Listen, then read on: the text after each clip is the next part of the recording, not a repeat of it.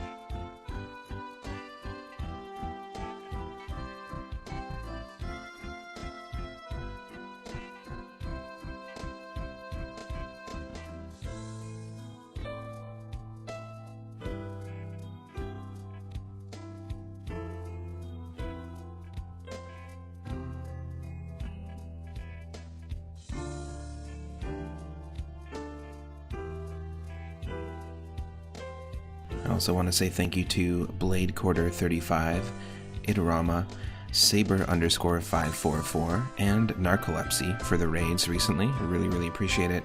Dr. Orochi, RDM Havoc, Rush Pirate 1. Thank you all for the recent shoutouts. Also really appreciate it.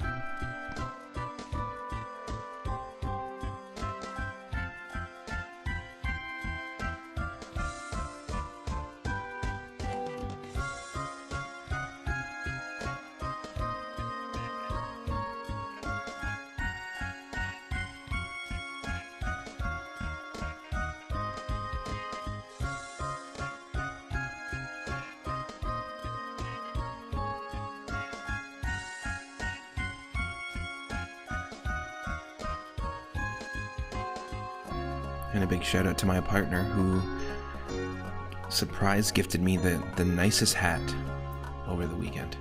It's really nice. Suits me very well. And thank you so much for all your support always.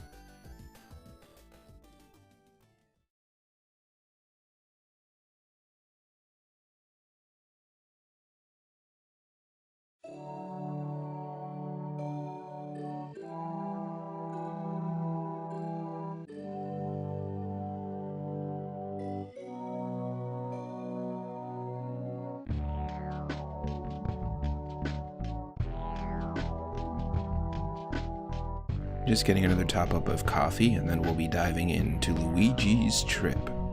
If you're watching on YouTube, thank you for joining, and if you're watching on Twitch, thank you also for joining.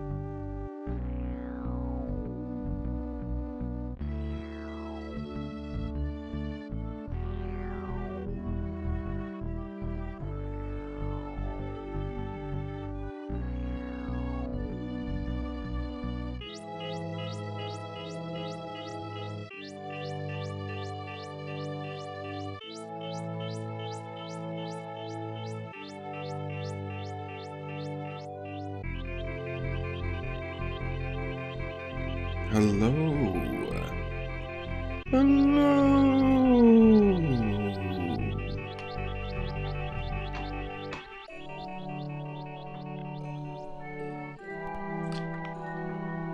Hi.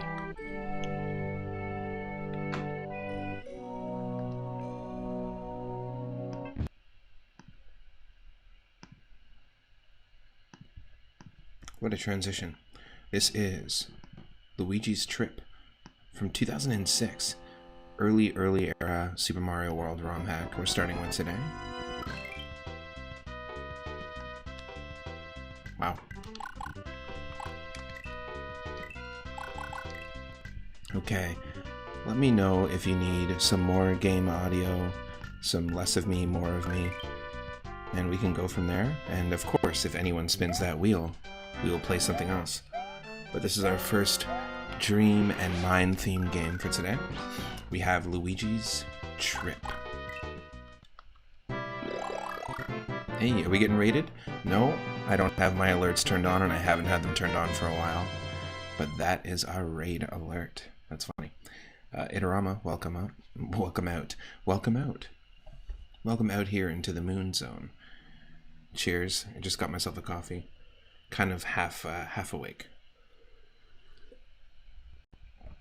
After helping Mario defeating Bowser, Luigi took a trip to Paradise Islands, but they weren't a real paradise.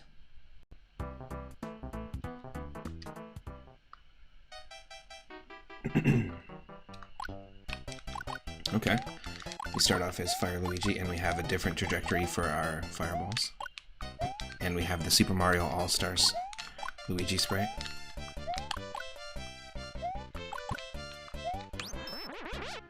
And we have a custom Fire Flower sprite up there. Interesting. I especially love these birds.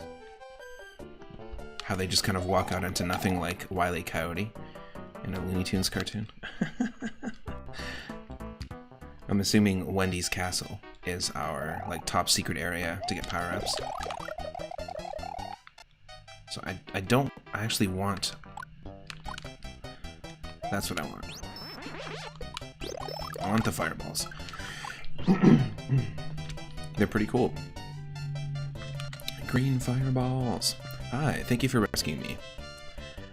Now I will help you on your trip on Paradise Islands. Interesting verbiage. Feed the Yoshi.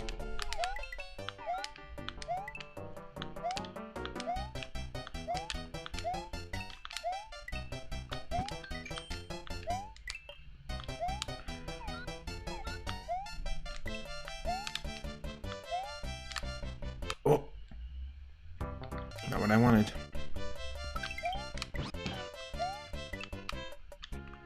We want to keep these eatings contained, you know?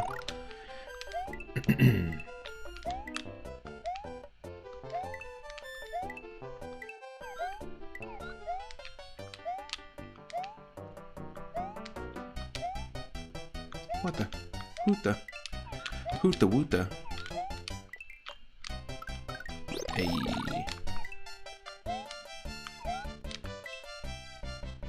It's a trip to the islands. He thought Luigi's trip was... Are you sure it's a trip to the islands? He said it was a paradise island. He tried to go to Paradise Island, but it wasn't a paradise. So we actually have no context of what's going on. In fact, every time Luigi checks in with himself, he's got nothing. So, I think it might be the kind of trip you're thinking of. Oh, I'm not that kind of travel agent. Opens up briefcase. But we can't stop here, it's bad country.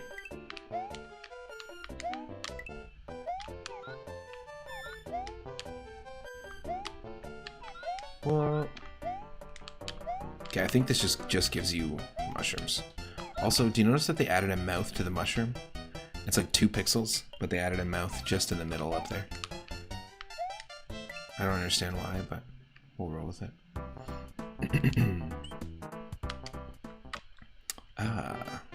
Let's enter the Paradise Forest.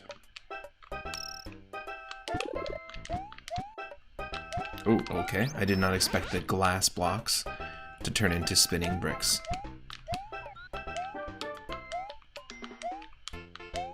Oh.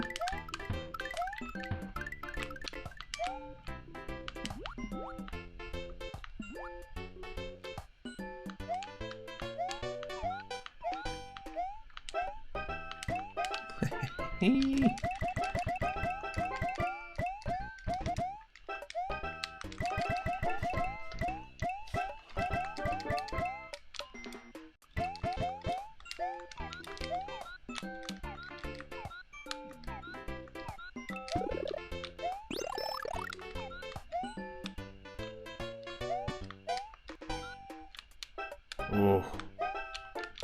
Oh.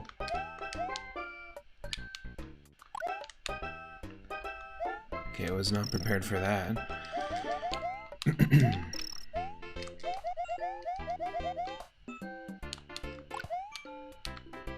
Oh.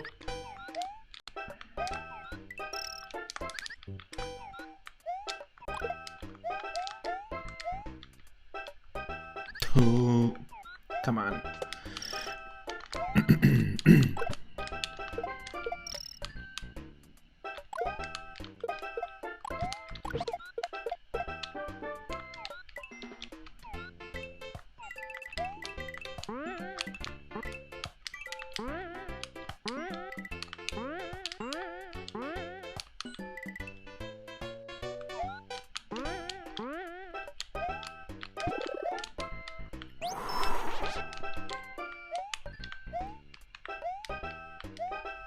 Hey, look who it is. Everybody, drop that moon in the chat. Drop that 3-up in the chat. Whichever one you got in the chat. It's our first 3-up moment. While Luigi was on a trip, he found himself through me, somehow.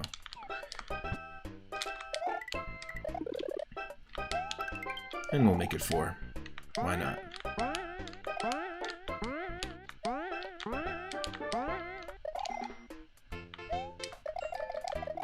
Whoa.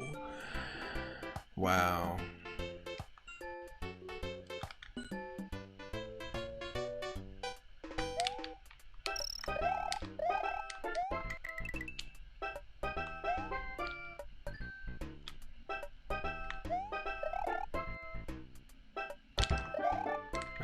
Nice. You can actually do the whole slam into the ground with the cape and bounce a power up that high. That's pretty cool. Like we bounced that fire flower up. Pretty cool hack so far. Nothing wrong with it. Nothing I can complain about. Paradise Ocean. It's time for some swimming levels with the cape. It's time for some swimming levels with the cape. But are we even really swimming like Luigi? I think it's all in your head.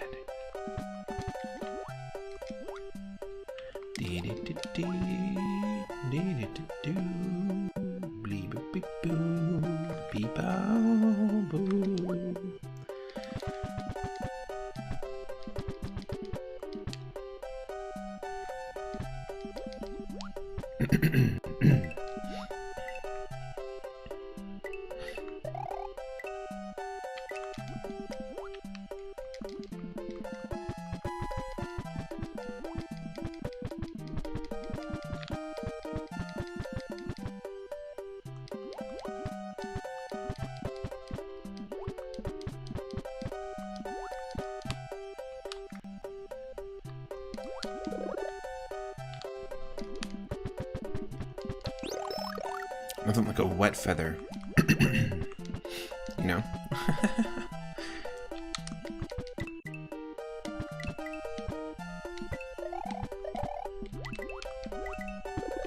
Oh yeah, more wet feathers, please.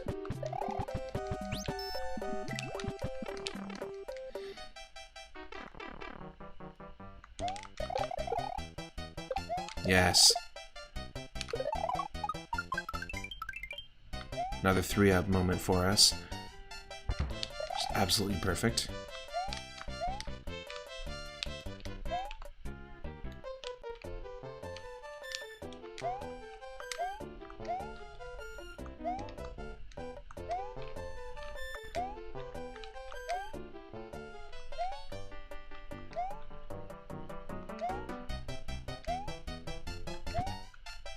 Oh.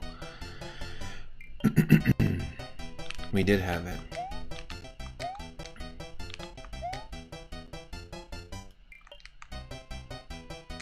Oh, what a waste. Are we screwed if we don't go this way?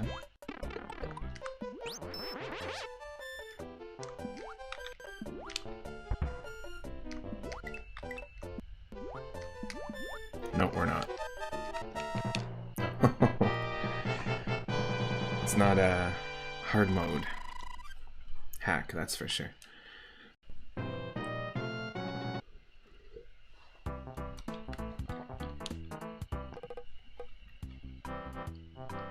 Ooh, we got a Lakitu following us, and we're entering the pipe maze.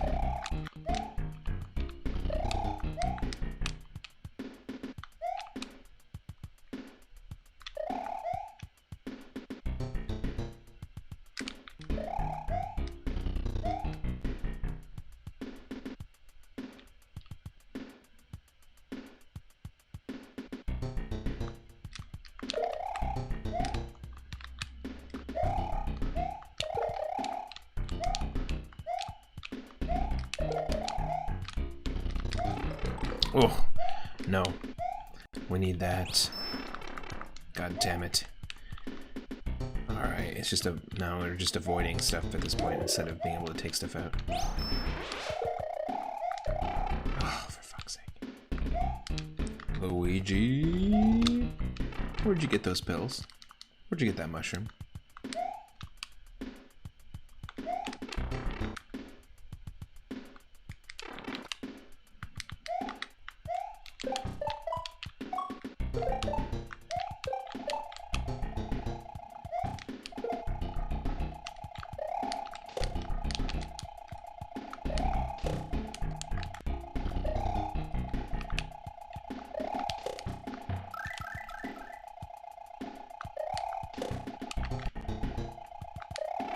Oh.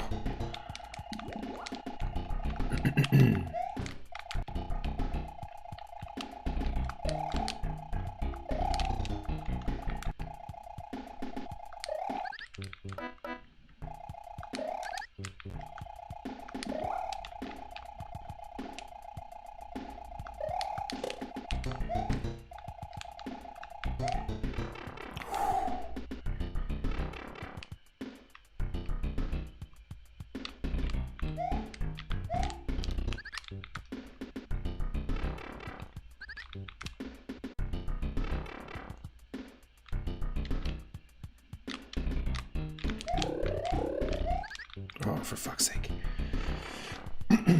They give you the double power up, but it's not easy to get. Okay. Whoop, whoop. Yep.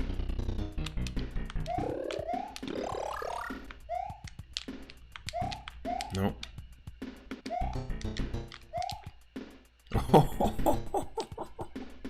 How many close calls? We've had some pretty wild close calls so far.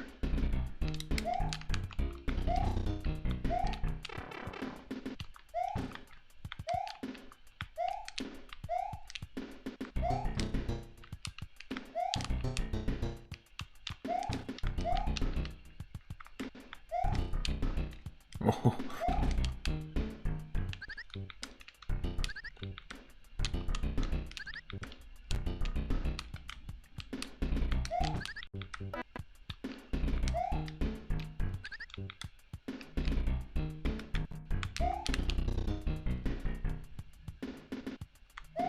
Oh my god.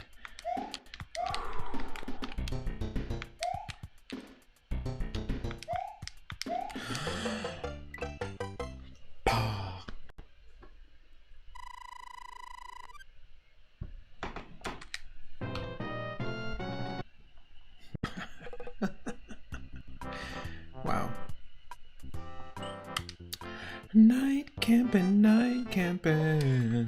You don't have to camp it. Don't tell me to be careful.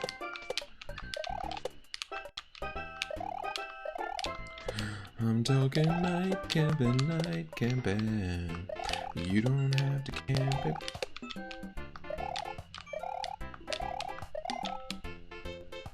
Whoop, whoop.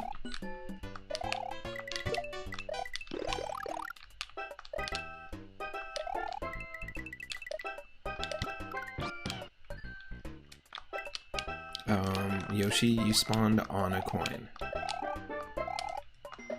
Nope, you didn't. You spawned on a block.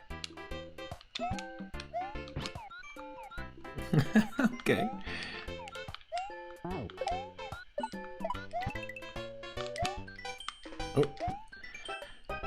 The Chucks are working in this place to finish the bridge to the other area of the mountain. Please don't be a bitch. Oh. Oh. Oh my god.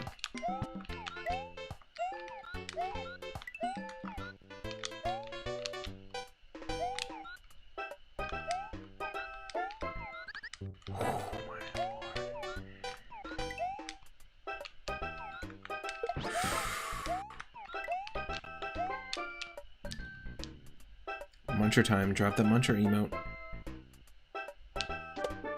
Whoa.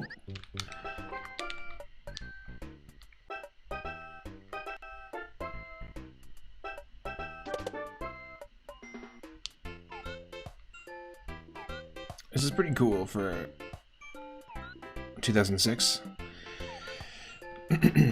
Some pretty cool stuff going on here. Please tell me this is the right way.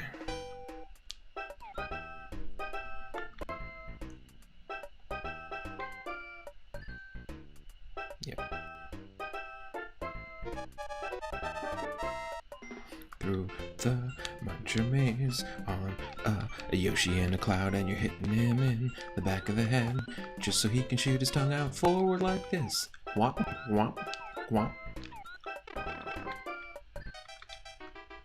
Ooh, mama. Bring that Yoshi with us.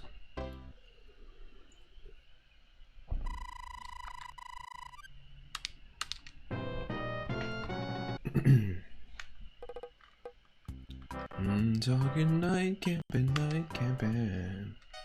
Paradise Park.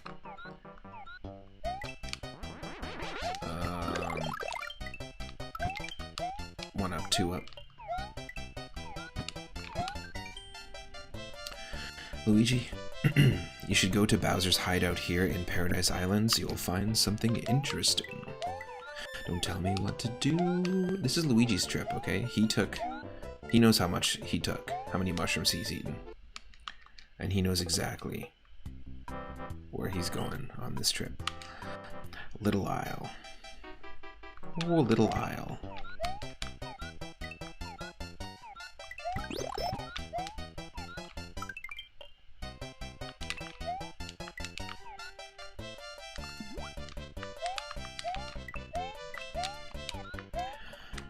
Interesting idea.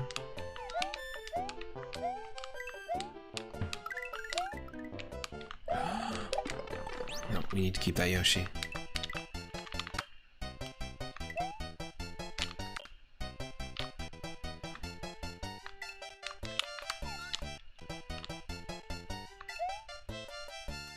That's what I'm talking about, baby.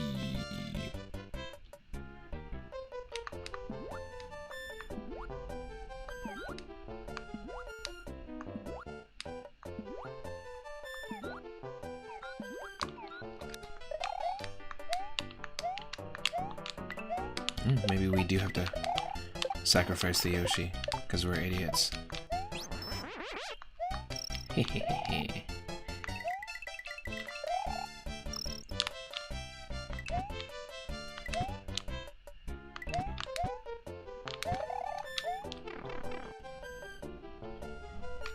Interesting.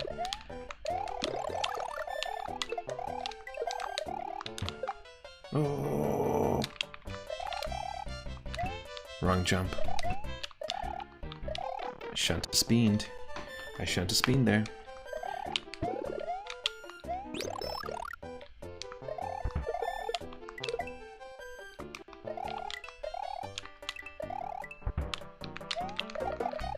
Oh.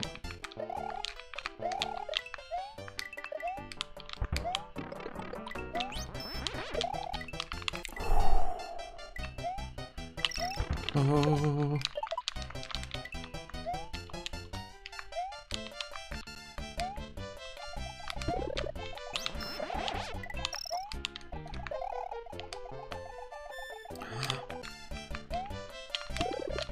Making some Dumbo moves.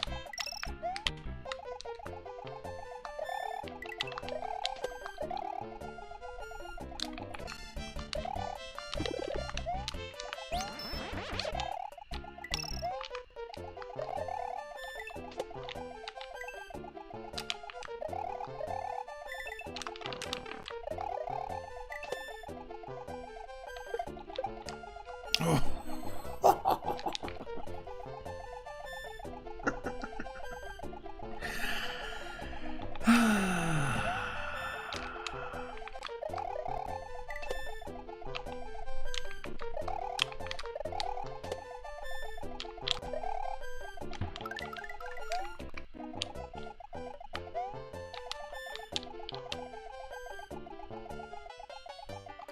Wow, that was the coolest thing ever. Little rope float action, no big deal. A little ropey floaty. Ropey floaty rampage. It sounds like a Donkey Kong Country level.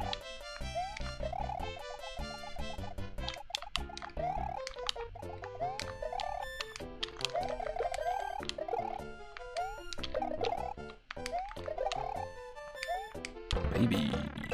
Give me that feather. Was that feather inside the Koopa shell? Never heard of it. Never heard of it. We have actually been streaming for exactly 42 minutes. Hello, Douglas Adams. Night of Stars. Okay. This one's signed by the Yoshis. The title of this level. Okay.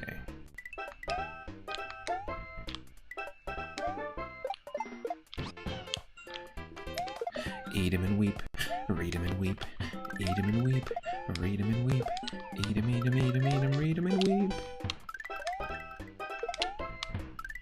This is my new casino-themed restaurant. It's just so damn good that it will make you weep, and we called it Eat 'em and Weep. And you're not allowed to split the bill, you can only go all in. Everyone at your table folds, and the last person to fold has to pay the bill, and they have to go all in. Eat 'em and weep. Your wallet's gonna weep, and so's your face.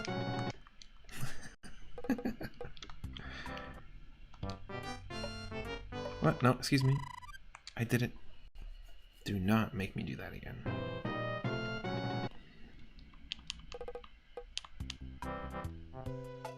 Ooh. Red house, green house, sniffed house, blue house, yellow house. I don't know about you, but my favorite color is sniffed. It always has been sniffed. My favorite color in the rainbow, when you see the whole arc of all the possible colors to see, it's sniffed.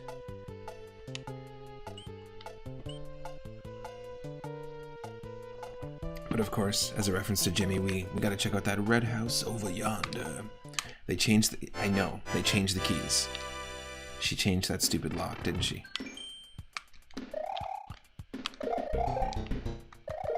There's a red house over yonder, and I'm Jimi Hendrix. I can't get into the house anymore because she changed the locks. It's the most annoying blues song, I will have to say, as a drummer who's had to play it like over 1,000 times at many blues jams. No thanks. It's not the best.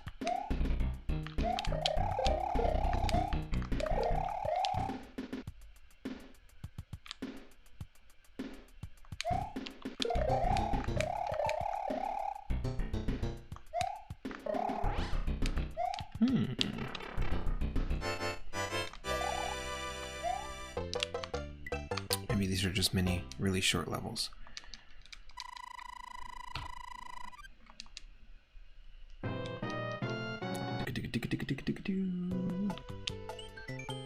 There's a greenhouse over yonder.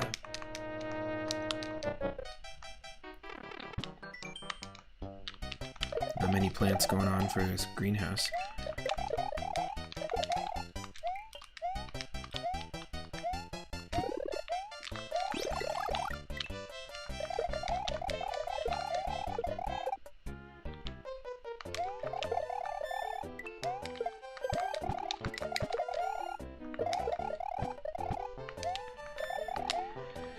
I guess that's just what you're supposed to do with each one.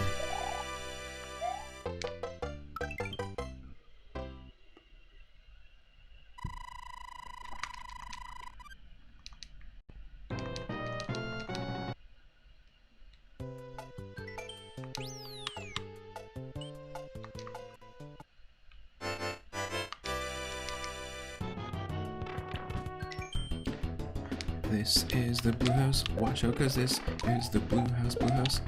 They're gonna be pretty intense.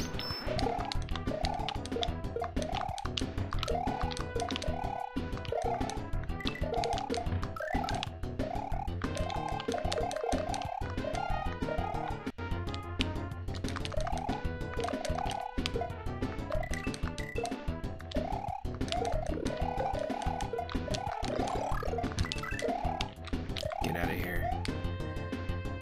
You think we got time to deal with Koopas like you? No, we don't.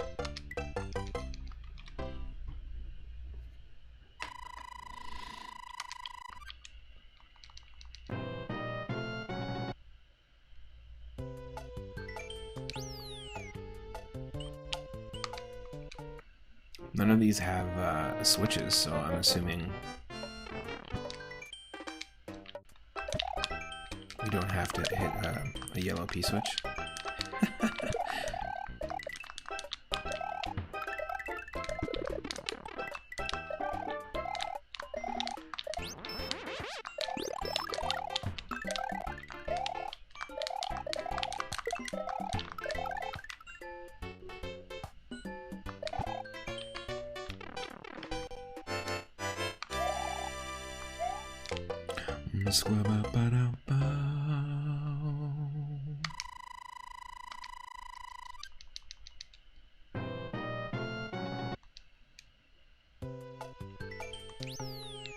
It's a sniffed house. She's Mike the Shy Guy, and she's letting it all hang out. Yep, it's Sniffits. I think they meant to write Sniffit. But I'll take a snifter too of this. A snifter of this, a snifter of that.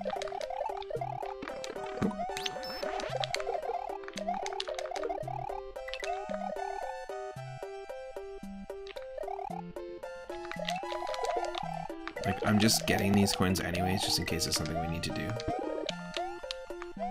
But I don't think that that's the case. And these are the nicest sniffets around, I have to say. None of them are shooting us like in Mario 2, because they're probably some of the most annoying Mario 2 enemies, in my opinion. That's nice.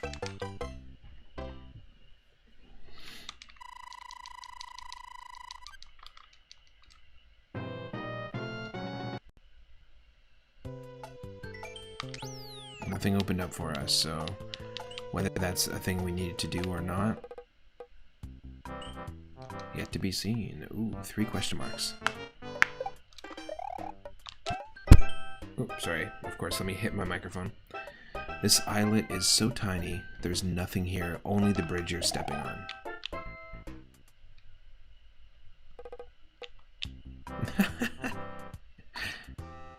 Okay. Now in paradise. There's obviously something there. Because why would you even do that?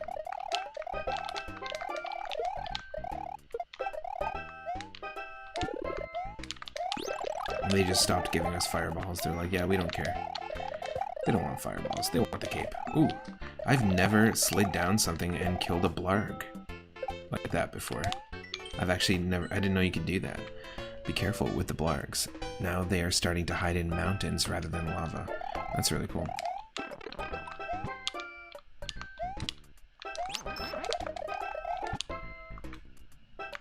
Holy shit. Wasn't ready for that.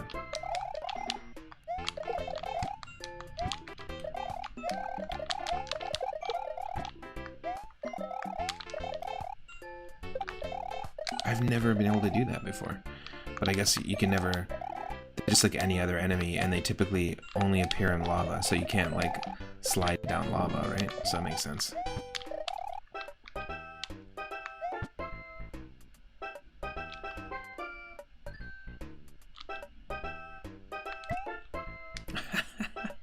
Okay.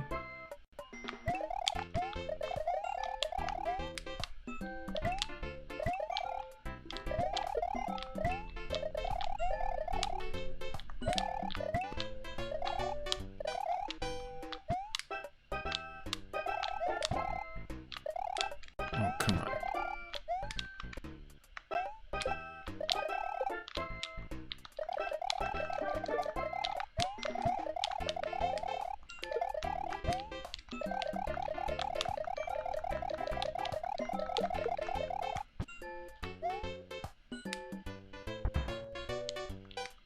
Oh. Great. Muncher right at the end. Right at the end. Use the iframes. No. You still gotta jump.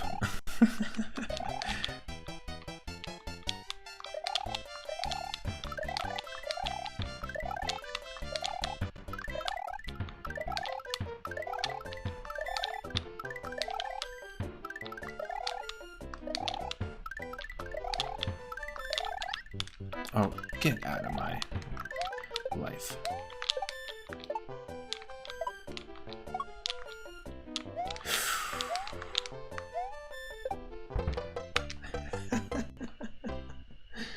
Too many close calls happening.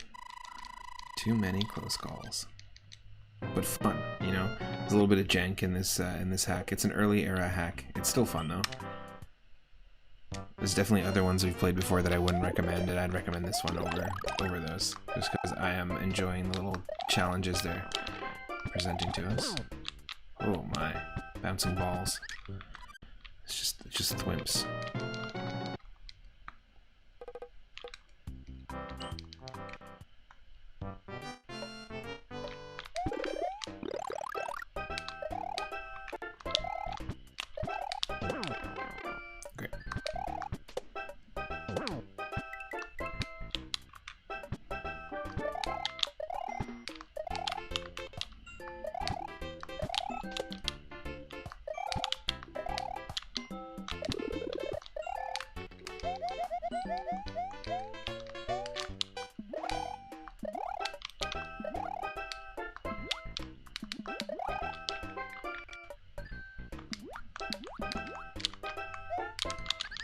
Oh.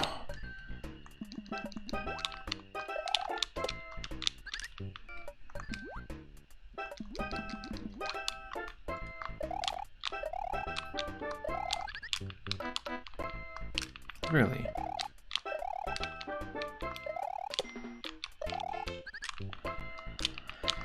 Wow.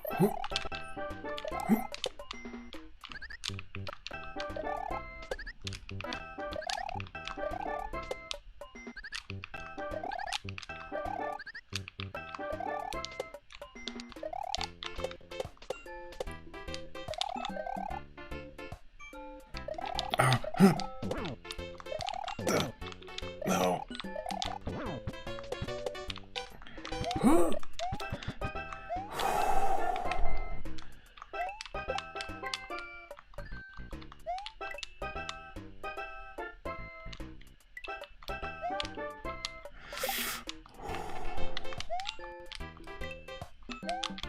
There is some Koopa nonsense going on right now.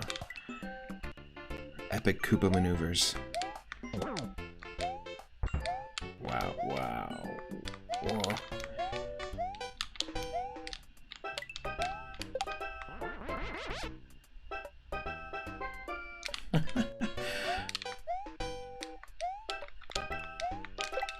Whew.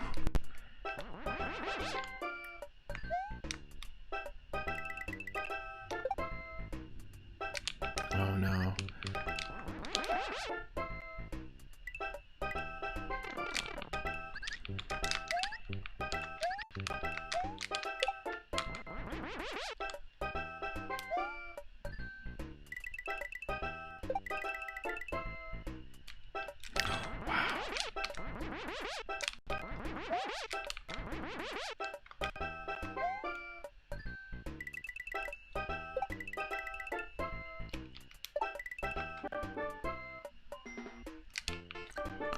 What?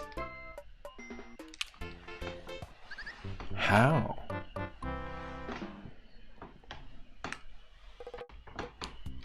That's how. It hasn't been stopping us from any of these levels this whole time. That's how.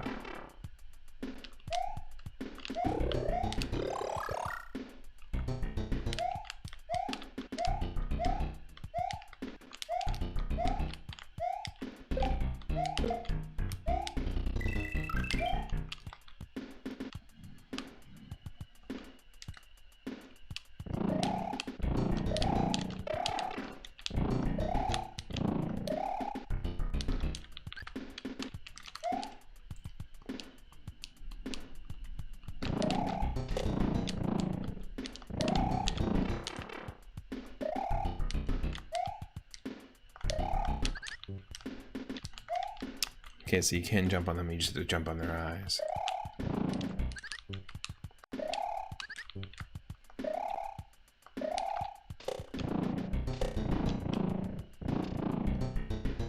Yeah, see? You can. That's amazing. I didn't even know that.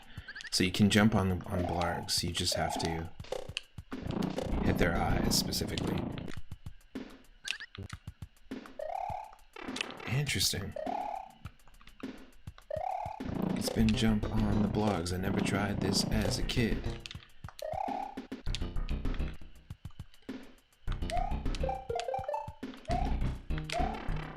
Perfect.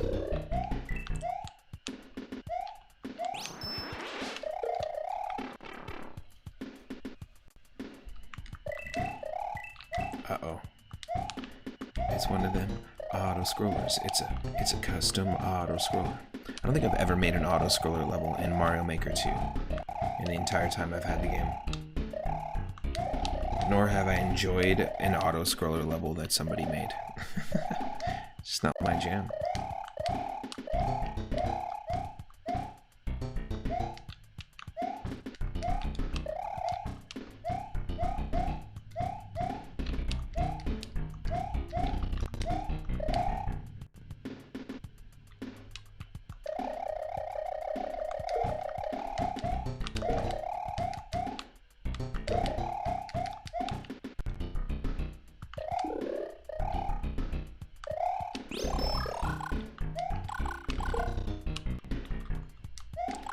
Bring out those green fireballs again.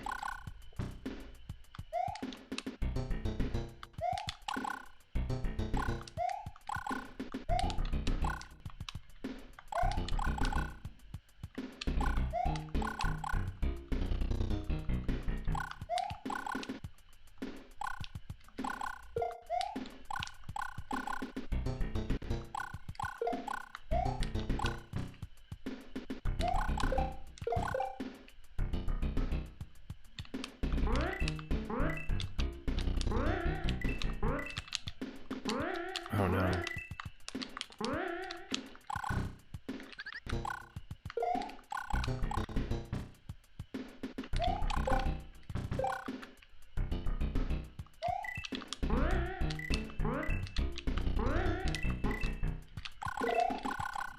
Wow. That seems like something they would do in a Super Mario Land 2 level. There's a couple of auto-scroller levels in Super Mario Land 2 on the original Game Boy that are a lot of fun. And actually, I've done, I want to say, over 25 different randomizer runs of Super Mario Land 2 before, using the randomizer that's online. And you can actually randomize the speed in which a level auto-scrolls, and also which level does auto-scroll. And it's really interesting because some of the... Hey, there's 3-up again. Perfect. Some of the things line up in such a way where they can be really challenging because the Game Boy screen is really small.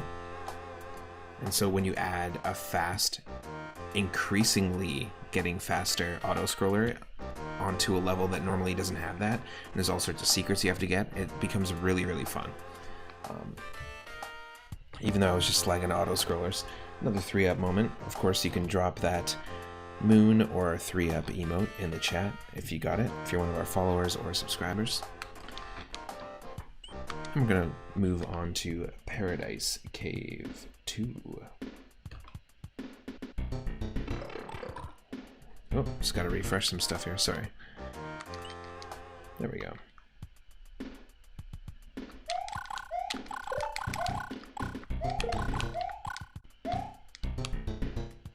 Look at this. Shuk, shuk, shuk, shuk, shuk, shuk, shuk, shuk, shuk, shuk, shuk.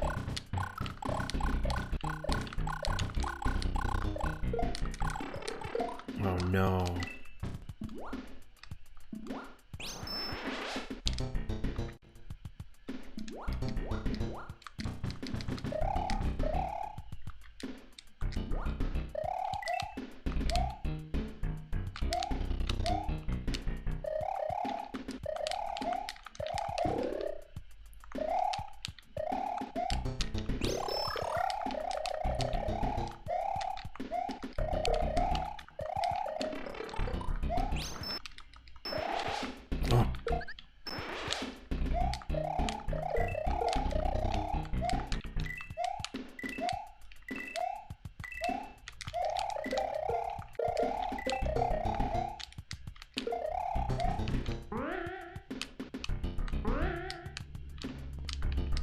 No.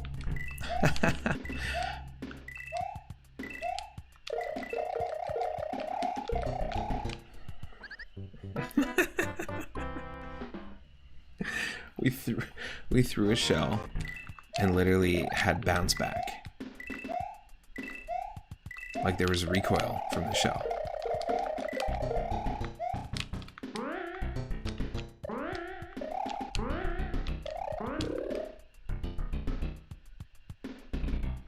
Shit. You had to be like perfect with those jumps. Also, anyone notice it says Mario on the top left? That's like an just a allegory for Luigi's entire life. Even the HUD, the UI is giving Mario credit over him for his accomplishments.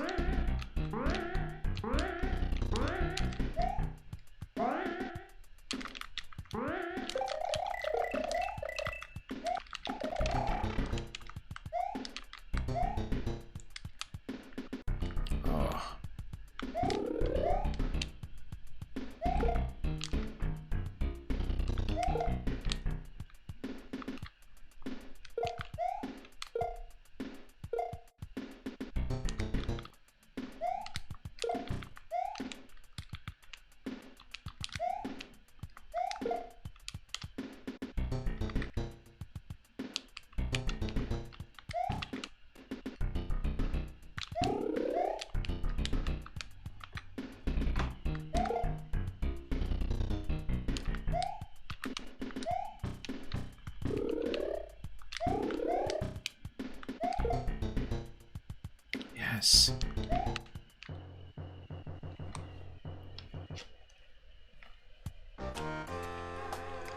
Sounds good to me.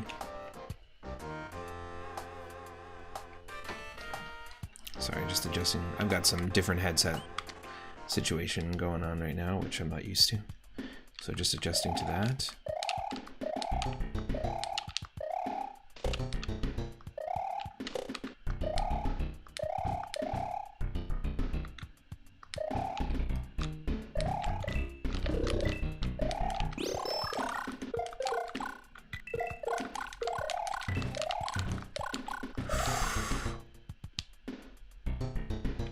These cloud sections.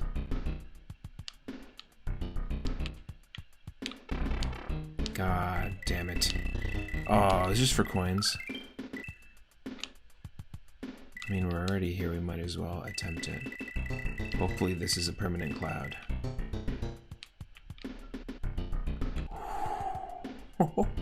Drop that muncher emote if you're one of our followers as well.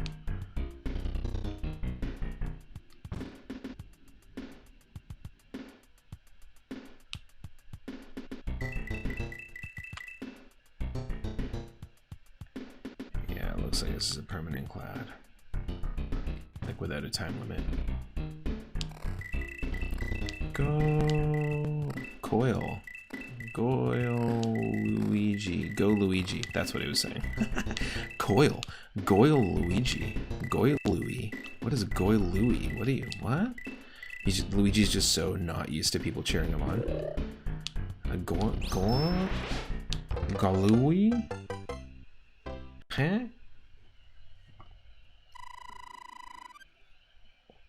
Goilu? There's no Goilu that lives here.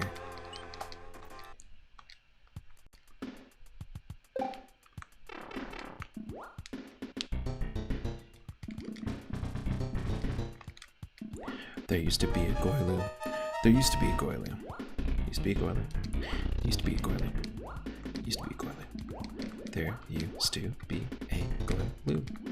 There used to be a Goilu. Whoa.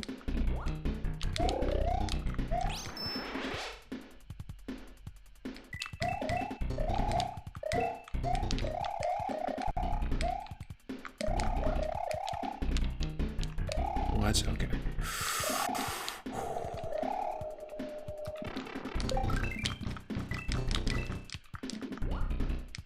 What? Okay. This is just a water area. Didn't expect that.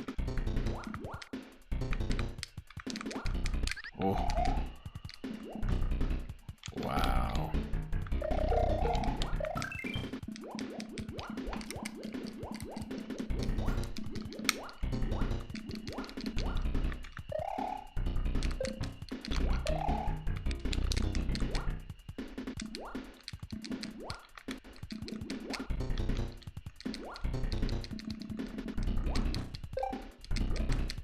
Yes. With 20 seconds on that clock. 20 seconds on that clock.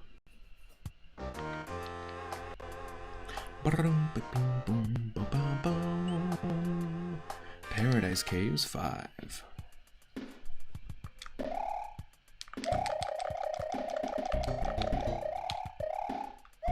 That would have been funny if we fell right in the hole.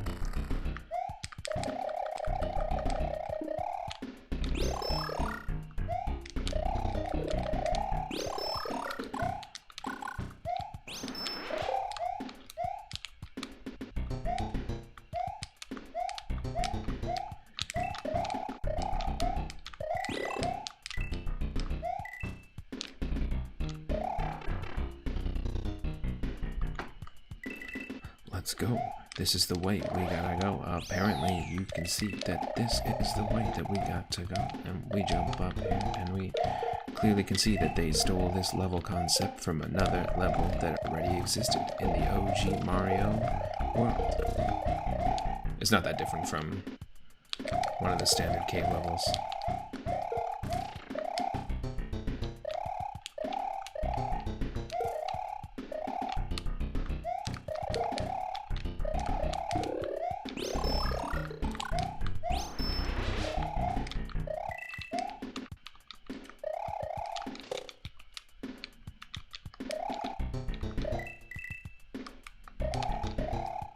Yeah, they even went with the same enemies, like, come on.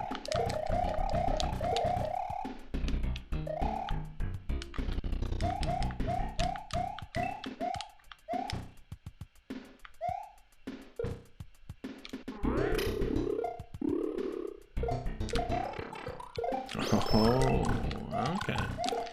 Then you're gonna Super Mario Brothers 3 it up. This is totally something Mario 3 would do.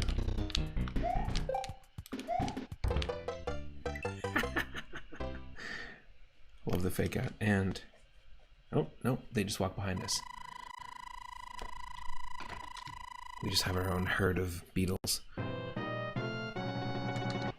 Luigi's got his own band of beetles, if you know what I mean. Let's go down this pipe here and see where it leads us. Paradise Plains. Nice. It's a fairly complete game. I love how glitchy this looks. This is definitely not supposed to look like this.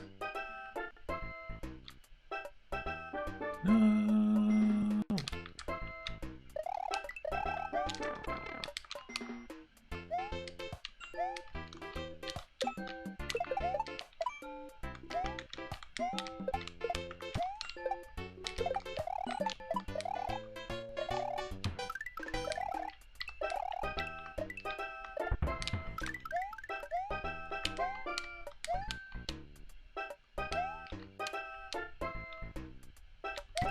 Yeah, definitely some glitching going on.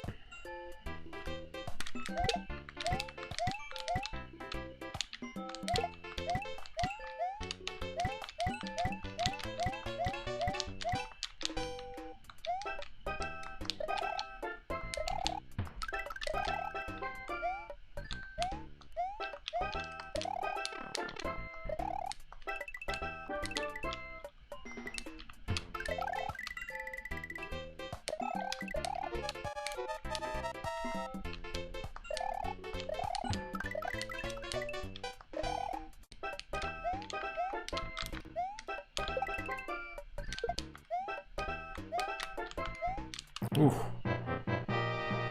That was definitely a glitchy level for sure, visually. But that's usually what happens when you've got issues loading in your external graphics into the game. that aren't from the game originally. Tends to happen. Or if you're setting the wrong tile set when you're working on a level.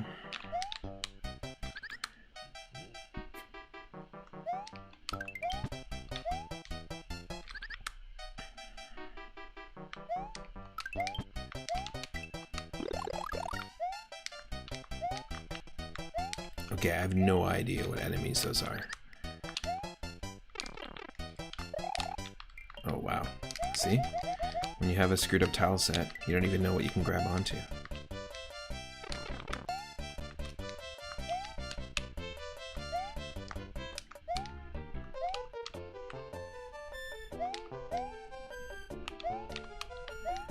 What? Oh, it's a door. Yeah. You don't know what you can walk into.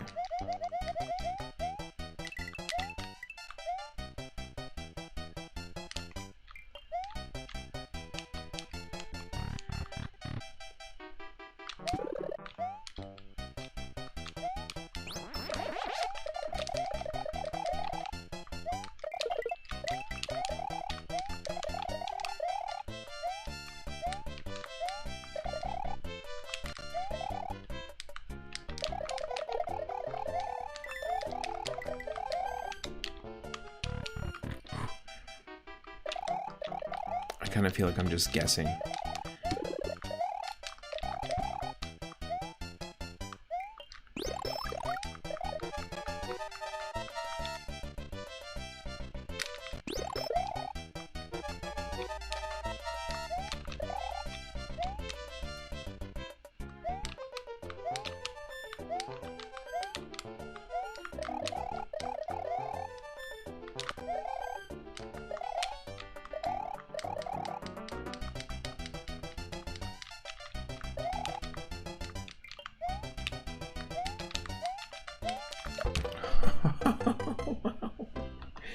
That was like completely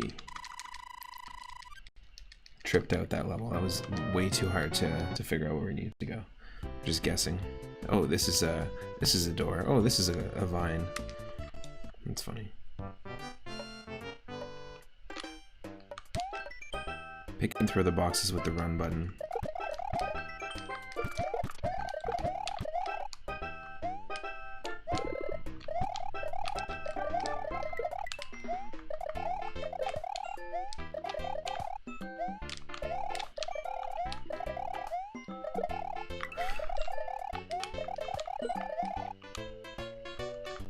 Looks like this is part of the 3-up moon right here. Do you see what I'm saying? That little sprite?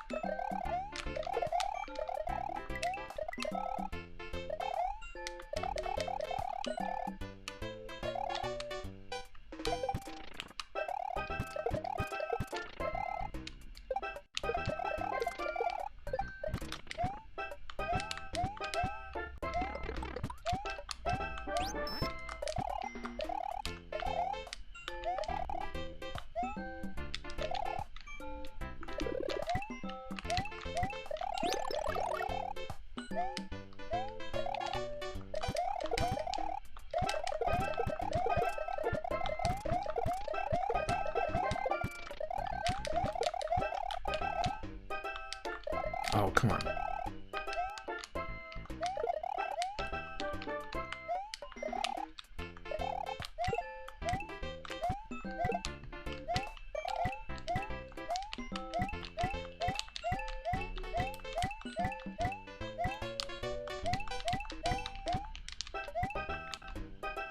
See, I told you that Luigi was tripping. It wasn't just a vacation.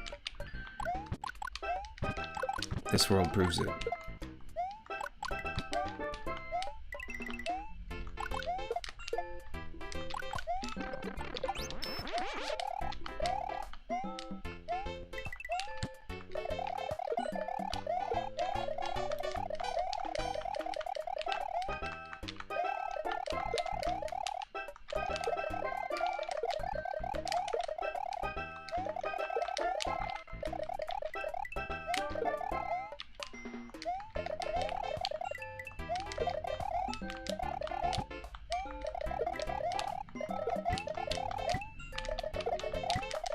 Just keep spinning. It's the only way.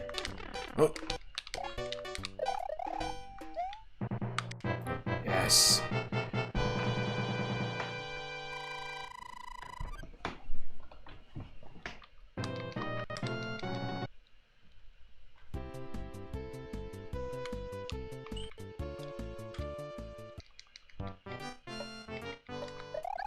What?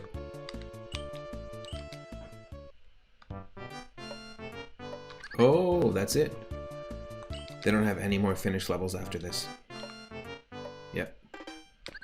That's it. So as far as they went was actually Paradise Plains 3. Let's see if they continued the overworld design. Peach's New Castle. Ooh, I like that idea. Is that a thing? No, not done. Oh, that's something.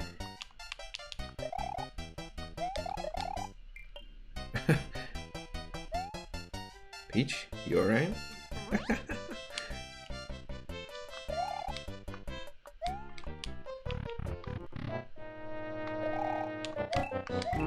This is Peach's New Castle, everyone.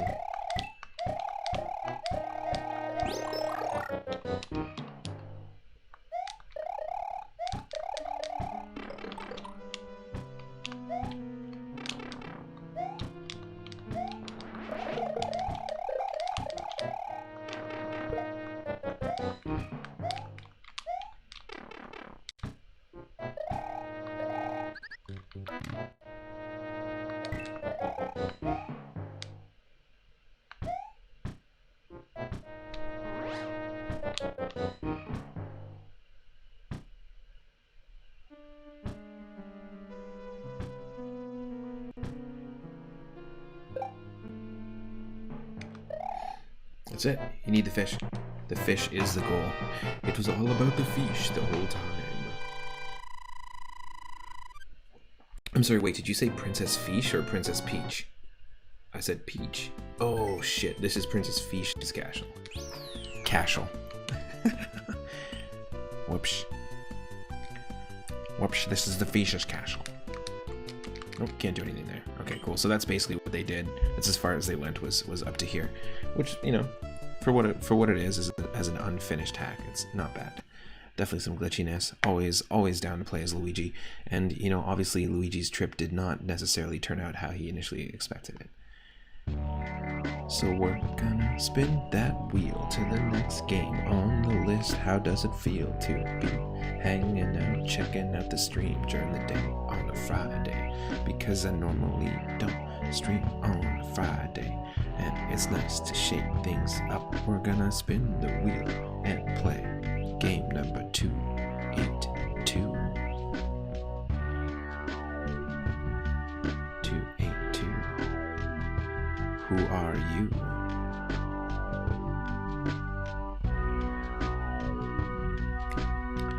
We're keeping it in the realm of Mario hacks, and we are playing a game that is a hack of Super Mario Bros. 1 on the NES called Mr. Sandman. So stick around for Mr. Sandman, all about sleeping, all about the mind. Mario Bros. 1 ROM hack up next.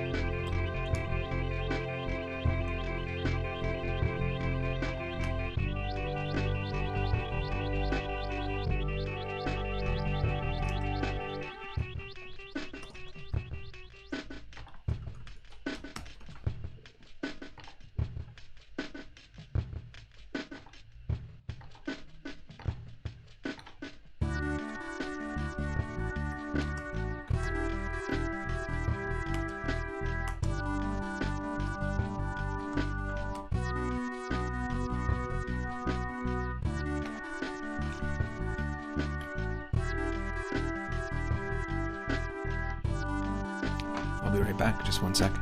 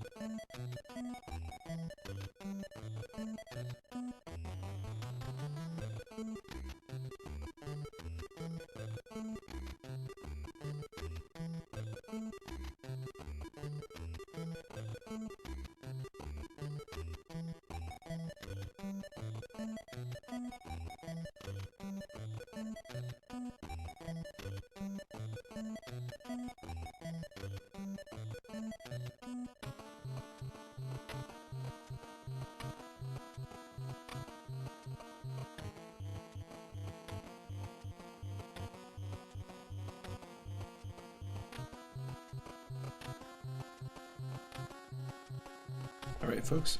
You should be able to hear me and see me again. Camera's back on.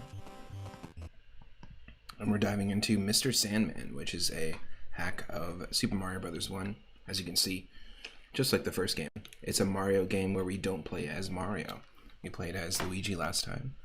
And now we're playing as Mr. Sandman. Let's go. Dream 1, Part 1.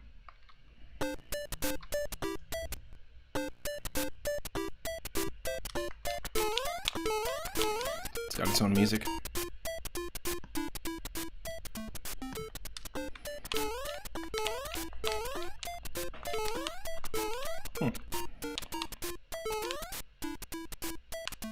Interesting.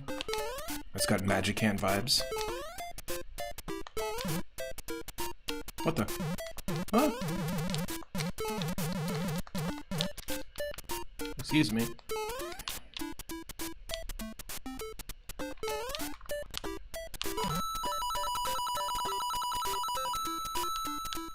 I'm just collecting Z's over here.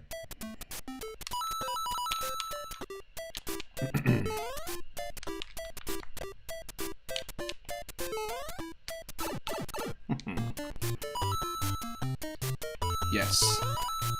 Oh yeah. This is the song that we're waiting to hear.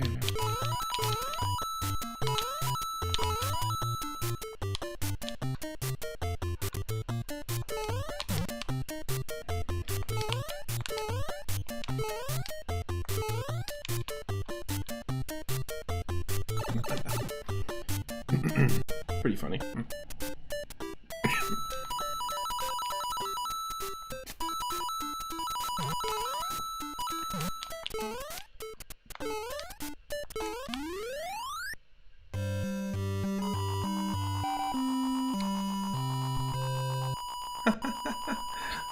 That's cool.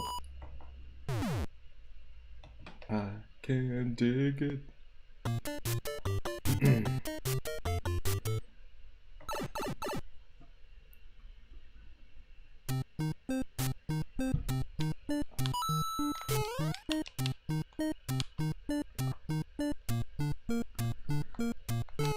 Interesting idea.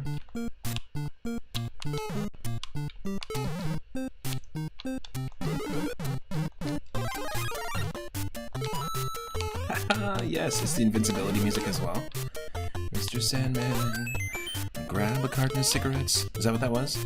Look like a carton of cigarettes to me.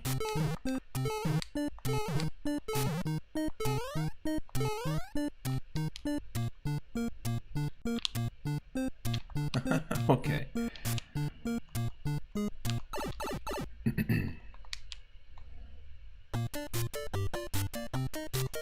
Whoa, what the? I can't control the character.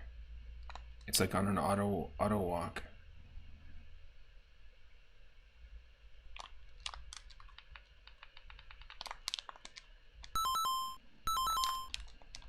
Oh damn, did we just get stuck? Did we enter a nightmare we weren't supposed to enter?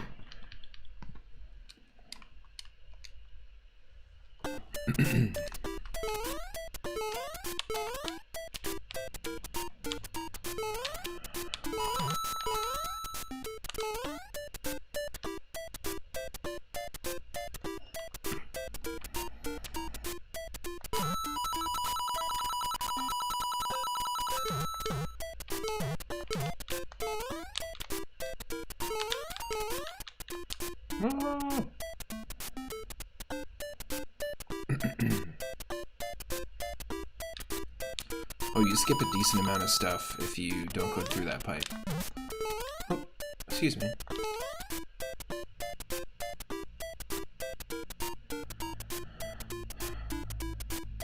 Am I just screwed? It's the dream that goes on forever and ever and ever and ever and ever and ever and ever and ever. It's the dream that goes on forever and ever and ever. Look at this. It's just permanent. We're just stuck.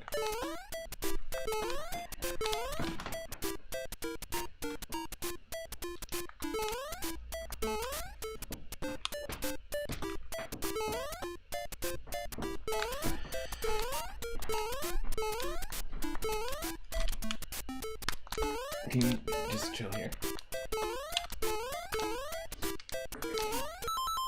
Can you just be a little closer?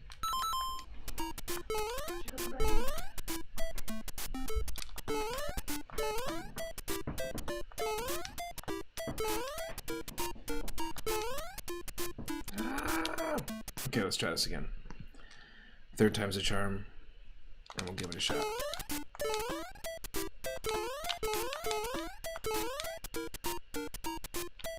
I think those fire bars are supposed to hurt us. And we might be playing a version of this that does not have collision. That's kind of my guess in terms of why we're sliding all over the place. Either that or it's intentional. It's meant to be like dreamlike, so they're trying to change the physics up a little bit, but I don't think that's the case. I think it's more of a situation like we're just clipping through stuff. Okay, let's do that and let's not slide past the castle.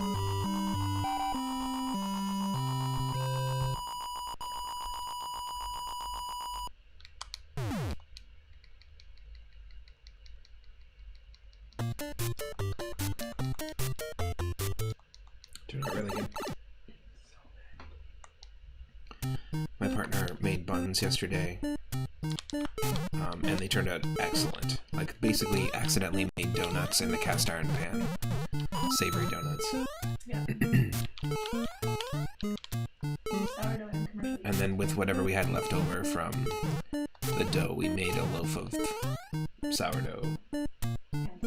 And yeasted bread, yeah. Okay. So let's try this. Let's try just going to 2, to Dream 2. Look, looks like actual progression, but you can clip through all these little things. So you gotta be very careful. Looks like you can clip through most of the walls. And this is supposed to be our coin heaven section.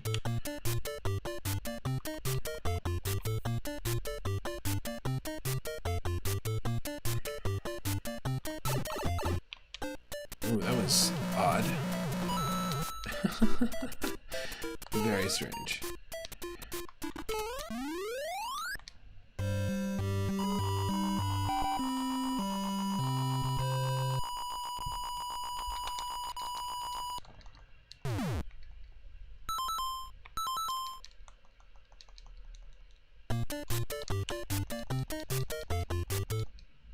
Alright, Dream 2, Part 2.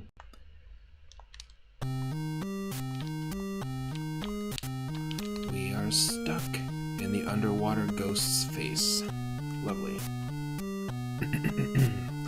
What a place to be stuck. You know what they say, the face is the place. We're definitely going to spin the wheel and play a different dream and mind and perception themed game today, so stick around, don't go anywhere.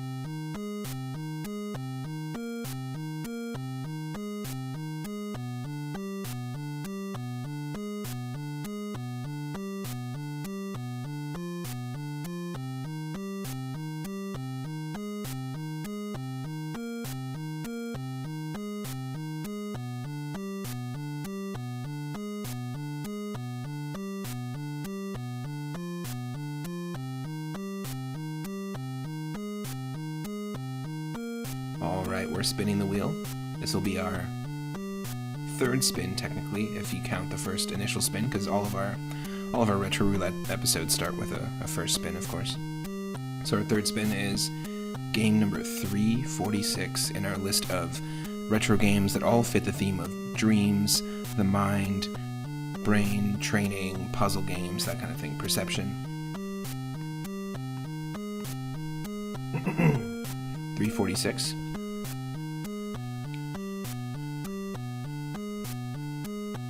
It's going to be the Chess Master on the NES. Now, this is a game I grew up with in my original collection, and I think we did do a couple of NES board game streams a while back when I first started the channel. But yeah, my uncle had this game. I also played Battle Chess, there's another one, but the Chess Master was a game I had on NES, and Battle Chess had like interesting animations. So we'll do that in just a sec. So stick around, don't go anywhere. The Chess Master's coming up.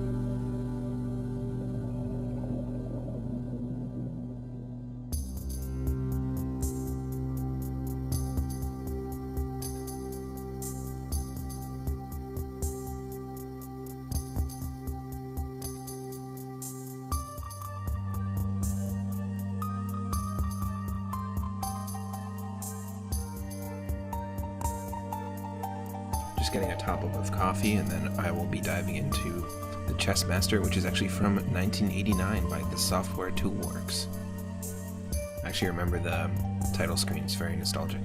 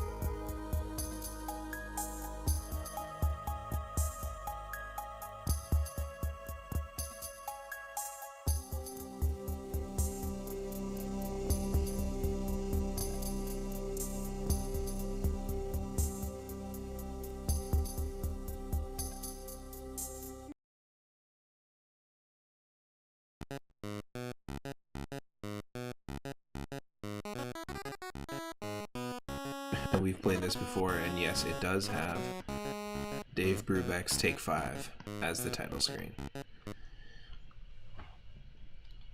Kind of a funny, odd thing to include. And who knows? Will it get DMCA'd? A little version of it? Who knows? No. It stops.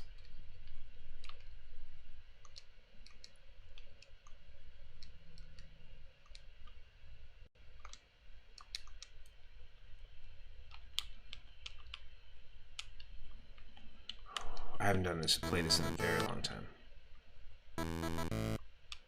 Wow, you're serious.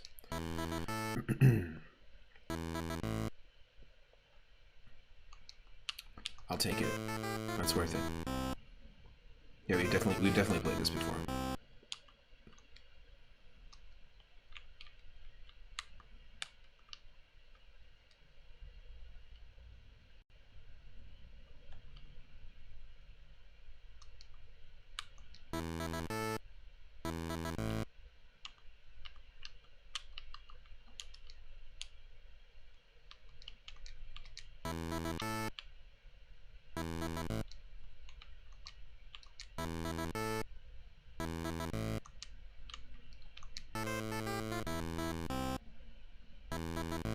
Yeah, are you dumb?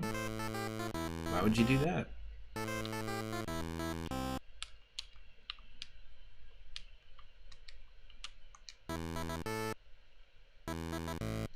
Okay, apparently you also want to lose that too. I guess the horses are just nothing to the AI.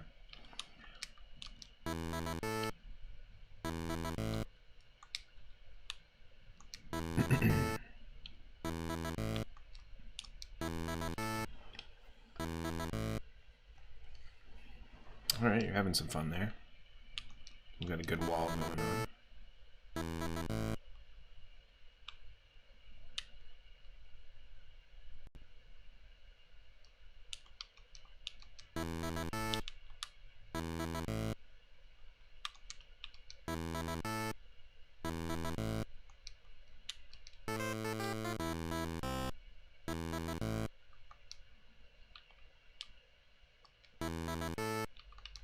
That was dumb. That was a dumb move on my part.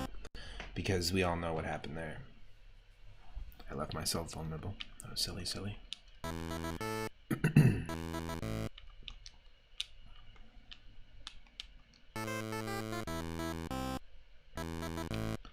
At least we could take it back with a pawn. Ooh. That's an interesting situation that we're in right now. Let's do this.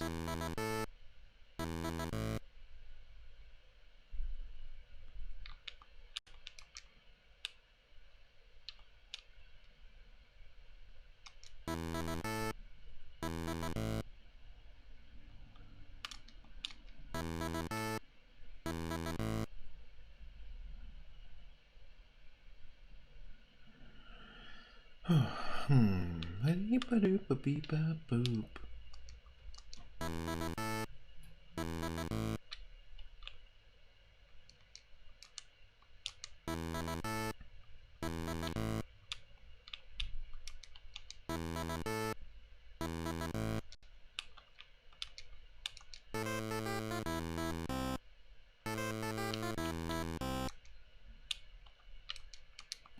We got a good game going, honestly. I'm surprised we have the upper hand like this.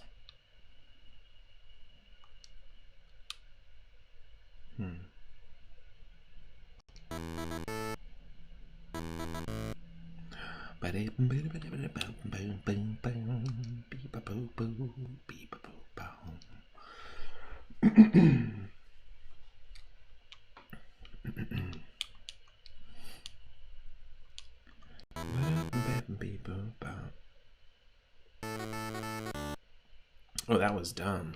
Let's reverse that move and make that not happen. Thank you. That was real dumb.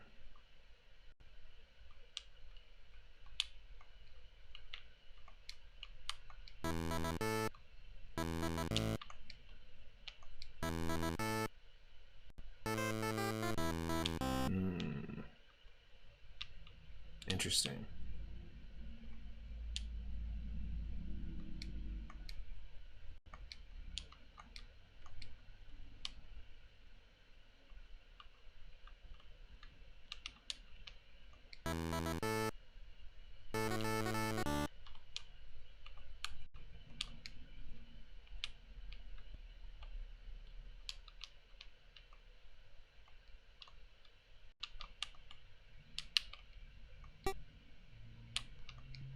Oh, because I see.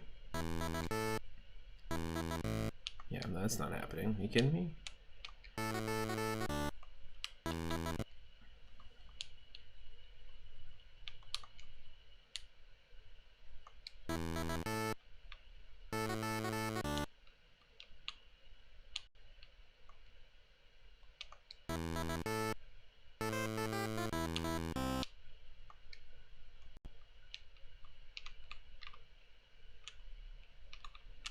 Oh, you're definitely going for that. Okay, I'm gonna do this.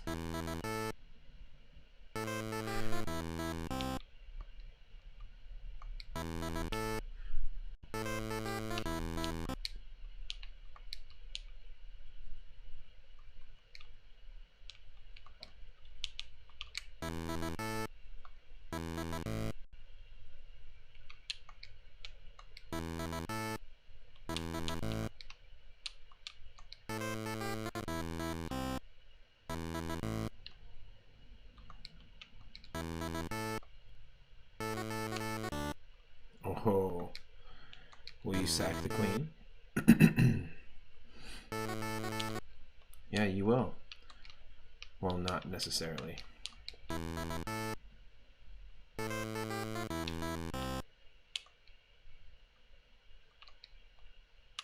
Hoo hoo hoo.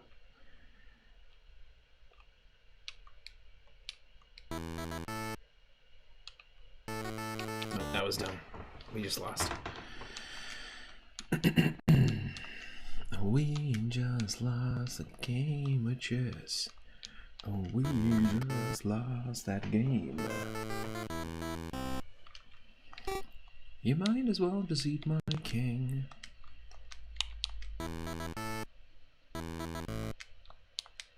Oh, you want to go king for king?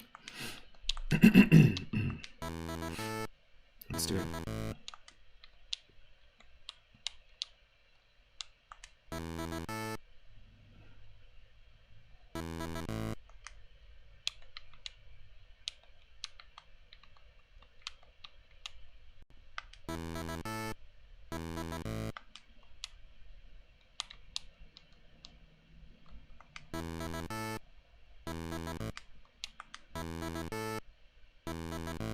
Hoo hoo.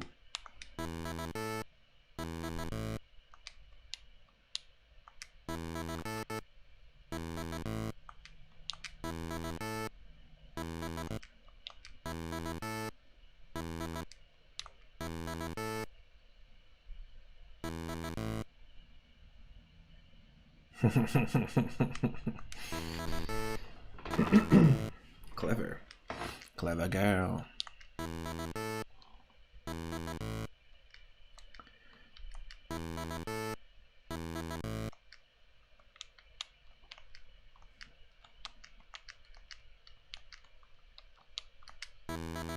Forcing me to retreat.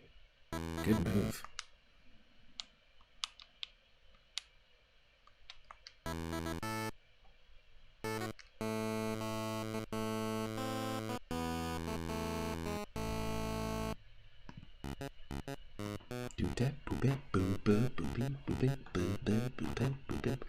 We're gonna listen to Dave Brubeck while we spin the freaking wheel.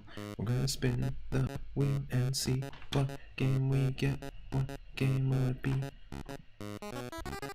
We have over 600 games that are all themed around minds and brains and dreams.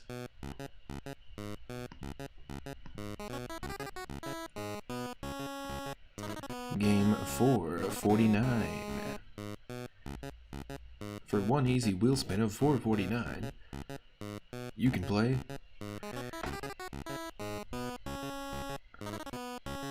Marble Madness on the NES. So we're staying on the NES, we're playing a classic, which came out in an actual old school arcade cabinet back in the day with a huge trackball controller. It was a really interesting way of playing an arcade game. Marble Madness up next.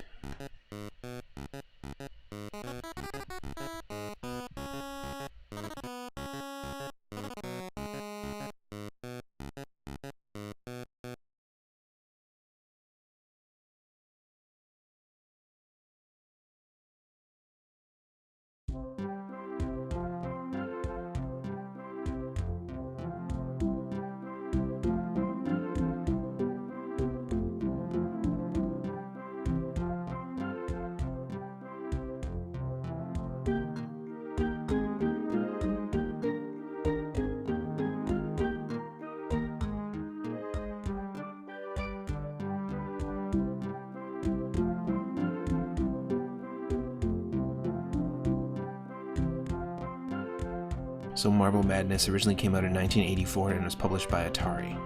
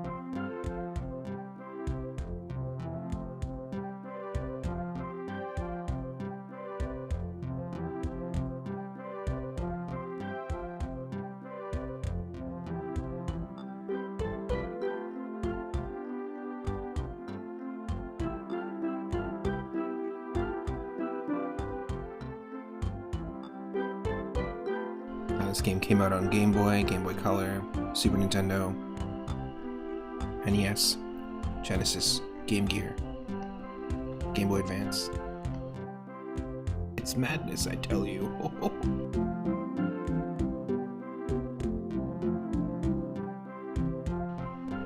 Programmed by Rare. Interesting.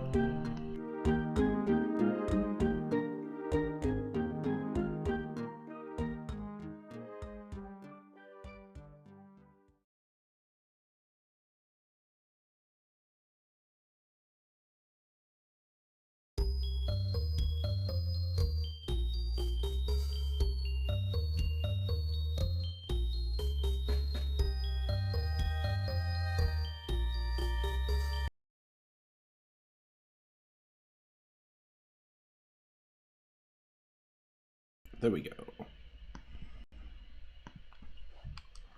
We got Milton Bradley, we got Tengen, which is Atari and Namco. We got Rare. Enter my name. No, I will not do it. Okay, 90 degree or 45 degree. Let's try 90 degree. Let's go.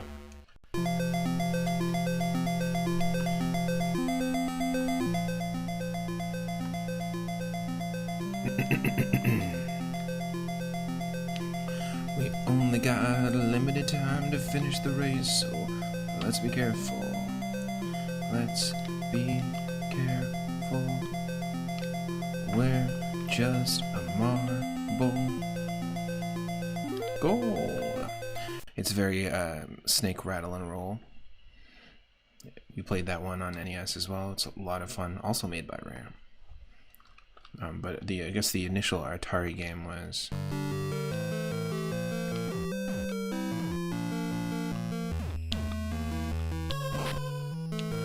the initial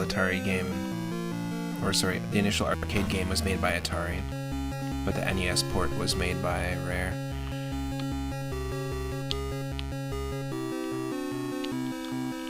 Oop.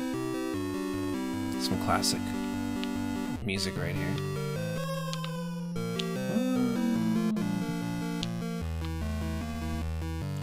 You can tell the same engine was used for Snake Rattle and Roll for sure. Just for the way you fall off the edges and stuff. Very similar. Please let me know if you need less game audio or more, just because we're going to be jumping around different games. And they will be loud.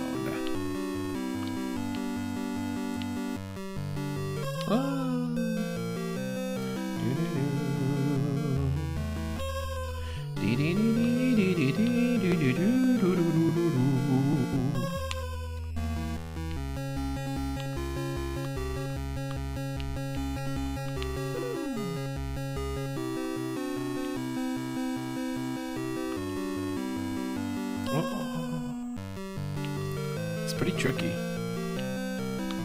So imagine playing this in the arcade with a trackball controller. Just constantly like...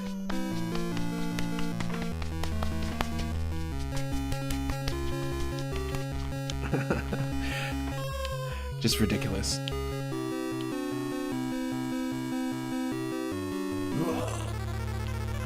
Out of time.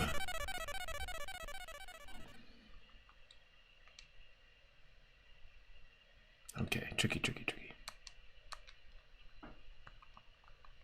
Let's try this again. Enter your name. No. Let's see what the 45-degree control is like.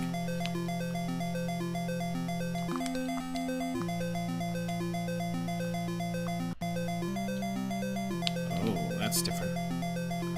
Just feels different. Might actually be easier though.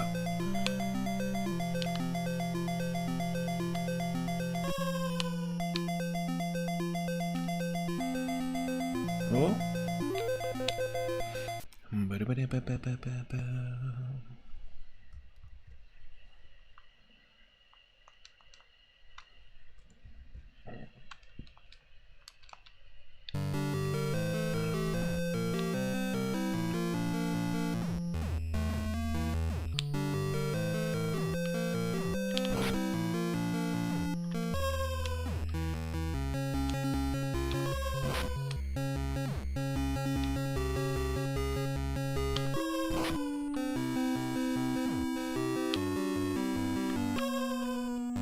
come on.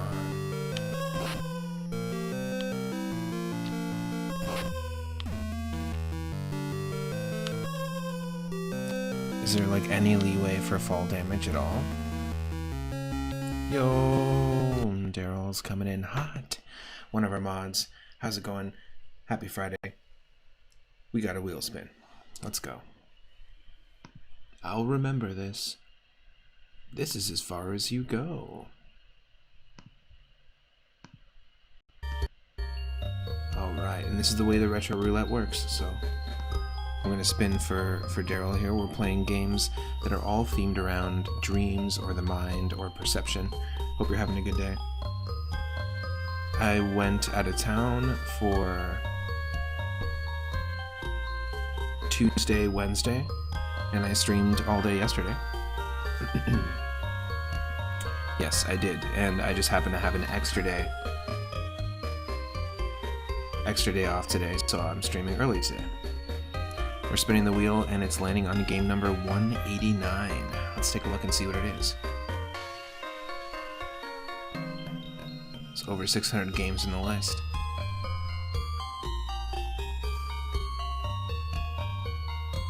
Okay. It is Time Zone on the NES.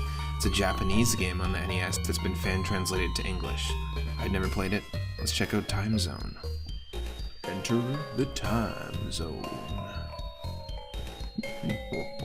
Excuse me, what time is it?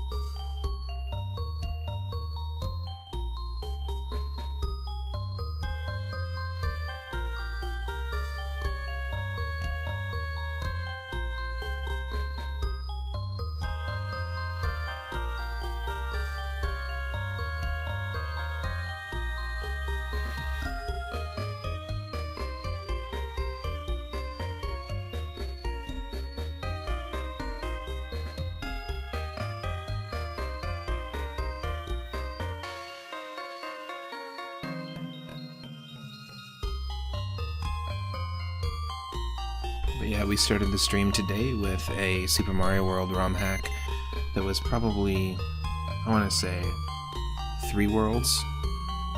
It was an unfinished hack from 2006, but it was 3 worlds where you played as Luigi called Luigi's Trip. Then we played Mr. Sandman, which was a hack of Mario 1 where you literally played as Mr. Sandman, and there was even that 8-bit version of that song in it. And then we dove into what we were just playing, so now we're on Time Zone. Oh yeah, Third World as a band. Great band and also great album covers. I highly agree. Especially on vinyl, to see their art on, full on like that is pretty cool.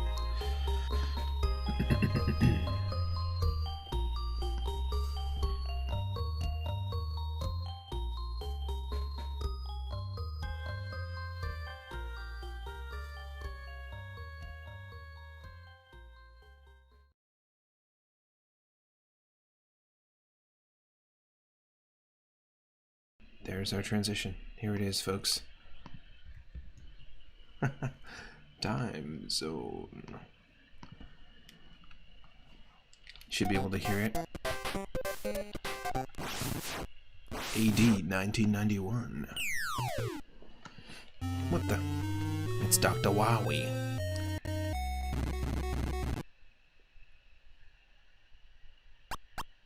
Oh yeah, that's an amazing album on vinyl. Dr. Wowie, 1991.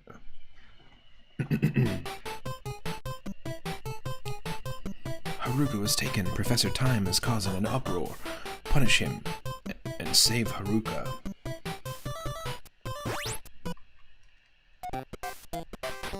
We look like Ness from Earthbound. At least on the overworld. Oop, it's Super Mario Odyssey, but 2D.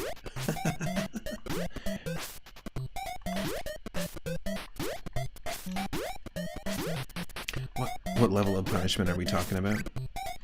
Oh nice, they did a 50th anniversary remaster. Very cool. Lots to see.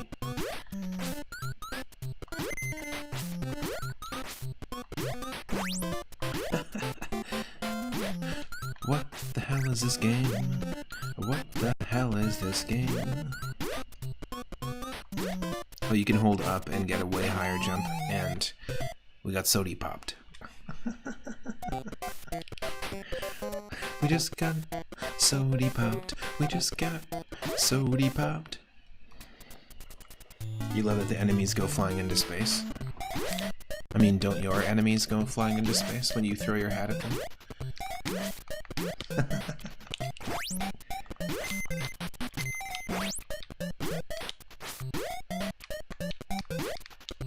Can we just infinitely dodge the hat?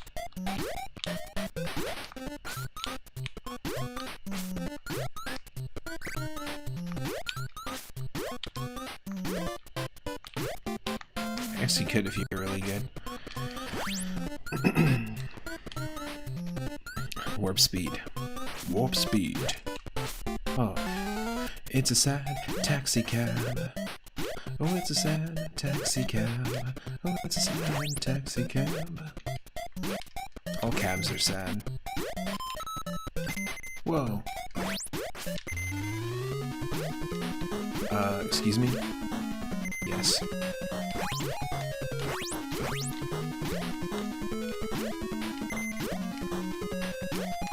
Are all the buildings destructible? Or just some sections of those buildings are destructible? That's pretty cool.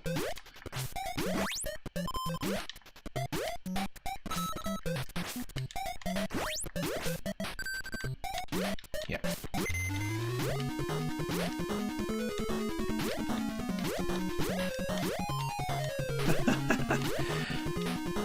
This is really fun. Considering I grew up with a skateboarding game on NES, I grew up with Skate or Die. Skate or Die. Die, die, die, die, die. And it was super janky to control. I also had Skate or Die 2, The Search for Double Trouble.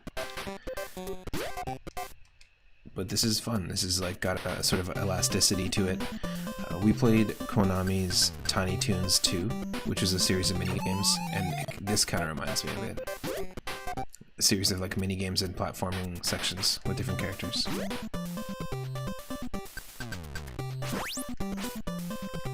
Whoa. This is requiring some precision timing. Whoever designed the roads in this town was on some serious psychedelics. Well, we're going, we don't need roads. Our town will just use roller coasters. You gotta get to the market, take a roller coaster. You gotta get to work, take a roller coaster. Don't be a joke. Don't like roller coasters? Well, take a roller coaster to town hall for the next meeting. And you'll get like 2 minutes to talk on the microphone and let us know.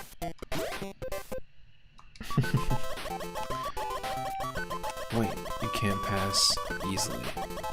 First, you must take a quiz.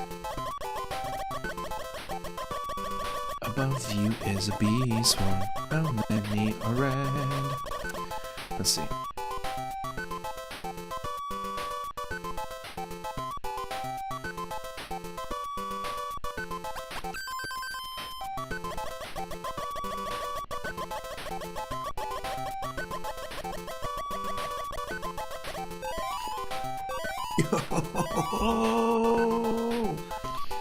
Dude, what? That's our third 3-up moment for the whole stream too. And the stars align.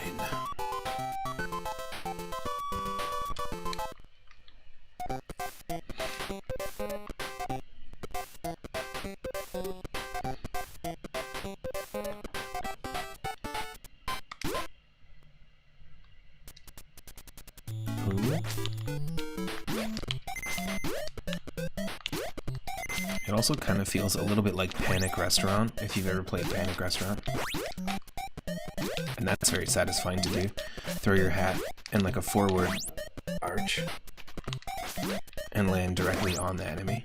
I think that's a key to a good platformer, is fighting the enemies or attacking the enemies is satisfying.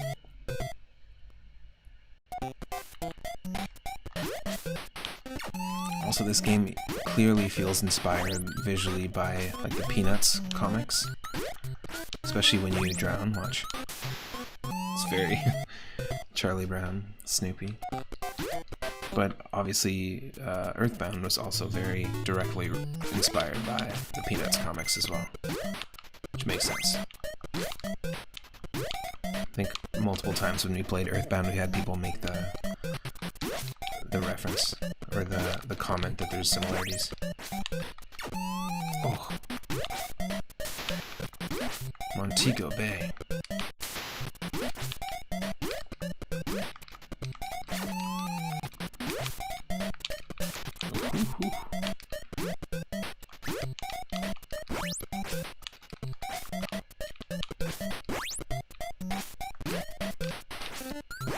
Nice. That was good. The fact that we can land on the enemies is nice. Whoa.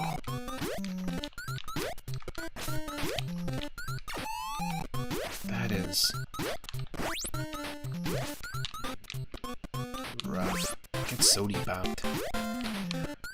Get sody popped. Get sody popped.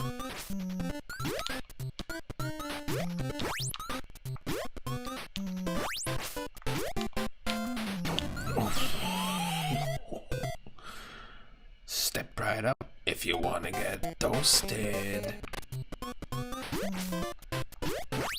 There we go. The old wrap-a-roo. The old wrap-around wrap-a-roo.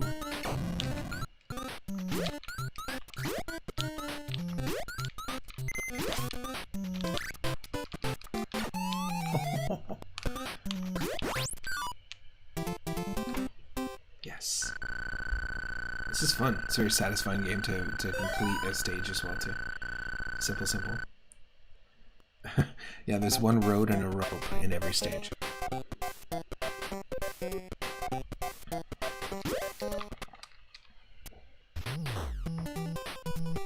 Music's cool. Hey, and every good game has a clockwork stage.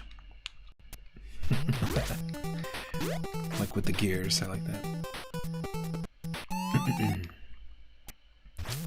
Yeah, we can run, so we gotta run.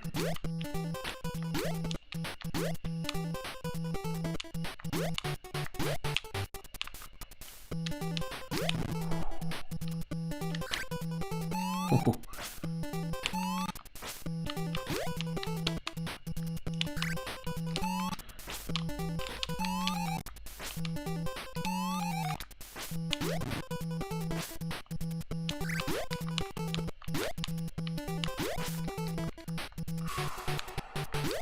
Wow, 1991 was crazy. It was a wild time. I remember when I was a little kid and I jumped on platforms like this every day to get to school and back home both ways. Everyone had neon pink platforms and spike traps on their way to school. We had to dodge falling, flattened taxi cabs, avoid perilous pits. It was pretty normal stuff in 1991. Watch out for the vents. They're actually flamethrowers.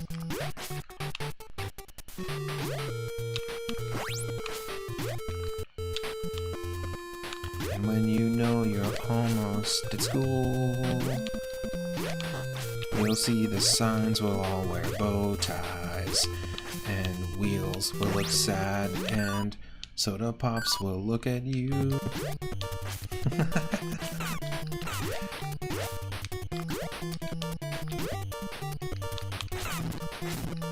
Oh, it's farting. It's a farting car, folks. I have not played an NES game that had a farting car before today.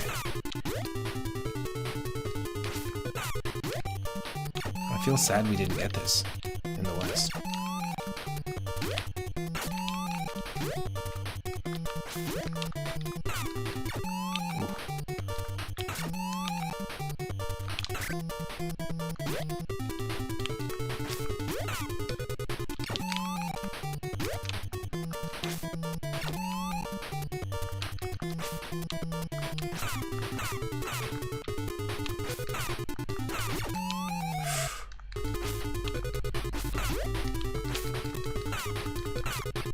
Yes, look at that. A little forward and backward.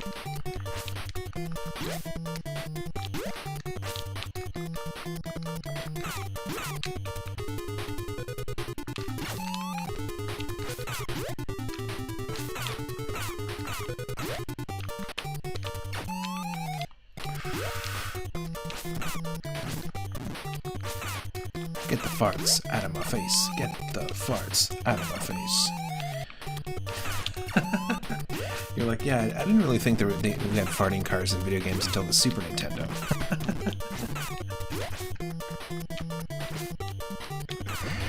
It's pretty ahead of its time. Oh, man. Ridiculous. Ridiculous.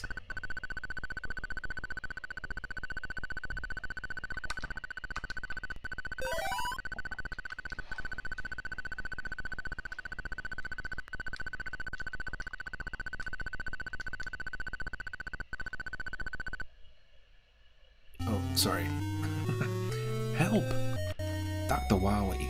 It's definitely Dr. Wowie. His name is Professor Time here, but come on, let's get real. Oh, he's opening portals. Now we're traveling through time. Oh, we're just going to British Columbia. You chased time to a prehistoric volcano, beat the dinosaurs, and capture Nick Cookie. Dinosaurs. How could you make this game better? We're in 9,999 BC.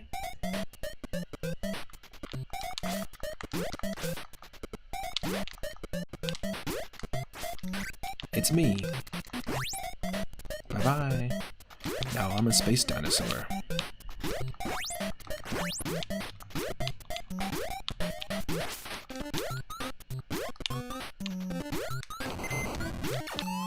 Whoa. Okay, I guess I should have expected Adventure Island style volcanoes.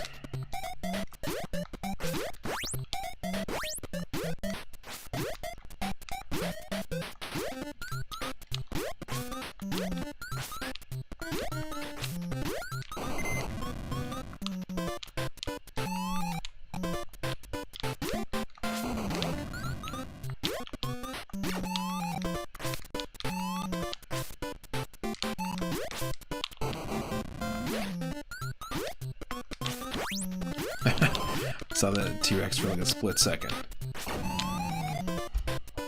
It's not quite the same as when Mario throws his hat on a T-Rex in Odyssey, but pretty close.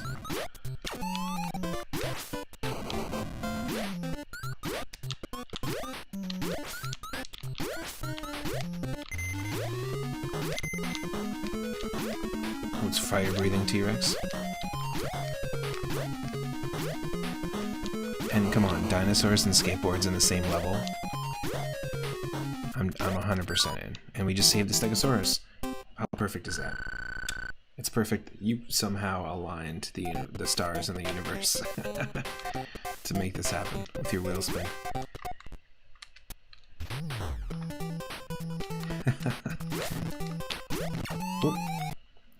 Well, there you go.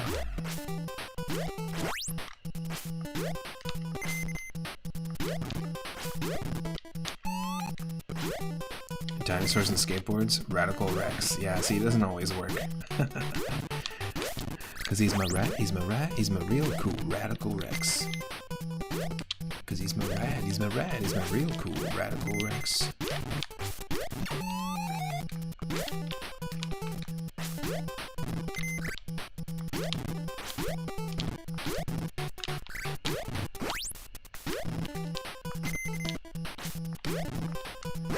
to send pterodactyls and stegosaurus to space, not just triceratops.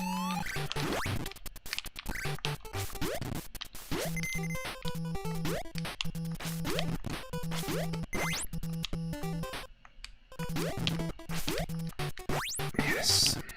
Getting the hang of the hat. Nice. You can do some cool stuff.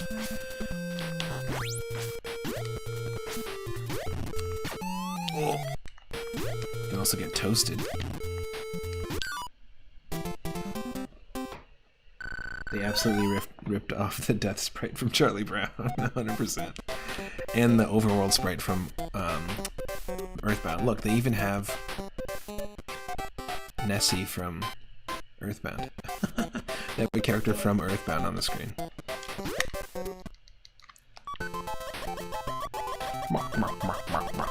Nice to see you. I'm T-Rex. Answer these questions. Pterodons are flying above. How many are there now?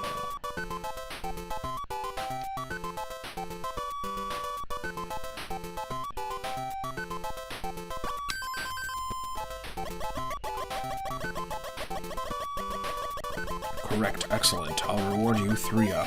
How does he know my name? What the fuck? The game knows too much.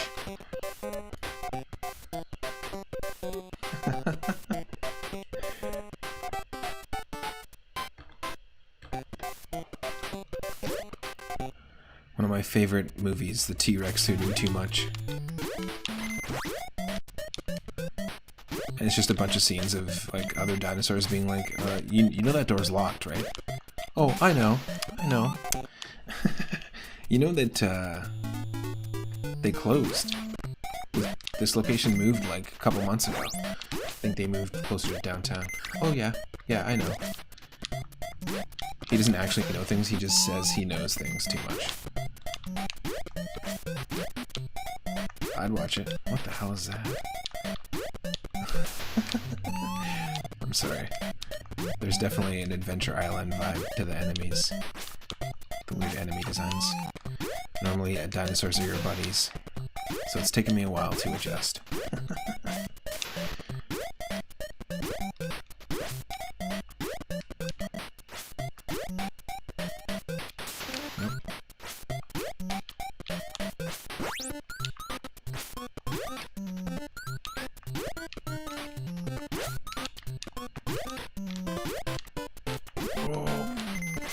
You can do tight platforming though, and I appreciate that. Like you can ledge grab. You can ledge grab forward and backwards. Exactly. The T-Rex who I knows too much. Oh, I know. It's got like a tiny little T-Rex brain. That's a wall. You can't... That's not a door. You can't walk through that wall. Oh, I know. Then he goes through the door. I don't know if you know this, but that's a closet.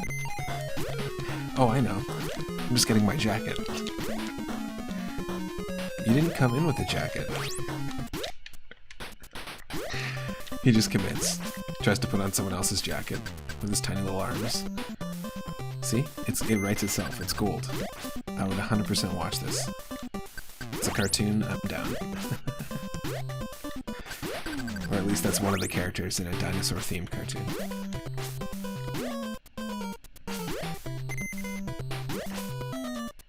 And a Triceratops who's always trying. They're a try-hard, and they're always trying new things. They're always trying to get people to try new things with them. And they're quite trying on the other dinosaurs. Every episode, that's pretty apparent. It would be enough comedy to just watch a T-Rex put on the jacket, exactly.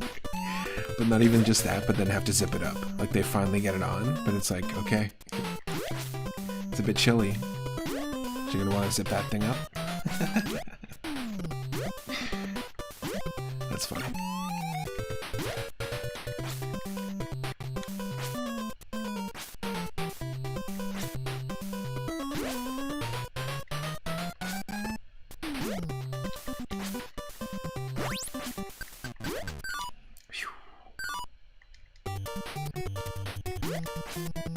Ooh, I like the boss fights. Look at that. There's just something satisfying about doing that. It's like a little 1-2 punch. Ooh, little whapa.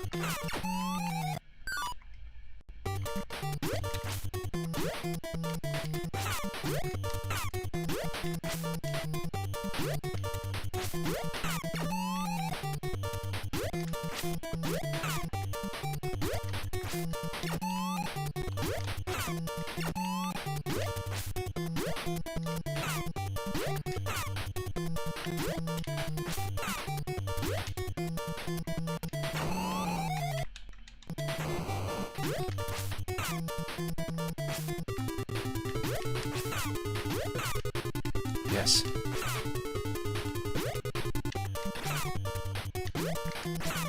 Whoa.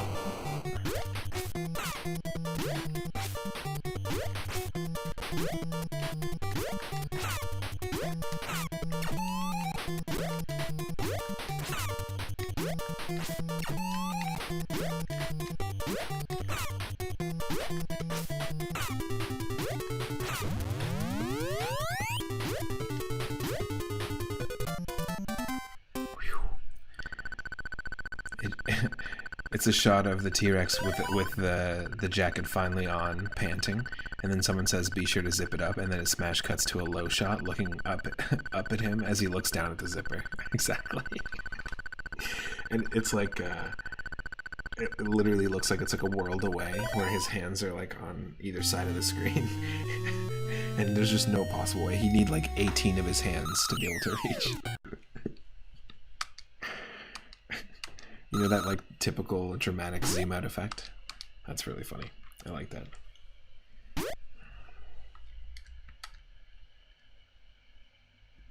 And then after all that work, someone's like, you know that you don't need to wear a jacket. It's like, it's not a formal affair.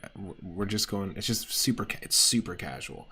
And then he just looks at them and goes, "Oh, I know." After like 4 hours of struggling to get this jacket on.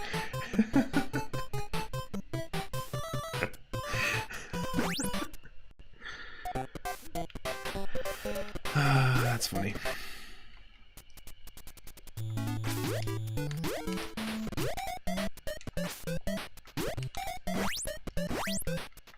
An anxiety-ridden T-Rex. I feel like that's such an interesting juxtaposition.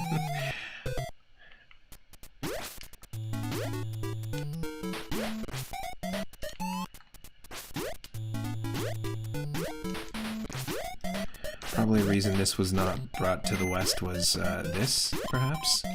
Maybe?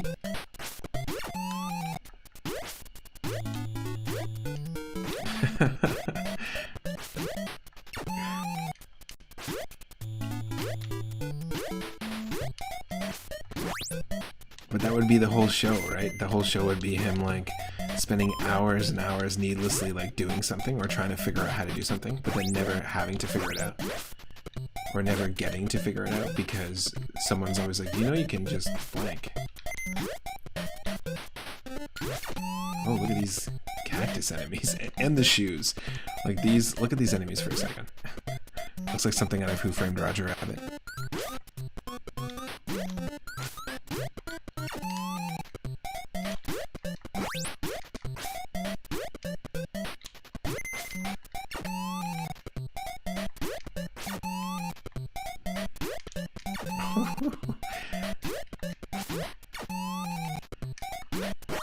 There we go. They also stole the bells right out of Parodius. I feel like all the things here in this game are borrowed.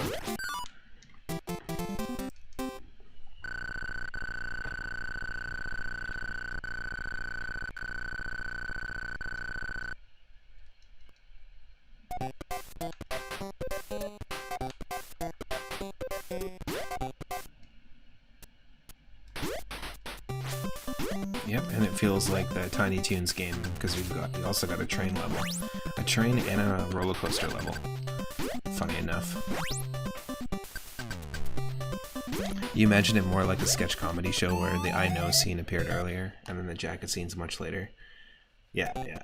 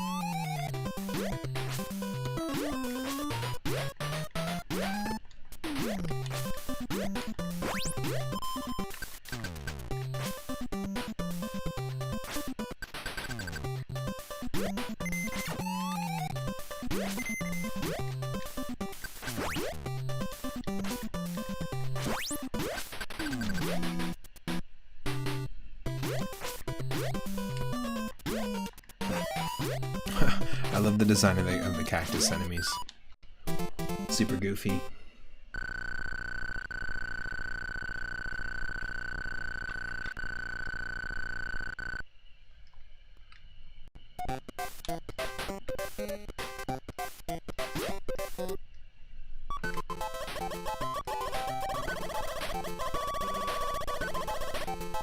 Wow. Now that is definitely not politically correct. It just is not something I align with, and makes me feel uncomfortable that they just put this into a game like this. I don't know. I think you're 11 times. It was definitely 9.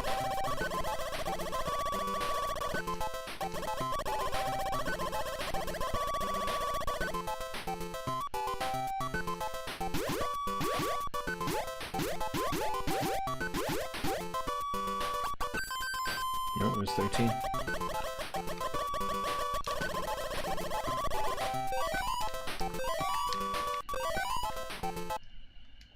Yeah, that translation is pretty bad.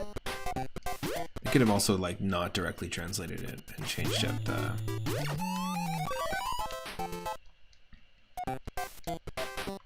translation, but hey, you know.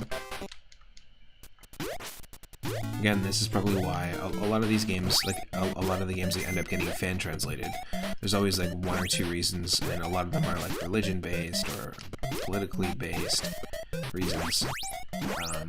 You know, if not like censoring a game for having nudity, because there were NES games that were like adult games that were not really meant to be sold to kids. I think there's one that's banned on Twitch called Bubble Bath Babes. It's like a puzzle game. There we go. From one skateboard to a rope. I like that. If you can transfer from skateboarding on sand to jumping onto a rope and then just continuing that action into a climb, then good on you.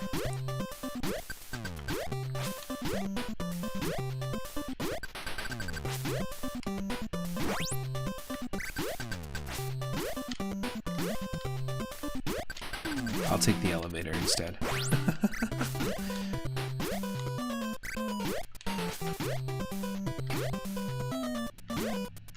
It definitely also feels like a little bit like Kid Dracula, which is a game where you play as young Dracula.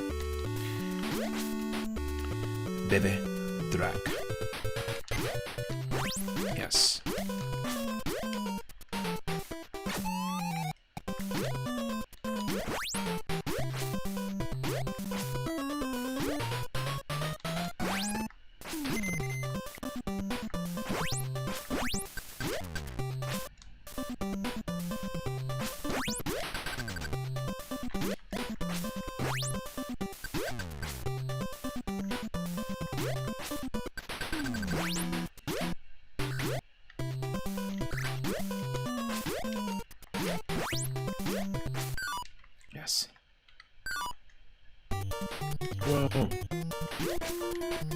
Nice, the cactus train.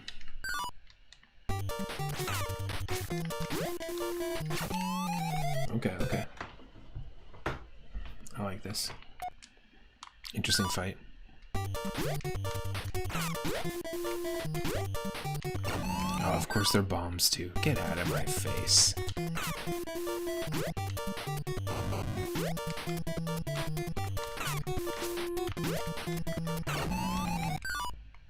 Yep. The recoil.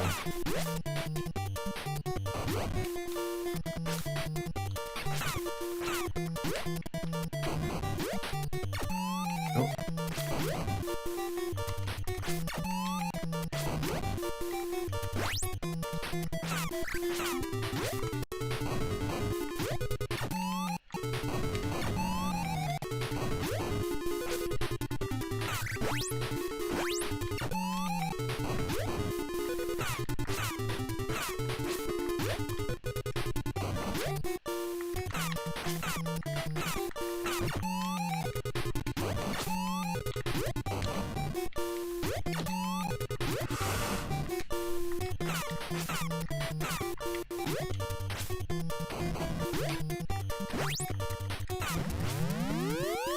Yes.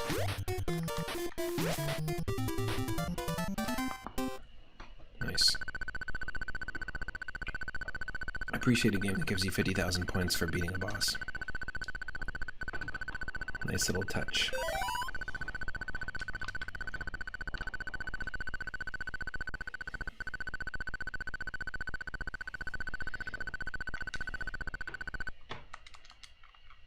Oh, you know you didn't have to beat that boss.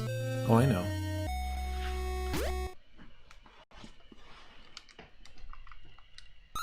You know you've been talking to a broom for the past 2.5 hours, right? Oh, I know.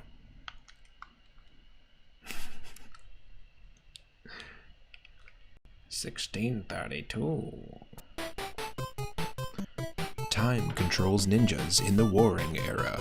Cross the mountains and save Haruka.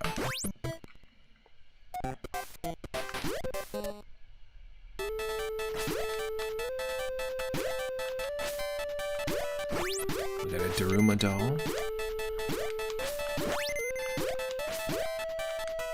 Oh.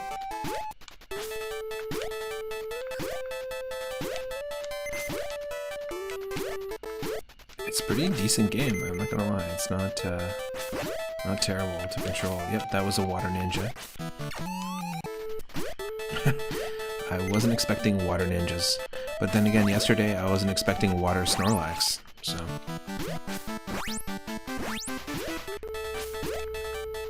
Check your water, folks, before you drink it. There may be a Snorlax or ninjas in your water.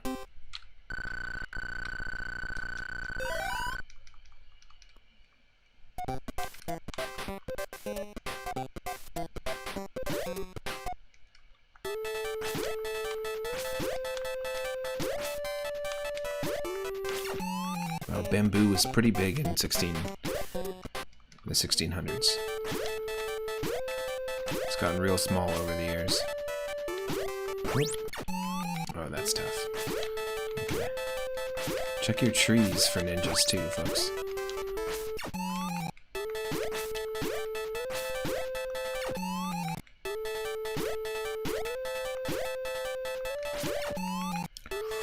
Ooh.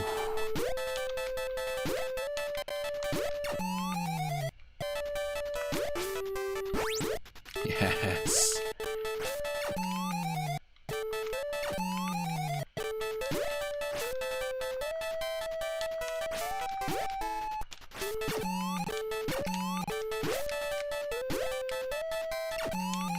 Wow.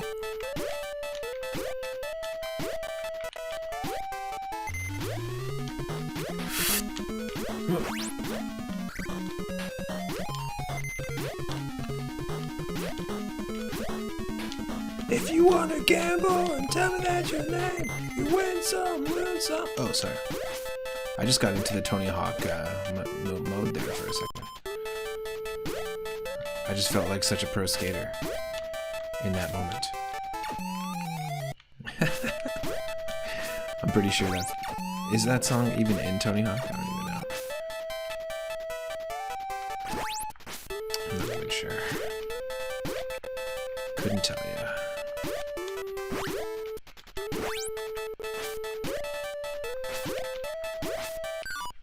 Yes.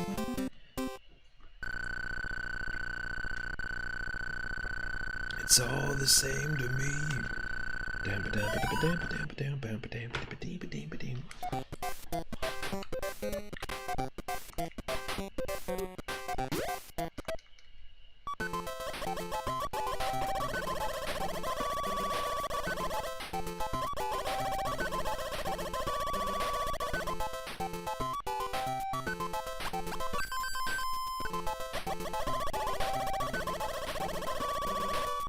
He knows my name, I know his. It's only fair.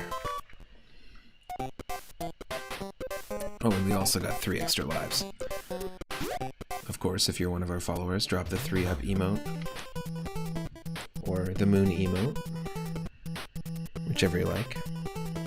We've had a decent amount of 3-up moments in the stream. I think now at this point maybe 6 or 7. But I guess every time you get a question right, they give you 3 extra lives.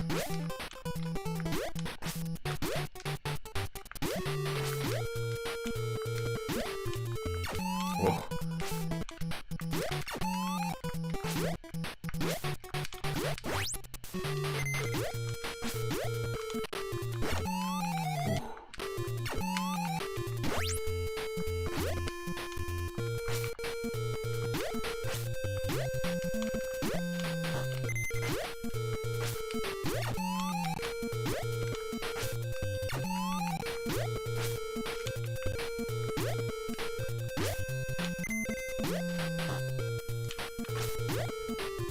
Yes.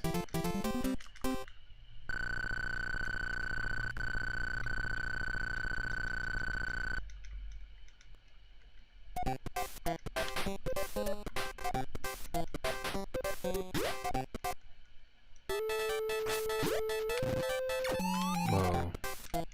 Wall of ninjas.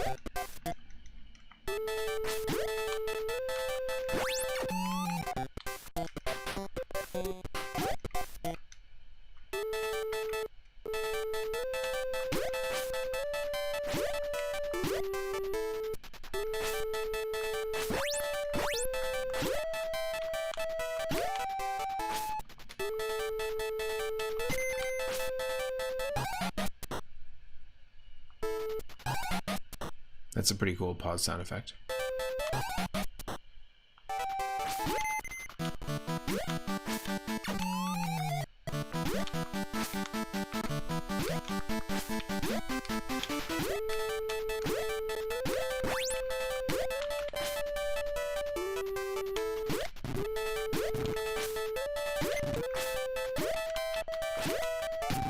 Oh, wow.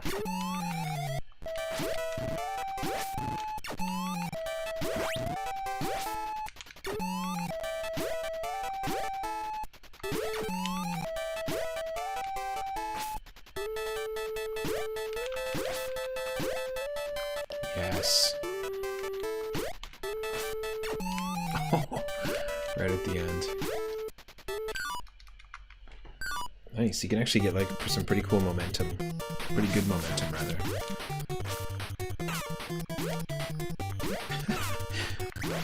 I have to say I love the design of this boss already. He just cut holes in like a flag. And he's trying to fly.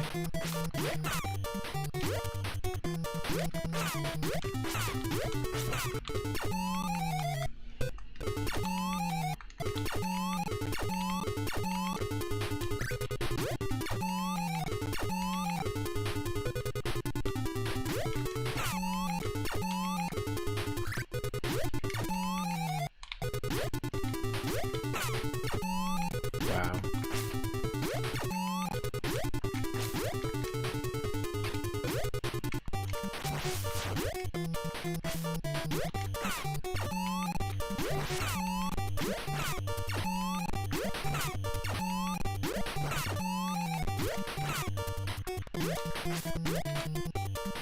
It was only one hit away from that phase.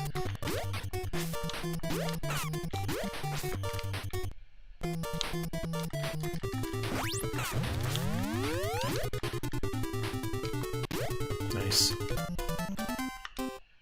Interesting boss fight.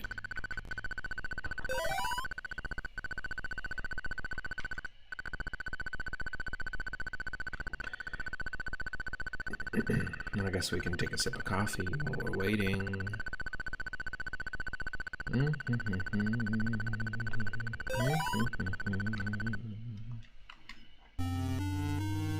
Dr. Wowie.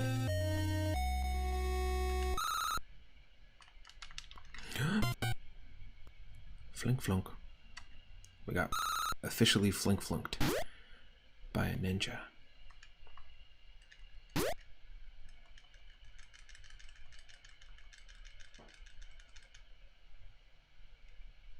(2010).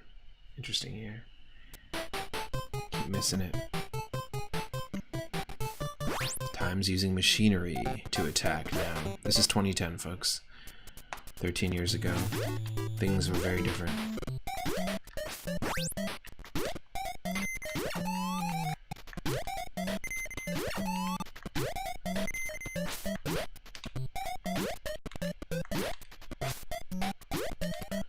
Just like how in 1991 we all had to jump from moving machinery and platforms to get to and from places like to work and to school. In 2010, we all lived in the sky and floating mechanical fortresses. And again, we also had to make some pretty ridiculous feats just to get around places.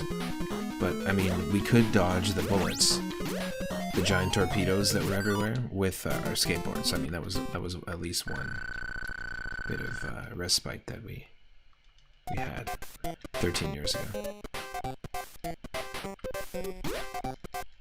Well, I, for one, am glad that we stopped living in the sky. And we're just back to normal, you know?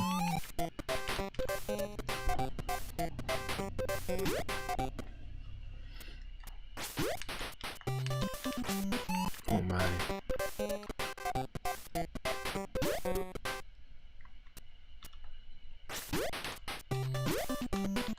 Oh, come on. Just be smart about it. We can easily do this. I'm just rushing.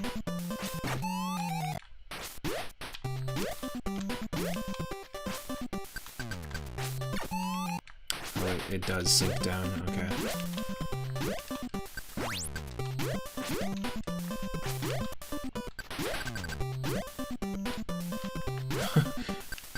I'm not sure why a space shuttle is one of the enemies dropping satellites on us.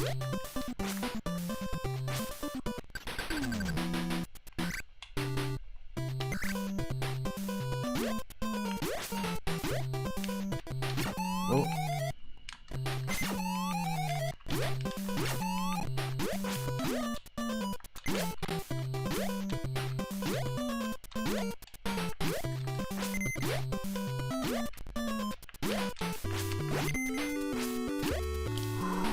Oh, my lord, what the hell?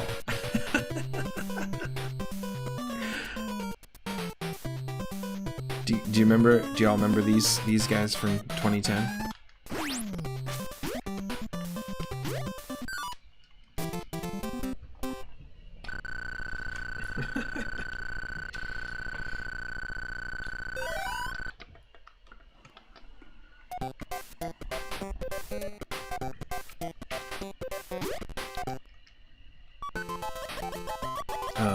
Excuse me, can you turn around?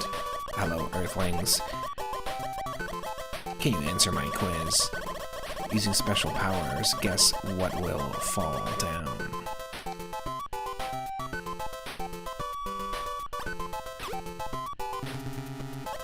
How? Is it just random? How are you supposed to accurately know? I feel a little uncomfortable that he's turning the other way and concealing something.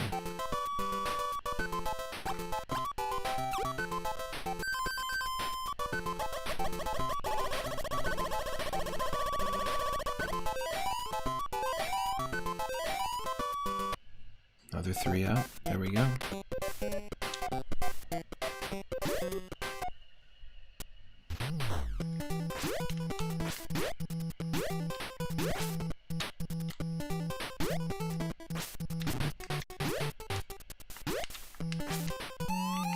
back to the platforms from... This is the retro throwback stage to 1991. Back to the 1991 platforms. Wow.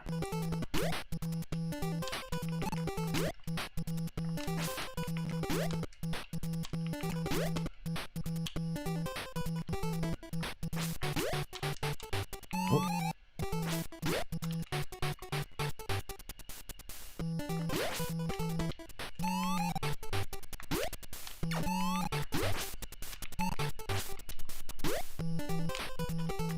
Oh, again, that makes me feel really uncomfortable. That like like, what are you doing huddled in a corner like that before you show up on the screen? You know.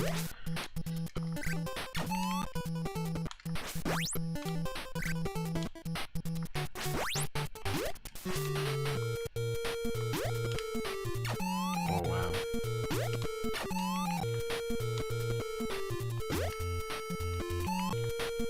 I'm just gonna wait. I can wait. I can't wait. I have to wait.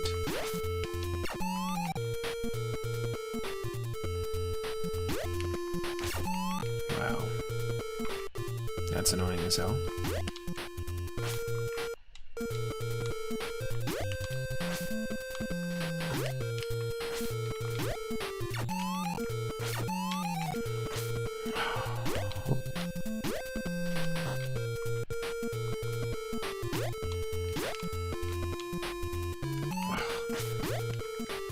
This is some pretty tricky platforming.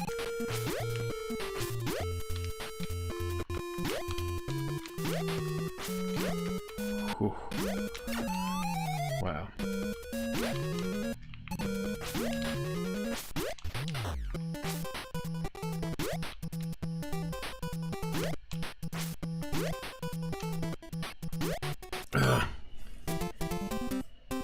Rope-a-dope. Rope-a-dope.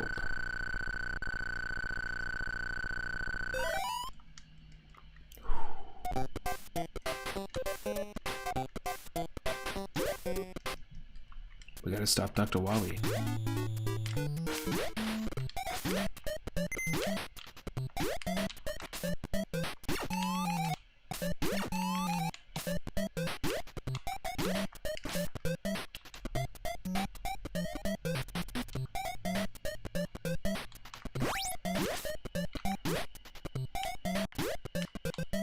They brought back the spike traps as well from 1991. I guess 2010 was all about the 90s throwback.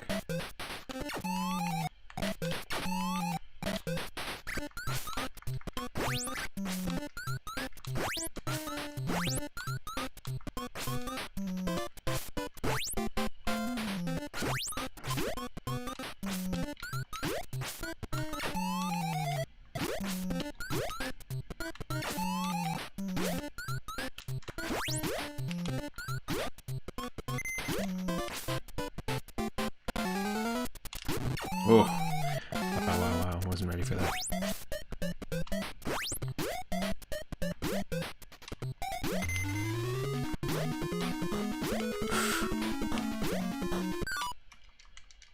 Again, skateboard to rope transfer, pretty impressive.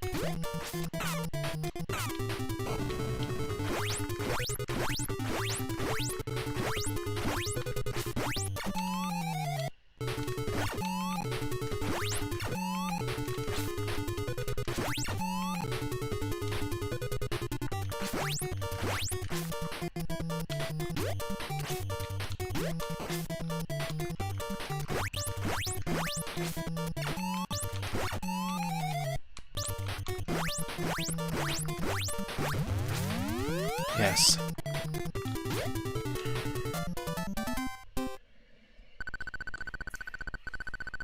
So you gave me aliens, you gave me robots, you gave me time travel. We're attacking with our hat. You gave me salsa music. You gave me 50,000 points. And you gave me Dr. Wily, all on the same level. I mean, what other game gives you that?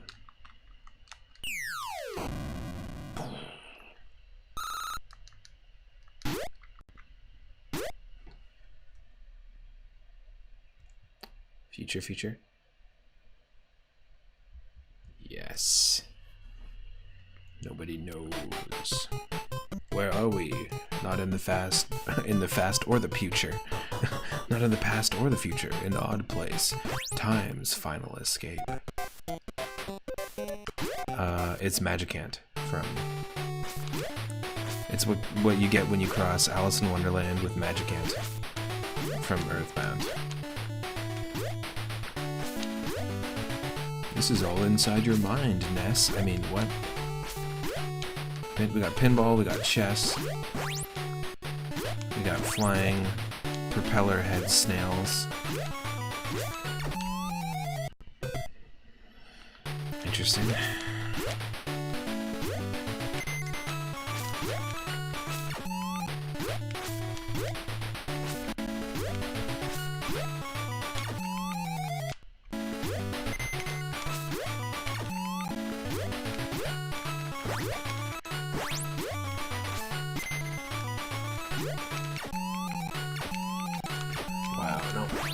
That's annoying. Especially because the music here is quite annoying.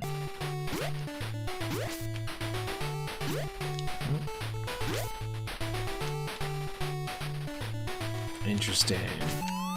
So that bounces you from the side too. Intriguing mechanic.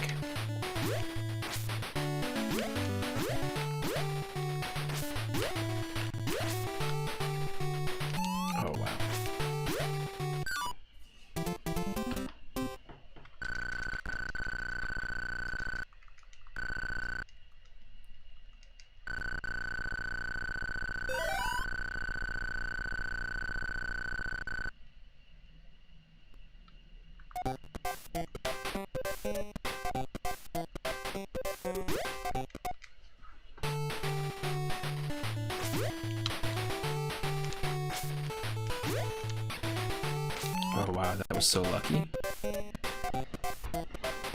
That bounce was ultra lucky. Holy.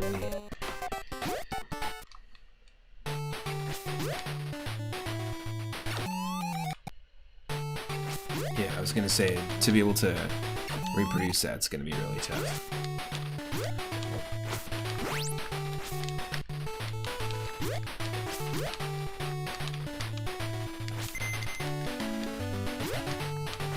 Oh, I don't even know what we attacked.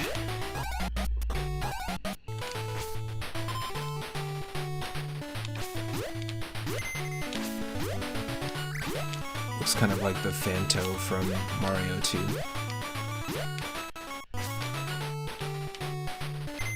Yo, Blade Quarter, welcome in. Hope you're doing well. Happy Friday. We are playing Dream and Mind and Perception themed games. And so this game's called Time Zone, so anything with time in the title is in our list. But over 600 games, all themed around dreams in the mind.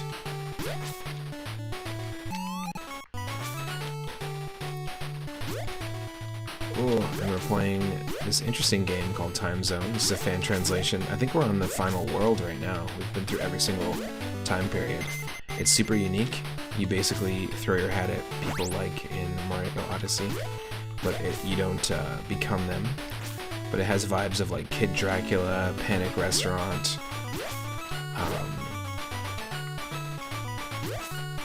and just, yeah, feels unique to play. It's fun. I highly recommend checking it out. You know, like really weird mechanics like this.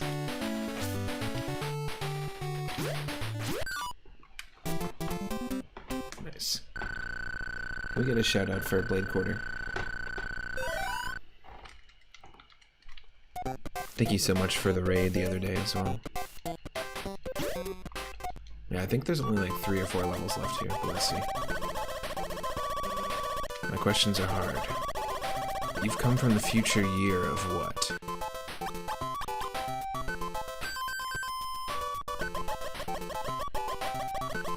Very good. Correct. I'll give you free 3-up. Give me free what? You'll give me free what?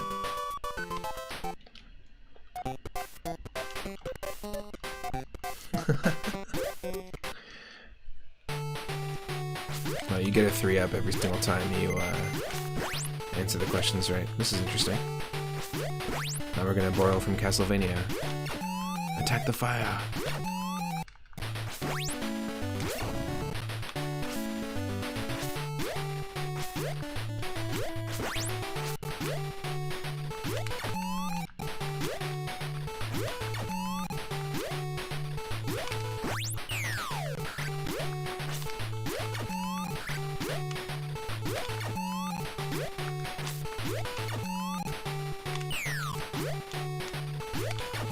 No, there's gotta be a way.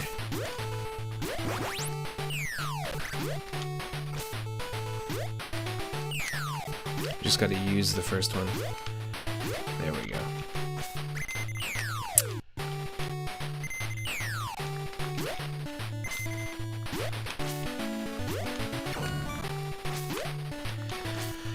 That's annoying.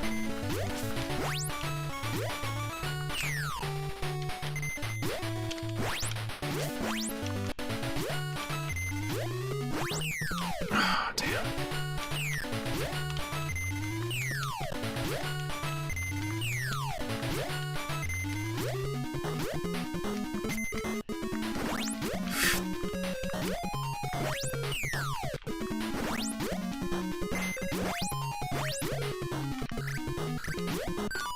Oh. Skateboarding, chess, rope climbing, and cake, and time travel. I mean, I feel like they're just pulling random things out of a hat with each stage. It's pretty funny.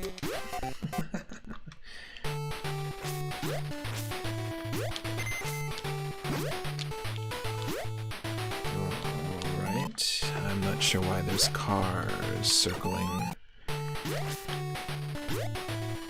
the clocks, but okay.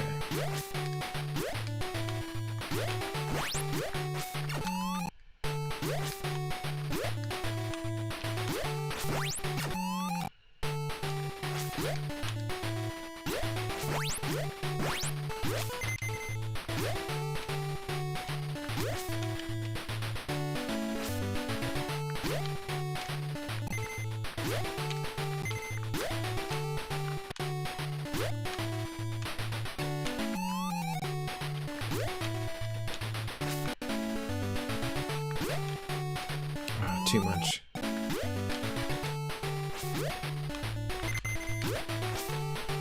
You can definitely jump pretty like far forward in this.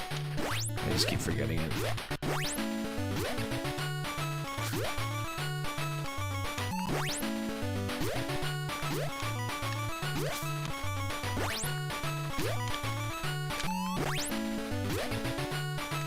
Wow.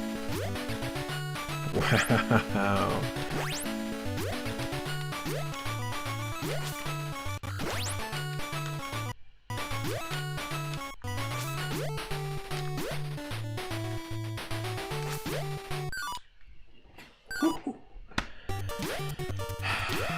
It's Dr. Wowie himself.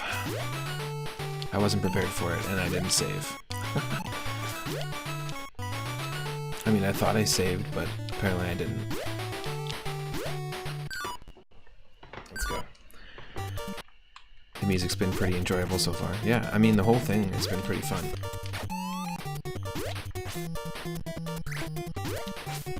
I mean, it's goofy.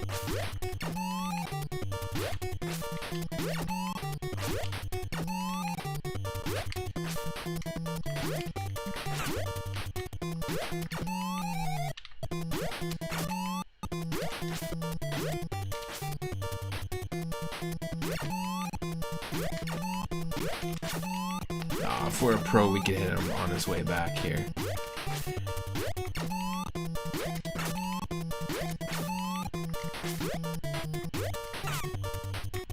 There we go.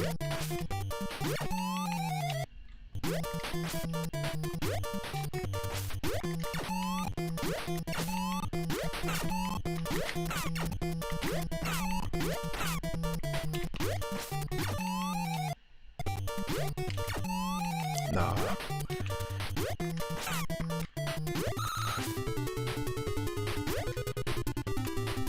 Oh, that inverted my controls. Interesting idea.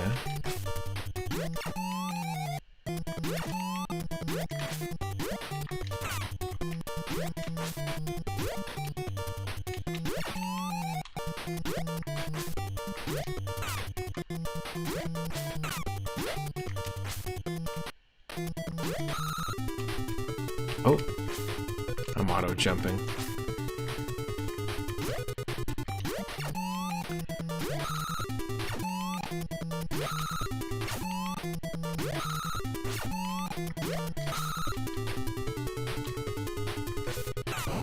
There we go. Nice. That was the final hit. And just like Mario 3, we fall down in victory. Oh, interesting. It's just one phase. It's not victory. Not victory yet.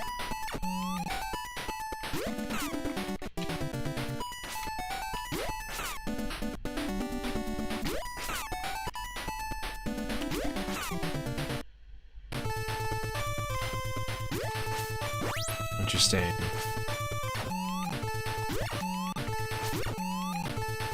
It's an interesting way to do a boss rush. He's just got a machine that spits out enemies from the previous time period.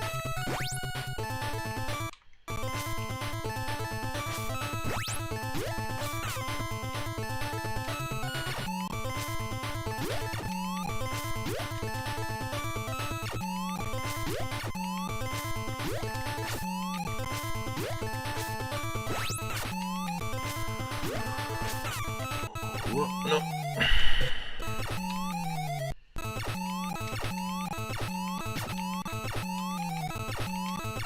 I don't think there's anything we could have done there. We had to take the death.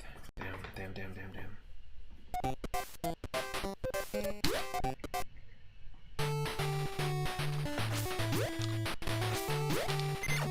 Wow, from the top. Okay.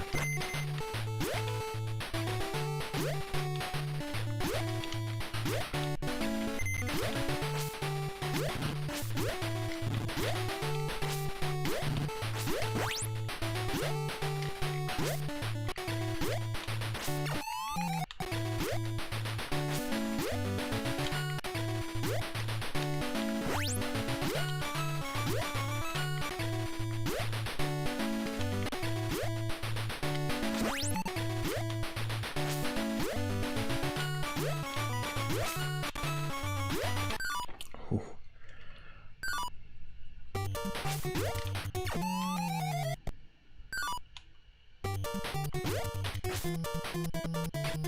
No, why? That's total fail.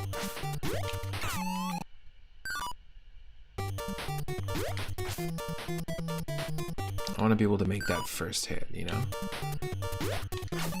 You want to get off to a good start.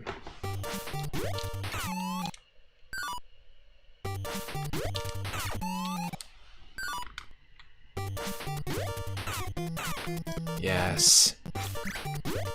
That's what I'm talking about. There's like a sweet spot.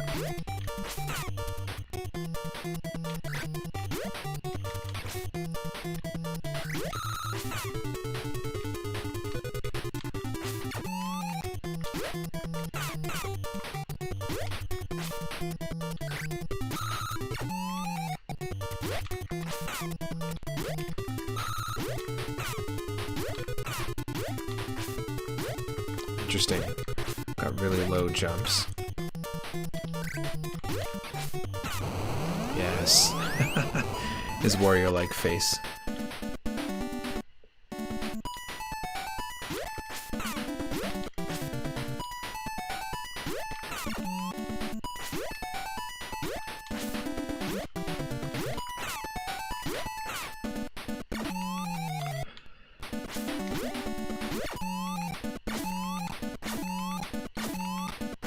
No. That's not the case.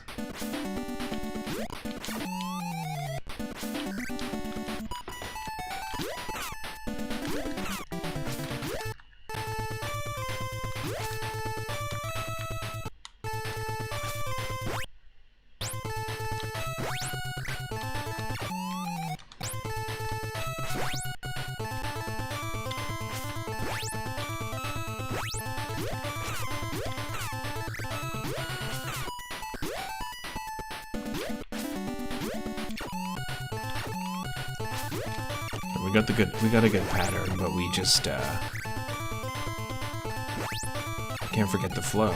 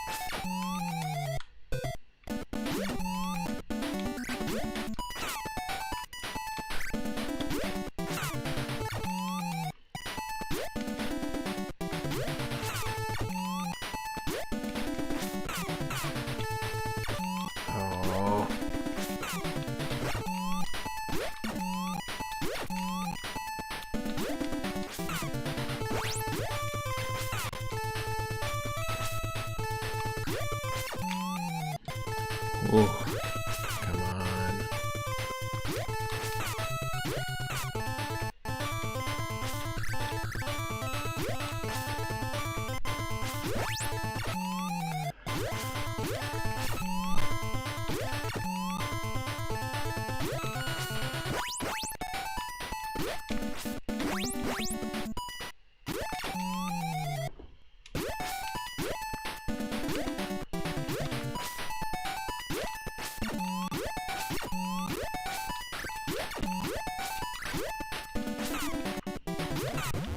Yes. Took enough save state manipulation. Jeez. Now we can save our girlfriend from a bubble who was for some reason taken by Dr. Wowie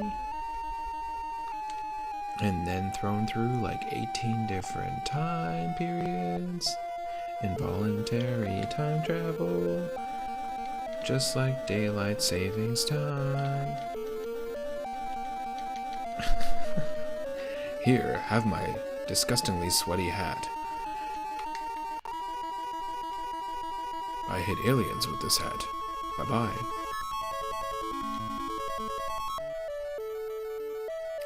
Now we float away.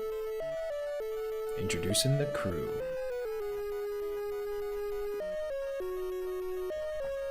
Game Envisionary, Kenji Ino. Game Revisionary, Hideki Miura. I like that. Scenery Mover, H. Hayashida. You had to move every bit of scenery in the background of every level. We got the Baddie Placer, Takaya Nakamura. Another scenery maker, Koichi Yamada. We got makers and movers over on the team. Creature Maker, Shingo Aoyama. Great job. Map Builder, Yasuomi Kuwahara. Couldn't have done it without the maps. Did a great job as well. H. Takayama with the tunes. Gen Sato, key animator. And Yutaka Nakada, the coordinator. Mitsumi Murakami watched it all happen. With Hisaku Kato's direction. Thank you for playing.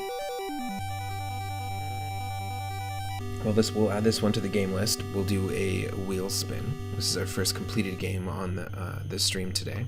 And of course, there's tons of other games to pick from, so This was fun. I highly recommend checking it out. It's not super long, and if you're looking for a fun, unique NES platformer, check out Time Zone. Let's do that spin. While they're spinning, we're spinning. There's tons of games in this list, over 600 from Atari 2600 up to N64. So let's take a look and see what we get. We'll spin the wheel, and the game we're gonna get is 83. Game 83.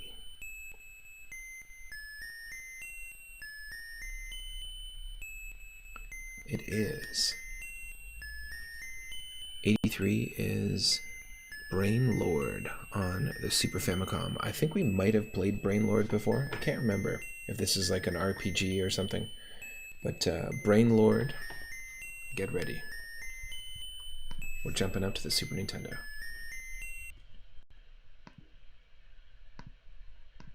Stick around, and happy Friday.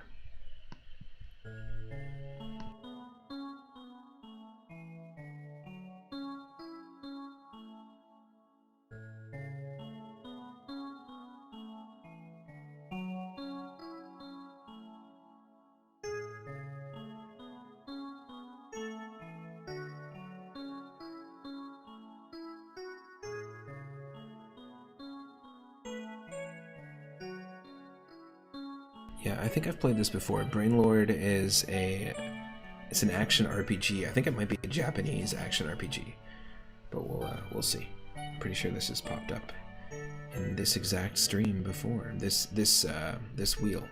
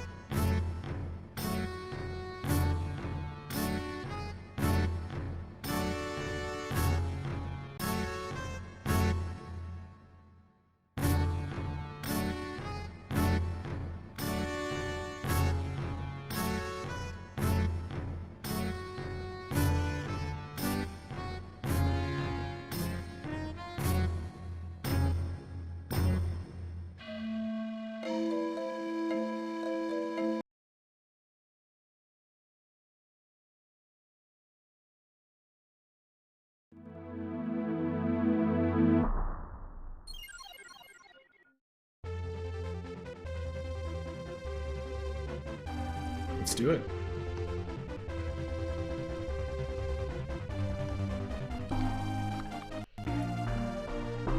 I think I've tried this before. You're saying you've tried this as well, Vidorama? Nice. Beginning. Free. Well, where's my third one? I only got 2 save slots. That's not cool, man. Enter player's name. Zapkadev. It's good old Zapkadev. No third save file. No! I think it was an Enix staple for early Enix RPGs to just have 2. Is the name Zapkadev? Alright, yes. Friends call me Frank Zapkadev. Father, when will you be back? Looks kind of like Phantasy Star, the sprites at least. Zapkadev, you're a strong boy. I started you at the end of the alphabet and then regretted it and immediately started the rest of your name from the beginning of the alphabet. I know it might be a long journey, but will you be alright alone with this name? Will you have to change it? Yes, of course I will. But I'll be bored. Before you go, tell me the dragon story again. Zapkadev, I haven't told you why I'm going out to look for the dragon, have I? Well, you see, 10 years ago I was at the bar, and I bumped into a dragon at the bar, getting his drink, and he spilled my drink all over me, and, well, he said he would buy me a new drink. He still owes me that drink, so I need to find him. Hundreds of years ago, people rode through the sky with the help of dragons. Everyone in our tribe was called a dragon warrior.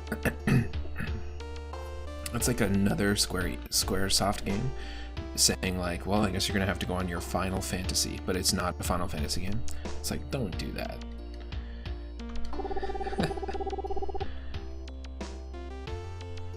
Each person would seek out a dragon and train it to be their partner.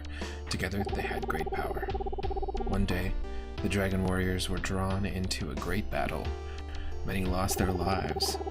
Zapkadev, you are a descendant of the dragon warriors, so don't let this bloodline perish. In my travels, I have heard about a dragon living in the Tower of Light. I'm searching for that tower. I don't know where the tower might be located, but I must continue to search. If I can't find the tower, please carry on my search. Become a dragon warrior. Go on your Final Fantasy.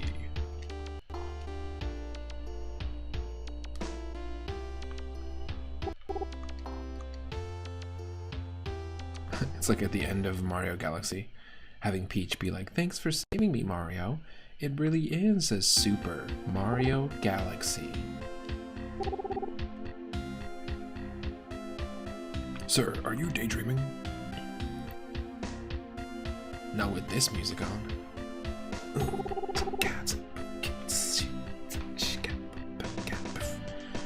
There aren't many job offers today. What? Warrior or sorcerer wanted at the dragon's house. At Dr. Agon's house. I thought he wasn't accepting new patients. There are dragons in this day and age. I think it's a joke. It's meant to gather people together and liven things up. But Tower of Light mentioned there is famous. Oh wait, but the Tower of Light mentioned there is famous. I've heard that's where the dragon lives. There's an old legend that tells of a great civilization dragged into battle between the Lord of Evil and the dragons. The entire city was destroyed. You'll find the ruins of that city west of this village. Dragon scales are very expensive. It might be worthwhile. Well, you're a stranger. Is this your first visit to Arx? You seem to be looking for a job. If so, you should read that offer. I'm Rain. Welcome.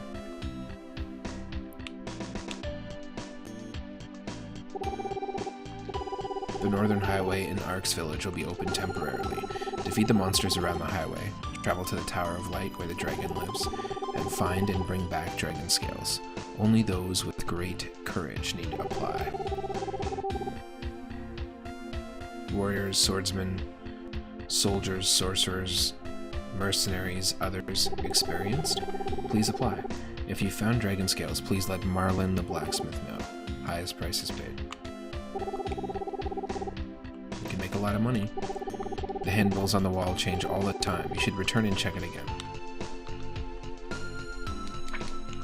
Whoa.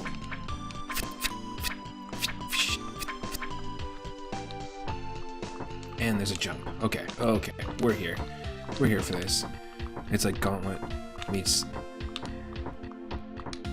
Super Mario RPG meets Link to the Past.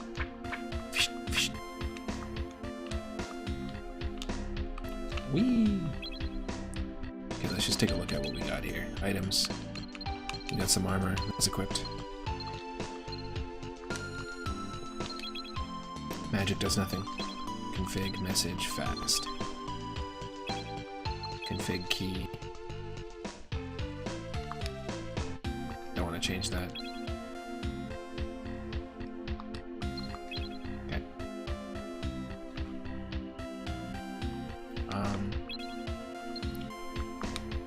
Okay. It just reset the room. I'm out of money. Let's go earn more money. I kind of like the name Tower of Light. Welcome. Something to drink? How about one of these? How about a one of these? Absolutely.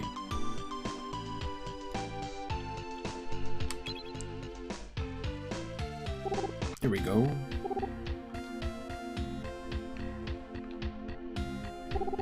What's wrong with you? Oh, it was auto-walking for me like I was drunk. Welcome. A night stay is 100. Nope. Get me out of here. Shall I record your progress? Sure. I've finished recording.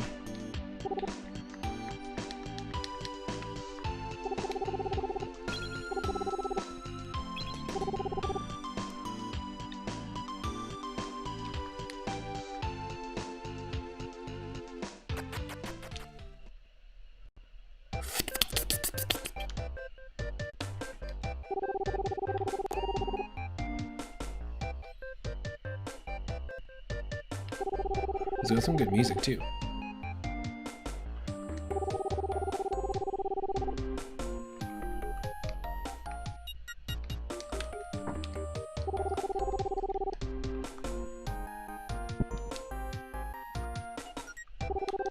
Hey, don't look. You're very rude.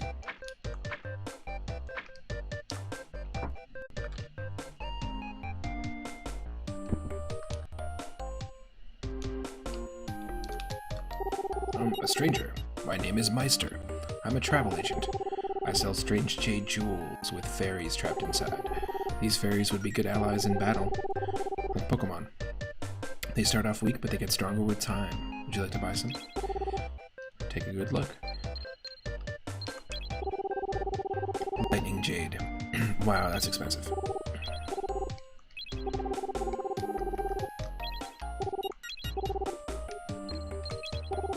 Deceased jade. This fairy will give you, or will give up 1 level to revive you. Okay, we just don't have enough. That's the cheapest one, for sure.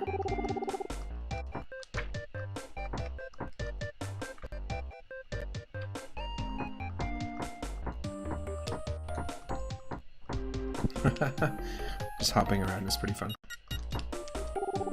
What a waste of time. Making beds, cleaning windows, sweeping floors. Why was I born the son of a hotel keeper? I wish my father was a weapons dealer. Calm down.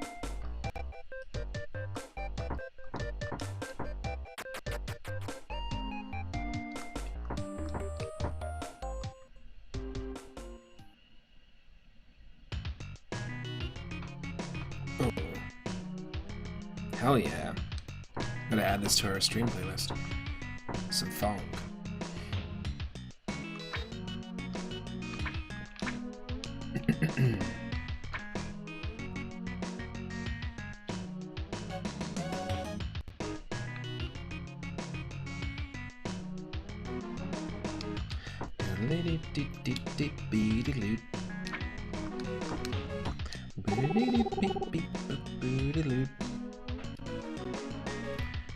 Have you met the travel agent who's come to town? If you summon a fairy inside a jewel, it will come out and serve you. Very convenient. It's kinda like Pokemon. Strange, isn't it? There must be an arms dealer somewhere. Just walk around, dude. Welcome to the Ark's Tool Shop. We have everything. What would you like today? It's all cheap, but good. Oh. Antidote herb, 500. Yes. Cape herb. Gotta stock up on those herbs.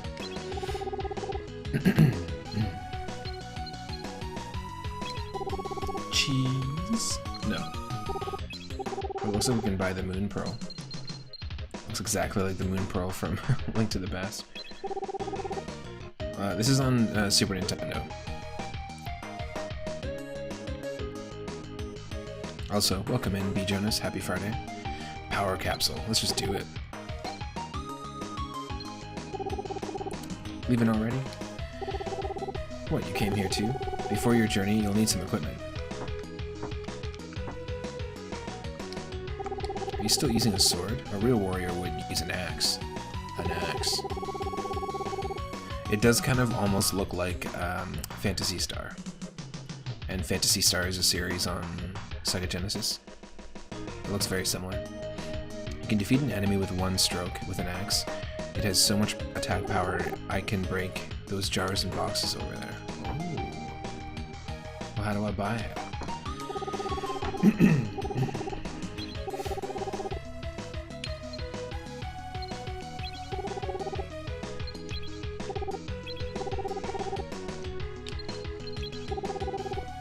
A warp gate? No. It doesn't look like it's available yet. At least not here. Great music.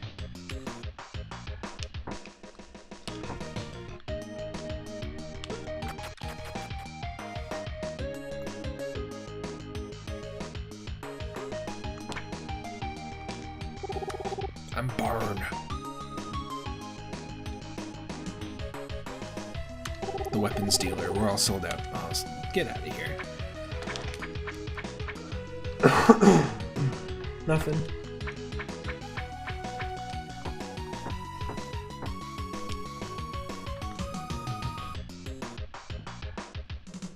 Excellent music.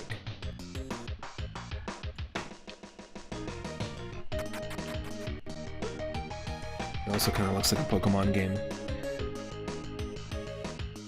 You think there? No, there isn't a Pokemon game on Super Nintendo. It does definitely have that kind of vibe for sure.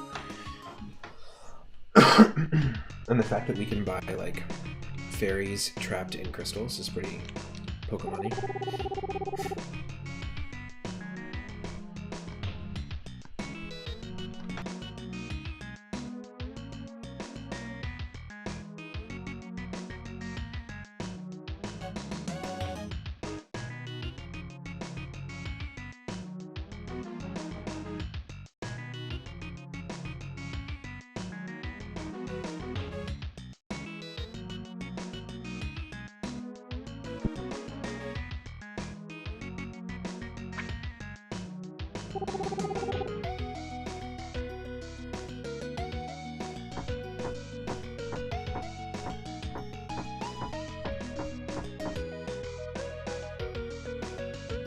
Yeah, there was a guy earlier who was selling crystals. He's a travel agent, and he was selling crystals that contained fairies inside that you could summon in battle. Recently, monsters have been spotted very close to town. Oh, what a tropey situation. What a tropey situation. It's so scary I can't sleep at night. It's so tropey that I'm frozen with fright. Oh, hello there. Are you going to the Tower of Light too? I heard there's a dragon on the top floor. If there are dragon scales, please bring them here. I'll buy them for 10,000 gold each. I can't make good swords without dragon scales. Gotcha.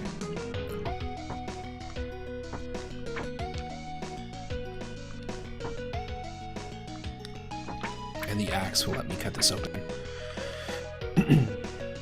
So you can break pots that are in the way with the axe. So that's what we're going to want to aim for.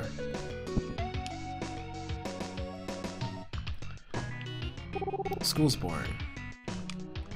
Ever since Round lost his job, he's been going into that place every day. Hope he doesn't ruin his health. In the old days, he was a sorcerer who traveled with great warriors. He's even gone to the Tower of Light. Recently, Round does nothing but grieve. He's gonna ruin his health.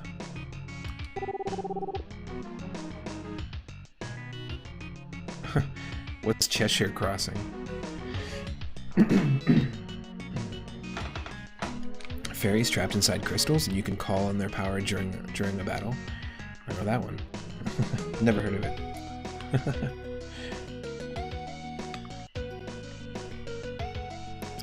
You think you could help him? Sure.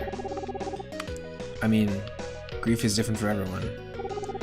It's because of Round that a small town like this has such a splendid school. He used to be a great man, but now he's consumed by grief. Hey, you can still be great and consumed by grief. Did you know that? Oh, I know. You can still be great and be consumed by grief. I had to go down there. Oh, it is a webcomic? Interesting. Is it? Yep. Interesting. Okay, cool. I'll definitely check it out. I'm always into learning about new comics. In fact, our Discord, there's a whole section called Comic Zone, all about comics. I recently found out that the Sonic Archie Comics universe actually did a crossover with the Image Comics universe, which includes Spawn. So at one point, Sonic and Knuckles and Rotor the Walrus and Antoine and Princess Sally all met Spawn. And Dr. Robotnik and Spawn interacted. That was my most recent post in Comic Zone. But yeah, feel free to join the Discord, and if you're not already, and drop that link in there. I'll definitely check it out. I'll save it, because I'm always down to check out more comics just in general. I've been kind of trying to broaden that aspect of my interests. I am currently reading early Osamu Tezuka Astro Boy and The Amazing Spider-Man from the 60s. Those are my main two that I'm currently reading.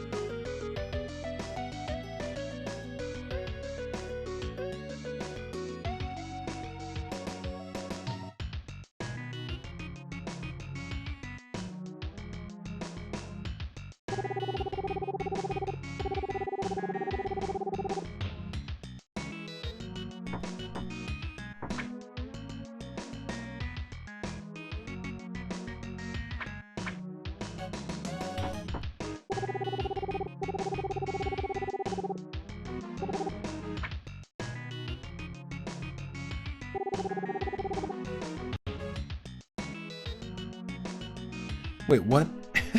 This road goes to Toronto? Did they use the word Toronto for their town?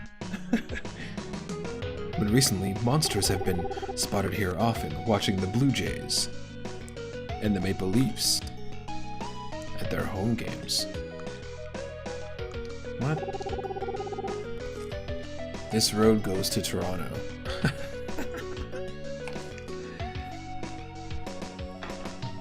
Apparently we are north of Toronto.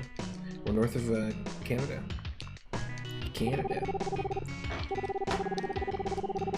I guess we gotta go north.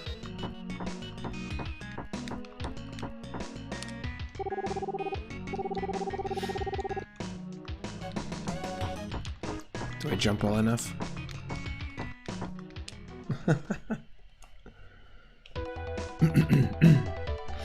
Alright, it's like Legacy of Goku up in here. Meets Secret of Mana. Legacy of Goku is an action RPG. Dragon Ball Z themed one. There's 3 of them on the Game Boy Advance. Feels very similar to this. Like in feel and in the environments. The environment graphics look exactly the same.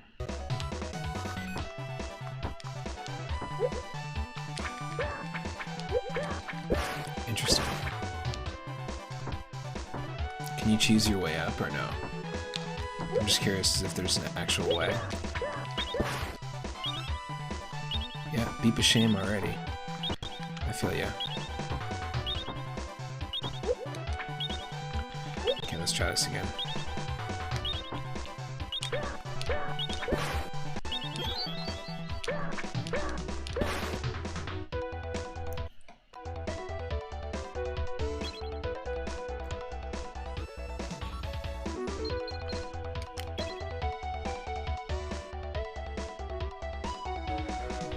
Are we getting experience?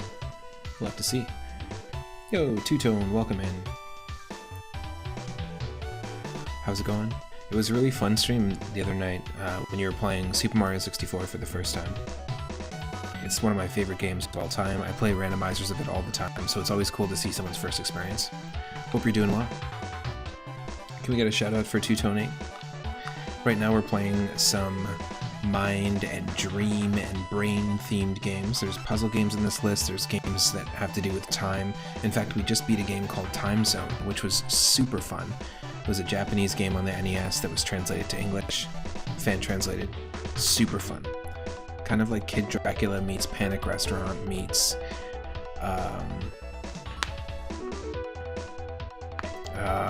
what's another good example? You were throwing your hat. There was a lot of influence from a lot of games where you were throwing your hat at enemies, kind of like Mario Odyssey. But I'm trying to think of another NES game that's similar to. I guess you could say like Chip 'n Dale Rescue Rangers, but it's like a lot floatier. It was very fun. Highly recommend checking it out. And then we got a real spin, and now we're doing Brain Lord, which is an Enix RPG, an action RPG. We just stepped out into the, out of the first city. The music's pretty great. And we're slashing Cyclopses. And I was saying this plays a lot like and looks a lot like Legacy of Goku. You can see that maybe Legacy of Goku and the team that made those games on the Game Boy Advance probably took some influence from these action RPGs. But I believe this was made by Enix before they got eaten by Squaresoft.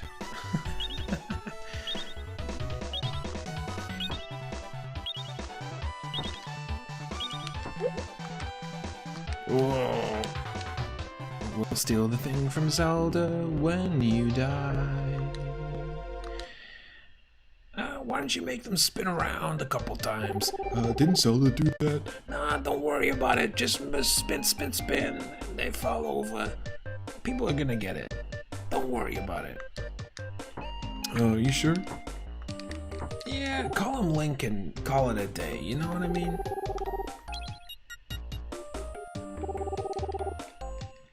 No.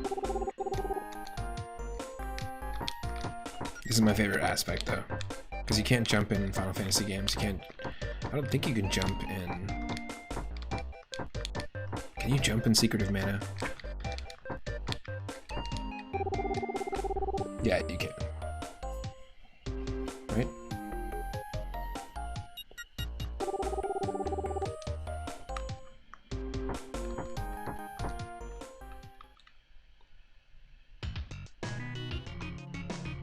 Like, best town theme. Come on, come on. And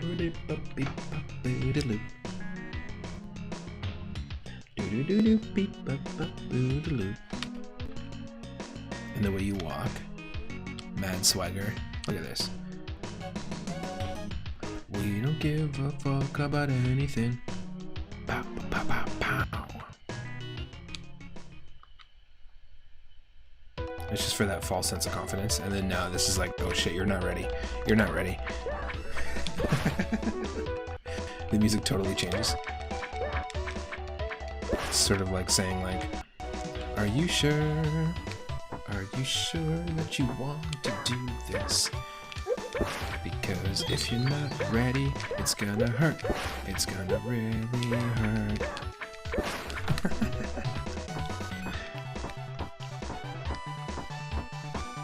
And we just gotta do keep up our jumps.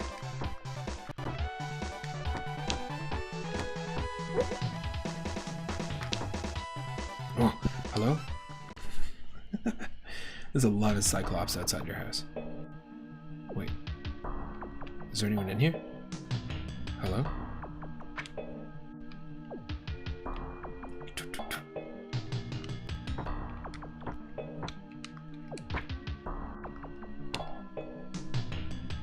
I feel like Jason from Friday the 13th is gonna jump out any minute. Right? Whatever you do, don't go to sleep.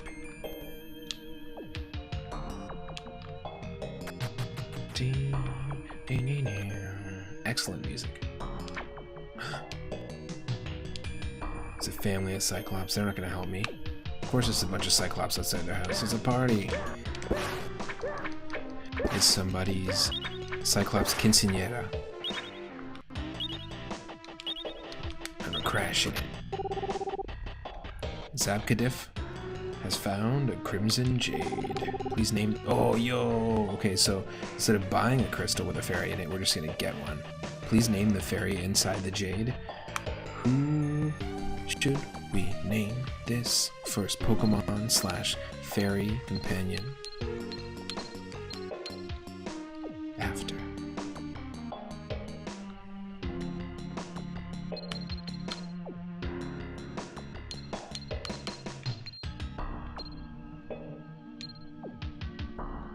First person in the chat with the name gets to name it.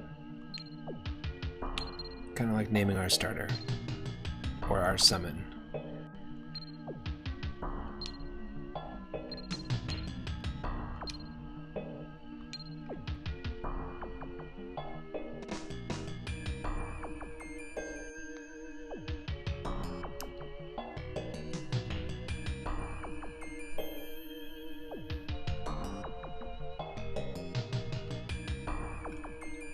The bass is like tricking me because this clearly sounds like and looks like it wants to be a Sega Genesis game, but it's on the SNES.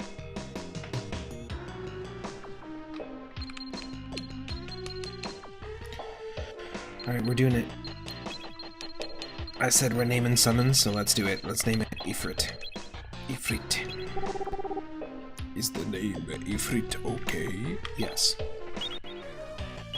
What's in here? Zabkadif has found the heart. The heart of what?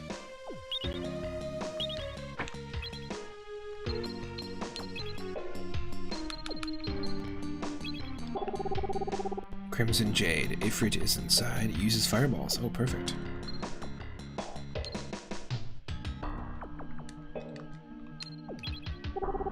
A power capsule. Your attack power is doubled for a set time. Okay, we'll save that. The Cape Herb. Herb found in North Country. Cures a numbed body. And the antidote herb counteracts poison, of course. So what does this do? A magic brooch inlaid with jewels. Your HP meter will increase by 1. Yes. Yes, please.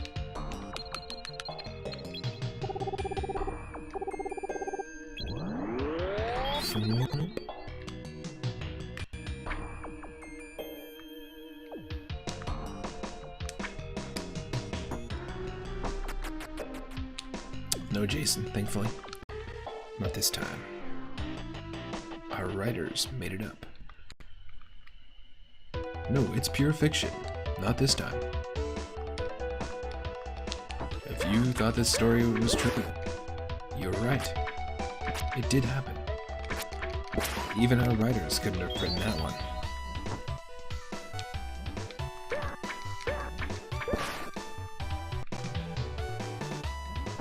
Whoop.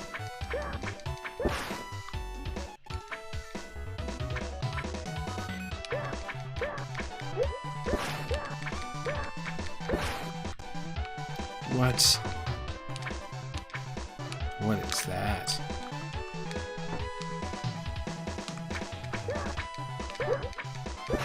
Don't even know what that was.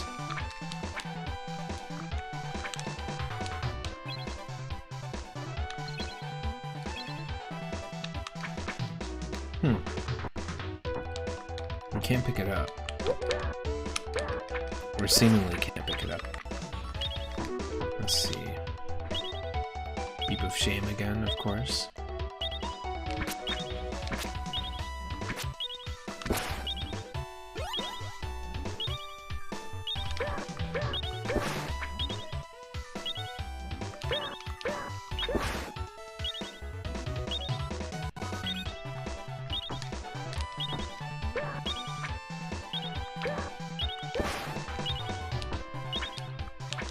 I feel like we're supposed to collect that stuff.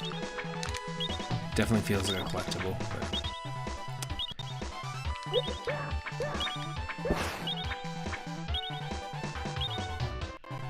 It definitely feels like Legacy of Goku.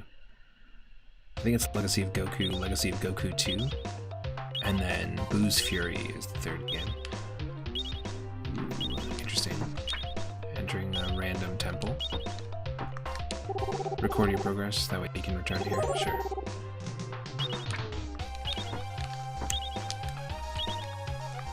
There. Kashian, you've come looking for dragon scales. Do you know what this big thing is? No. When you chant in front of this, your memories will be saved. I don't really understand it, but I'm thankful for it. Huh. Like, okay, hold on for a second.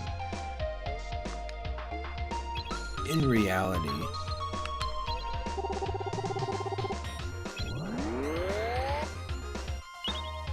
Ah, that was a waste. We don't actually have a healing item, do we? Yes, we do. An apple. Just like this situation in real life. Imagine you were just standing in a dungeon and there was a skull that was chattering its teeth, and when you took a step towards it, it hopped towards you. Like, no. No thank you. Let's just take a moment to absorb that fact and realize how much of a hero our character is, because holy fuck. I would not be down. It's a skull hopping good time.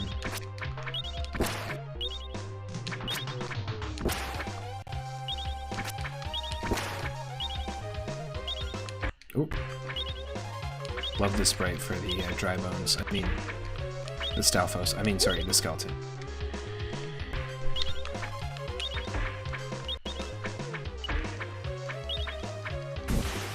Yes. And you can defeat them.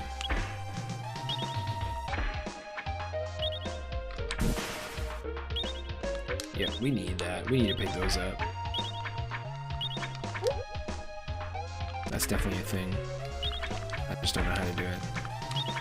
I tried L and R, I tried every button. X, Y, B, A. Up, down, left, right, B, A, start. Is that it? Or did I get it wrong? I think I got it wrong. We just have to take our skeleton punch.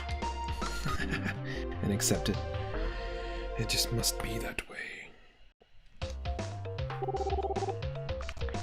What kind of reminds you of Ys 5? Nice. I was saying it visually was reminding me of Phantasy Star, those games as well. But yeah, it totally has a similar like visual look to Ys. How is that series?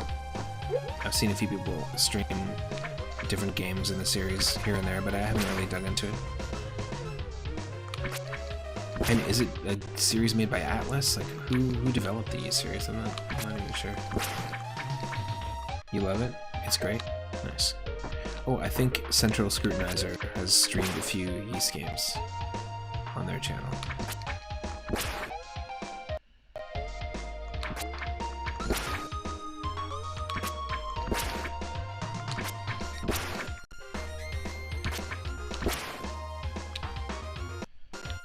Oh, Asteria Dachuki is from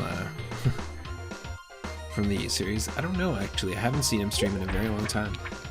I was just about to shout him out, and then I realized it's been like quite some time since I've seen Central Scrutinizer stream, or on Discord for that matter.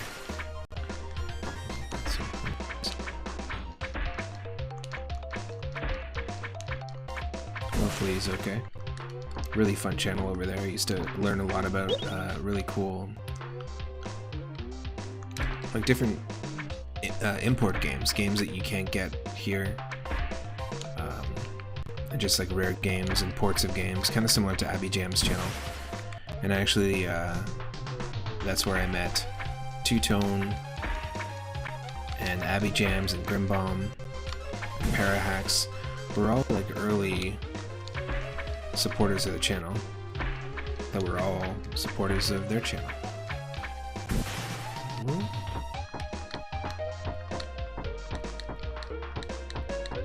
Congratulations on hitting 400 followers, by the way. Two-Tone. Be careful of the goblin that controls lightning. His lightning can numb your body. Oh, great. We already wasted our numbing agent medicine.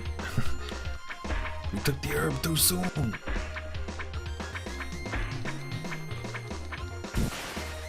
Oh, yes.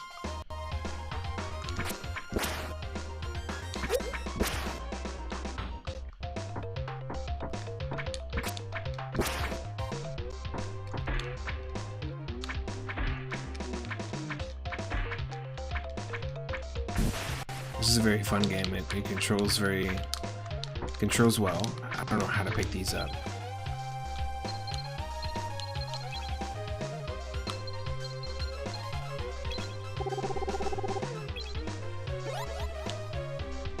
Oh, okay.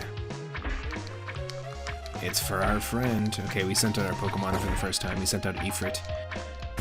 Good name, actually, because it gave us fire. So I get it. Those blue things can only be picked up by our companions or familiars.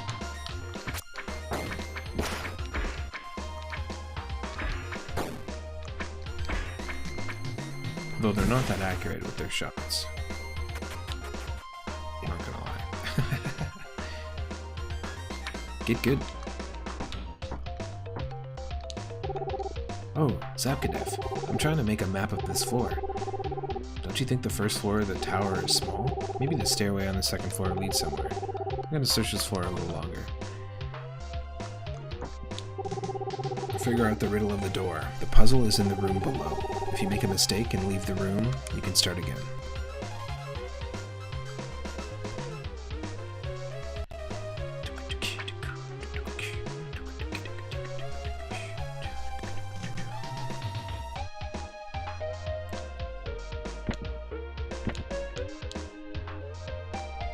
Yeah, well, duh, we have to push this thing.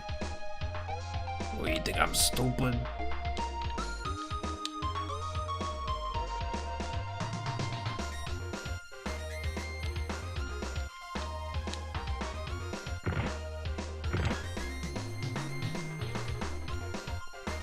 What, you think I'm dumb or something? Eh?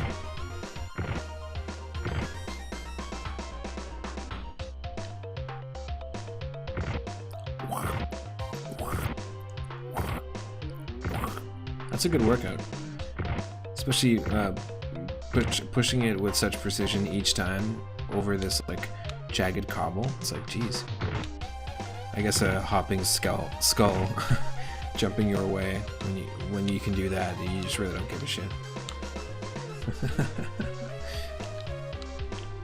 Like, whatever.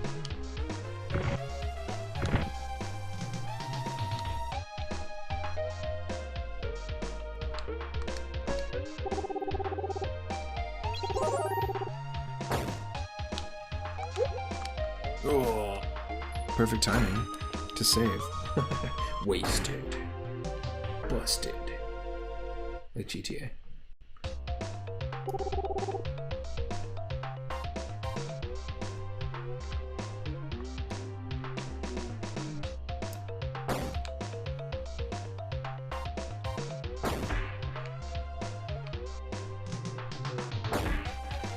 I guess you can just kind of let the fairy do the work too. That's kind of neat.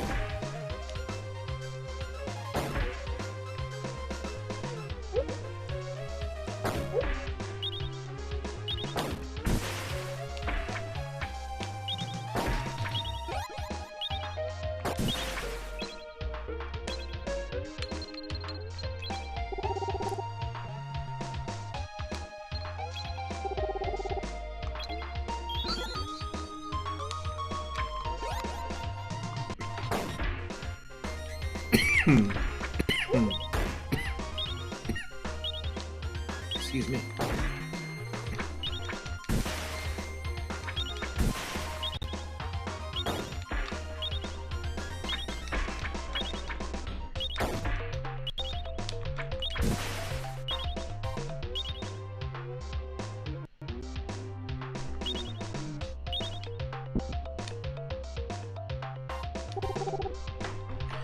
Ah, a mouse.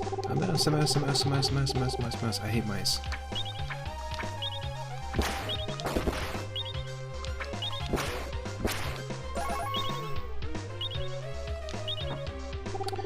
Ah, thank you. I just hate mice. Anyway, that treasure chest contains the magic shot spell. I have it, so you can use it.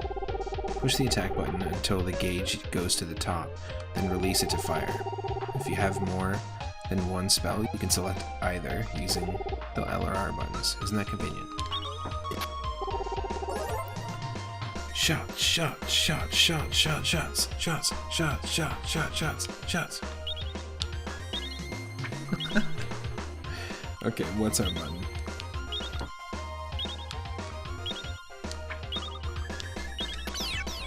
Okay, it's just our sword button. Got it.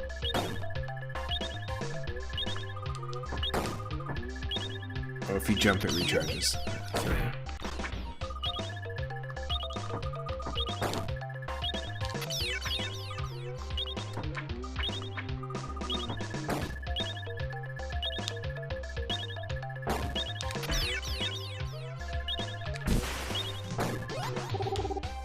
Nice. Oh, that's what it is. It's experience for our companion. That's cool.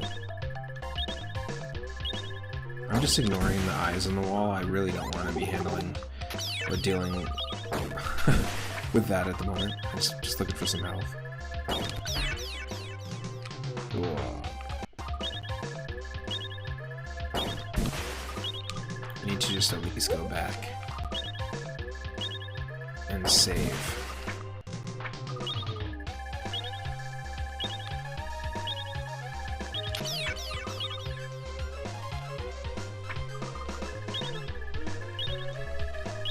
Oh, what the hell?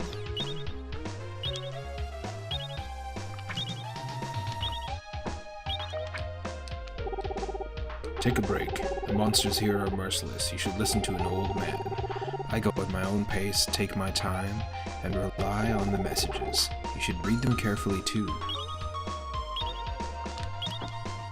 Beware of the floor. Notice the places that are different. Yeah. I get it.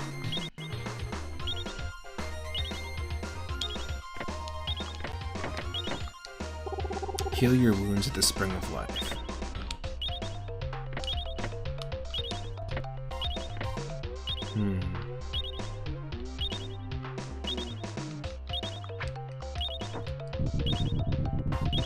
Oh, it goes all the way.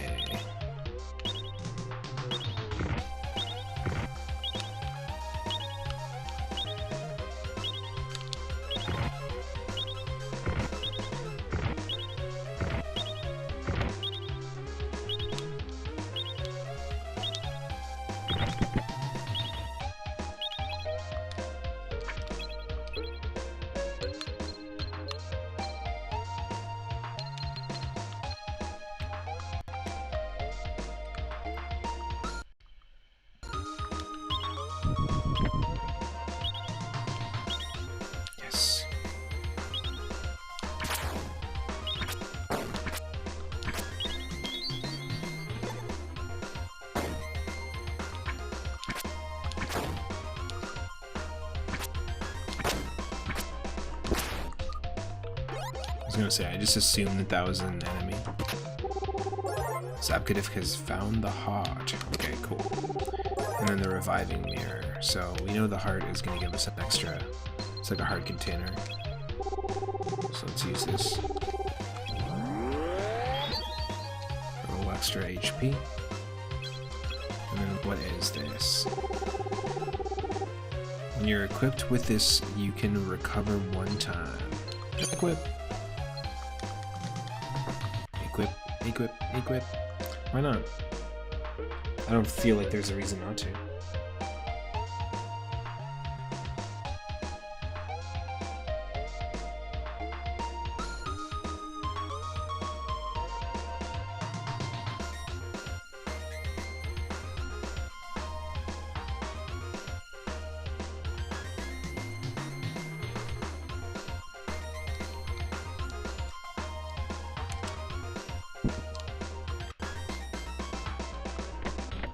Oh. Oh, I can actually see. I see now. That's what they're talking about with the bewaring of the floor. It's in here. Oh, that's what you meant about bewaring of the floor. I was like, I already be wearing my jacket. What do you want from me?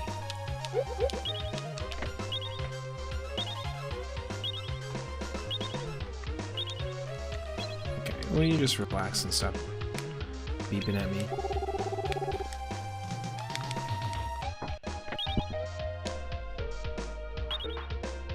I guess we should just go back and heal, because if we can go back to that room anytime.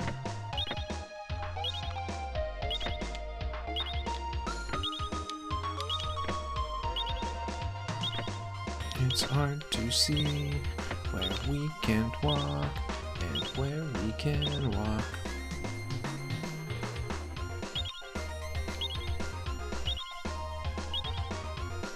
Oh, you have to do it every time? Okay.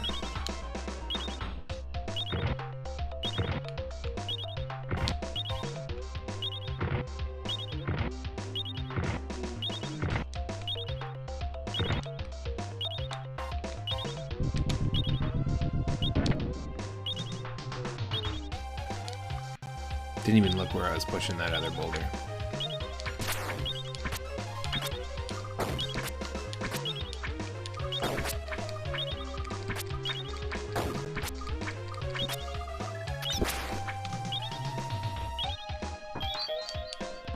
Yes. Heal me. Heal me.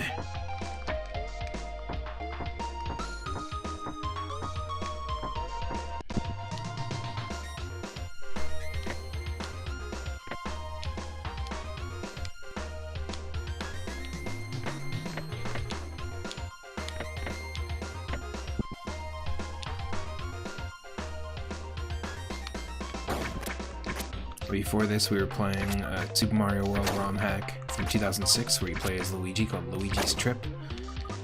And then we also played a game called Mr. Sandman, which was a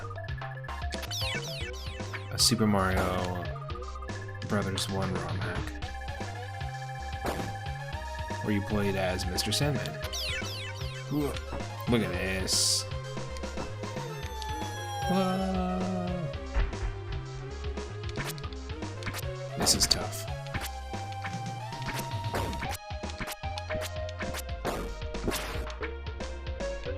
Okay, just 1 sec. I'll be right back. I shall return.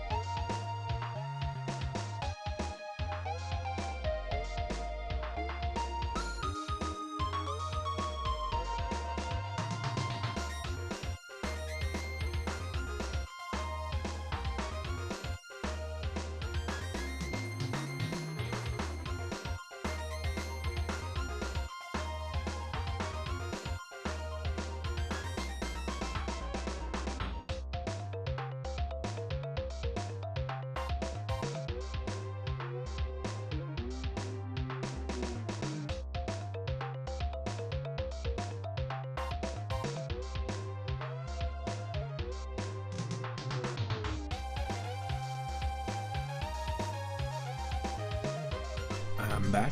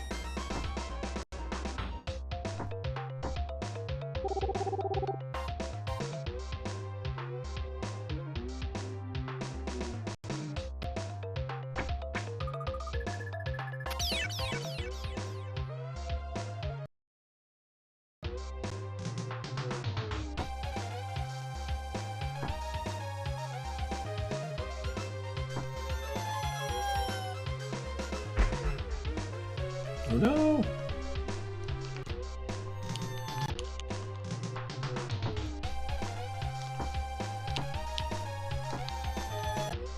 Yo, can you be that fast?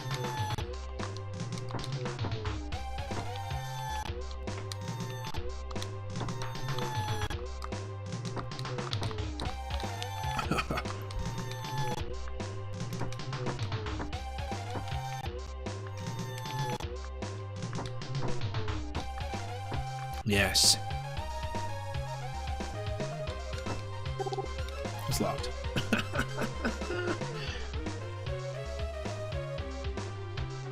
Perfect. How delightful. Oh yeah, okay. Even better.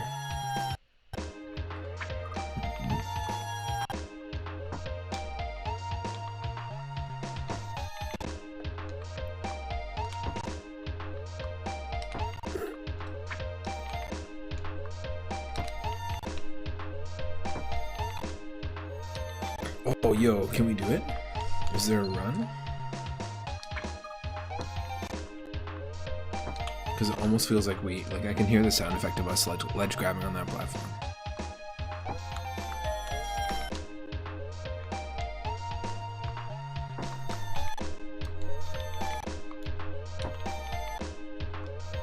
We can't jump diagonally down, unfortunately.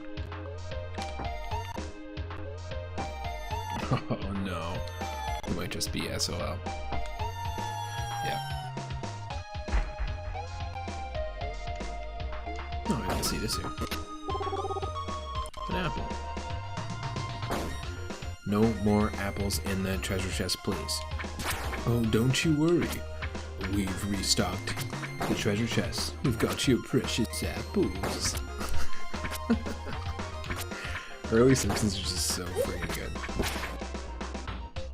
There are plenty of apples in the treasure chests.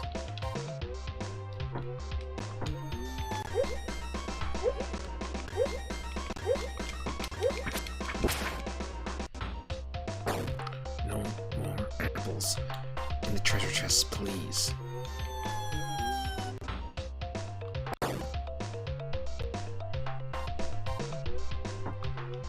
Oh, that's rough.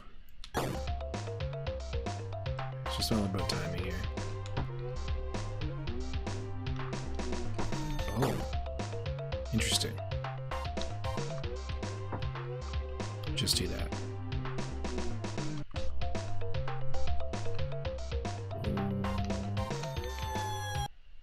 Is that right? Or do we do this?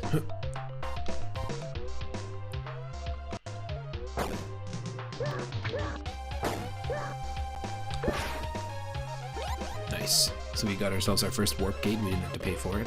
And that was a werewolf. It sounded like Link when we attacked it. Was that alternate universe Wolf Link from Twilight Princess? Just walking on all fours. Oh, found another one. I don't know what the warp gate's for, but that's okay. We got 2 of them.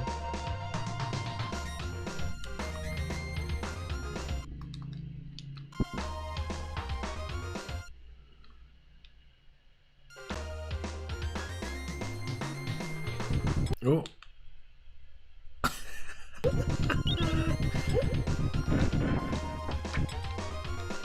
Between the boulders.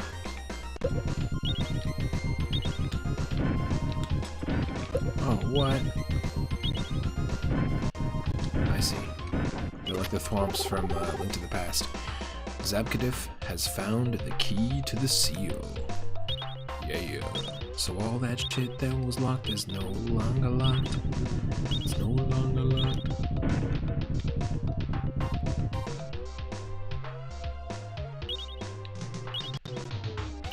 All that shit that was locked is no longer locked.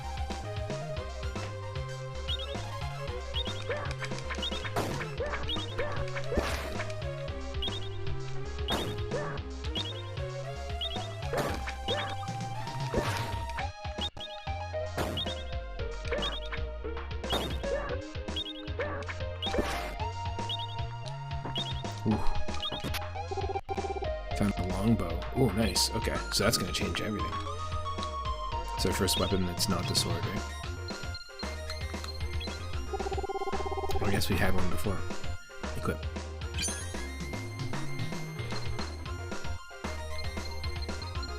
And then we'll use the apple.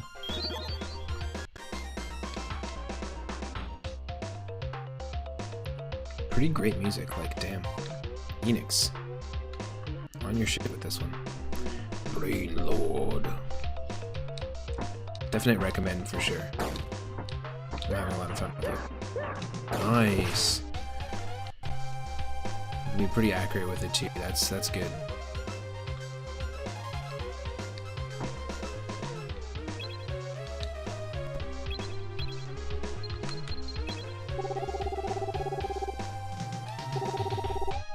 Pay attention to the name, the key won't go in.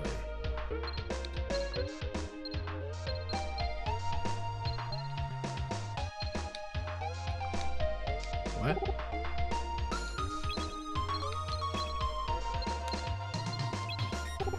Key to the seal. Key found on the 2nd floor of the Tower of Light. Pay attention to the name.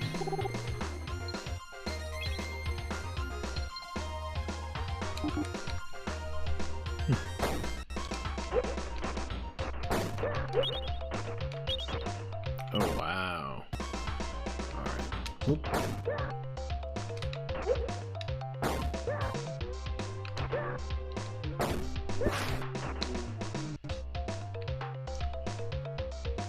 Maybe I want the sword back. Who knows? We'll see.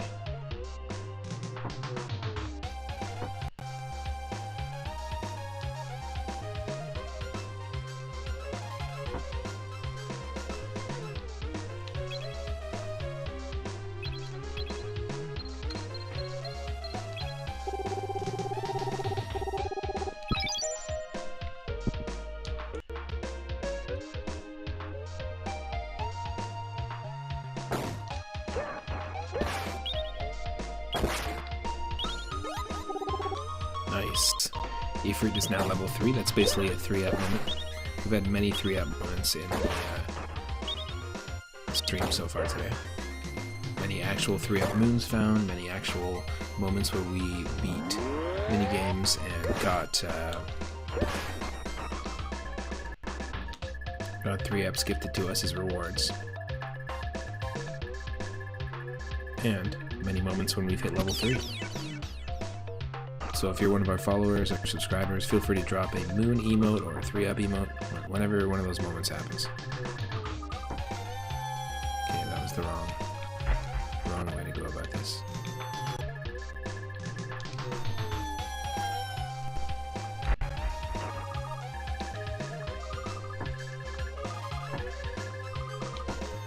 Oh, wow.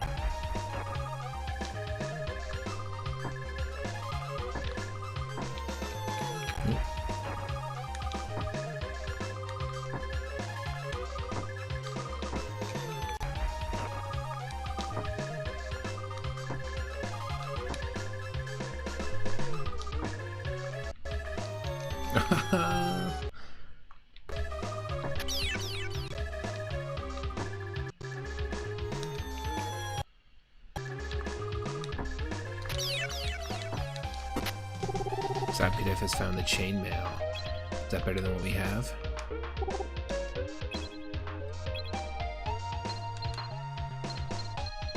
Looks like it.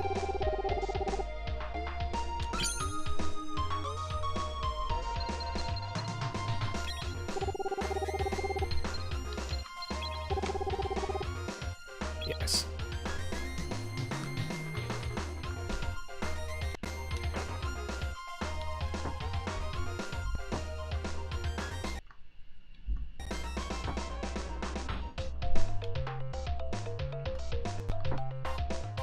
Nice.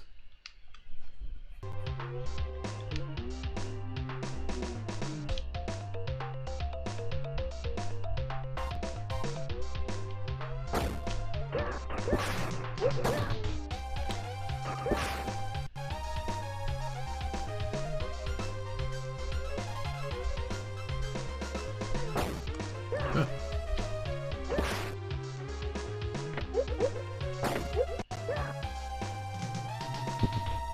Should be careful.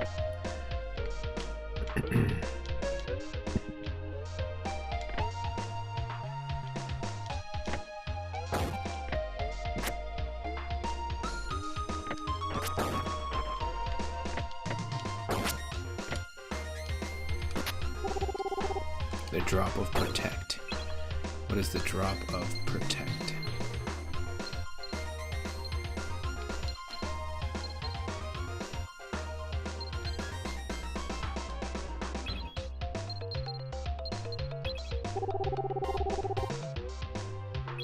Sure.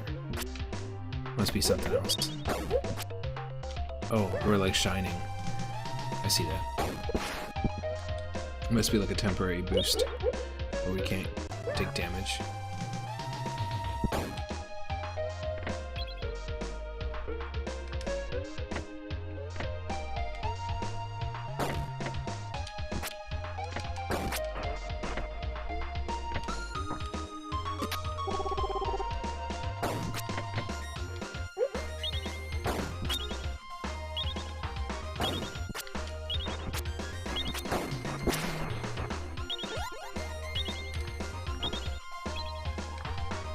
You don't have an item to heal, do we?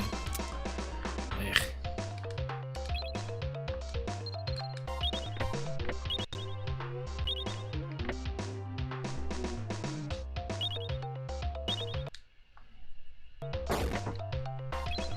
Sorry, there's no need for the little freezing moment stuff.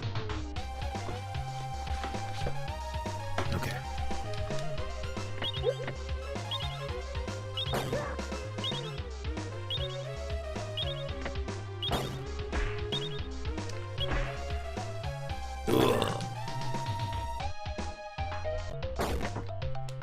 I don't know if I want the bow.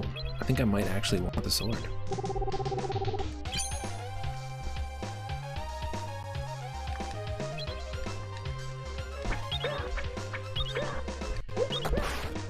Oh, that sucks.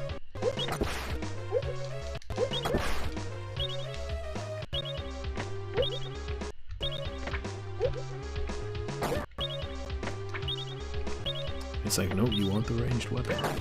The game's trying to show me I want the ranged weapon.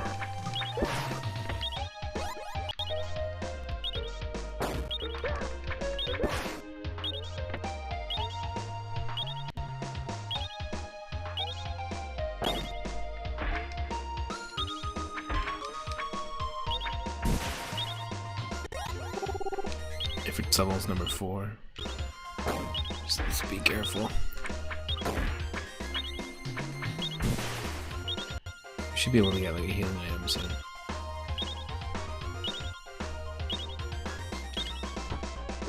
Don't attack the stone statue.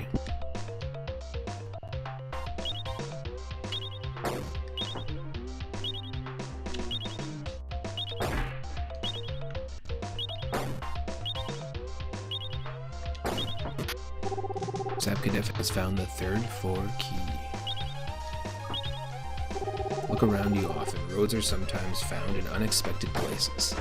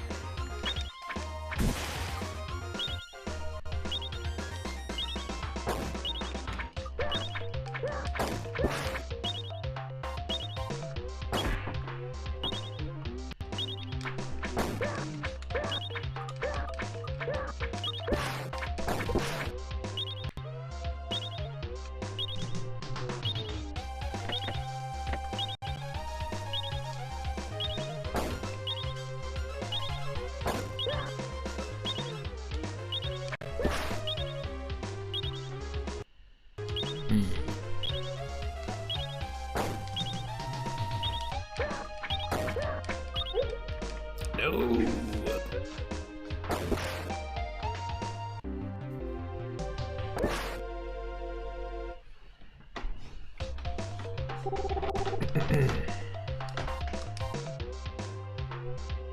Takes me back here, doesn't it? Damn.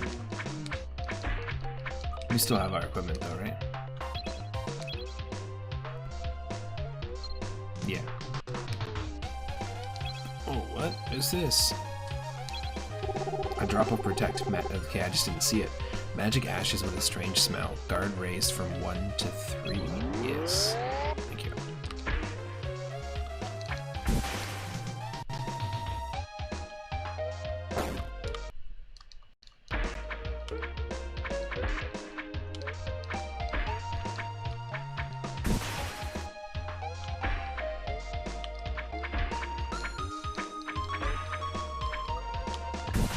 This game kind of has a little bit of a mystery dungeon vibe to it, like Pokemon Mystery Dungeon or any of the Mystery Dungeon exploration games.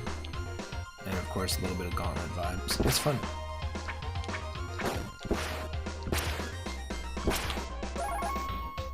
Definitely recommend.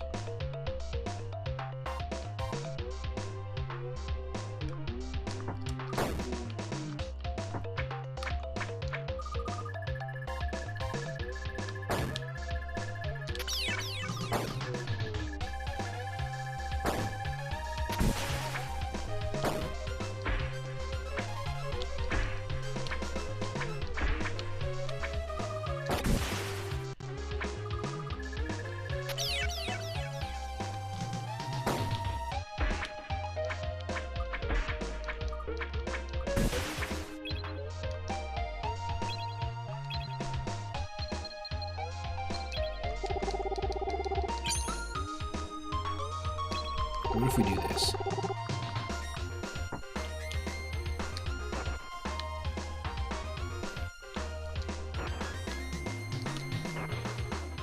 Okay, it just disappears no matter what, whether there's a hole or not.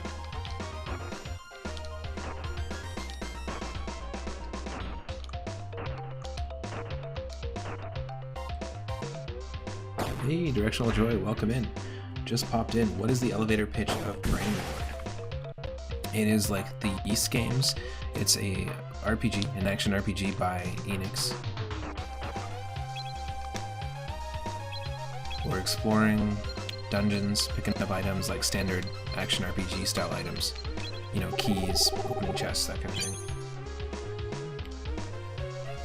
But it has vibes of Gauntlet, vibes of Secret of Mana. We can jump around. which she can't normally do in dungeon crawlers like this. And you can see Ifrit, who we named, is a little summon that's following us, a fire elemental fairy. This was given to us, or we found a crystal that contained Ifrit. So there's a little bit of a Pokemon element in that there's a familiar that follows you.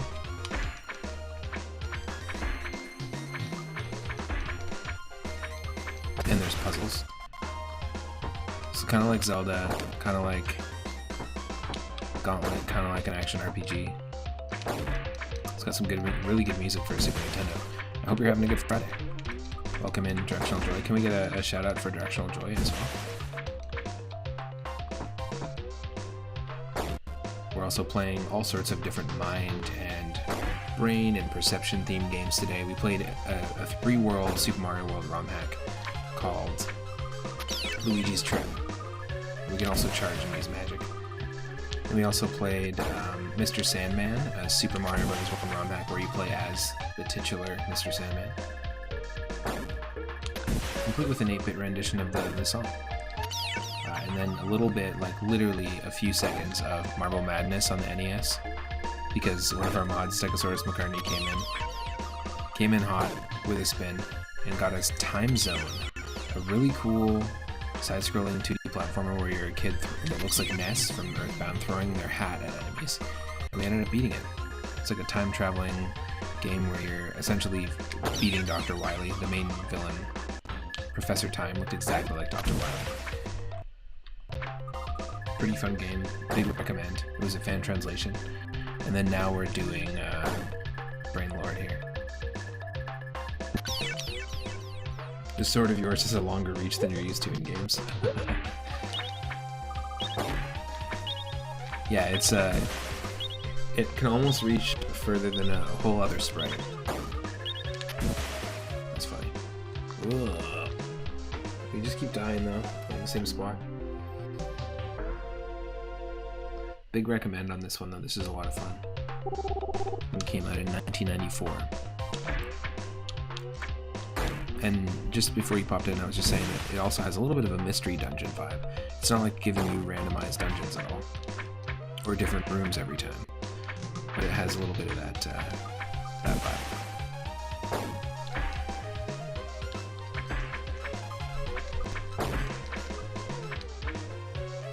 So we had our first community-influenced stream that all started in the Discord with a comet that entered the orbit yesterday, or basically last week. A comet entered the orbit and a bunch of choices were presented to you, to people in the Discord, and then the choice determined what game we played yesterday. That's what I meant to say. So we started the challenge yesterday. We did our very first community challenge stream, and we're going to continue it. We're a few badges in, I think we're 3 badges in, to a Snorlax only run in Pokemon Leaf Green. It was a 7-hour stream yesterday, pretty wild. We got a lot of progress done. We have 1 Snorlax on the team. We have a utility Magikarp, or HM Carp, just to teach it HMs and get through the story, essentially, get through that progression. But because you all chose to rest a while on the previous comment, that's the challenge we ended up doing. We're going to start doing more of these, where there's all sorts of like weird challenges, one-off challenges that I'll be doing based on what you decide. Let's just go around this way. I guess we just have to keep progressing, but we have to backtrack through all the stuff we've already done.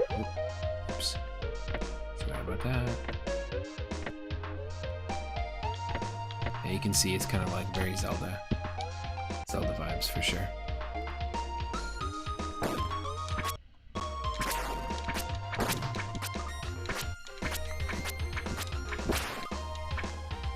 And I'm also, in the story, I'm on a quest to become the Dragon Warrior, because I'm a descendant of the Dragon Warriors. And yes, Enix themselves reference Dragon Warriors in another one of their RPGs.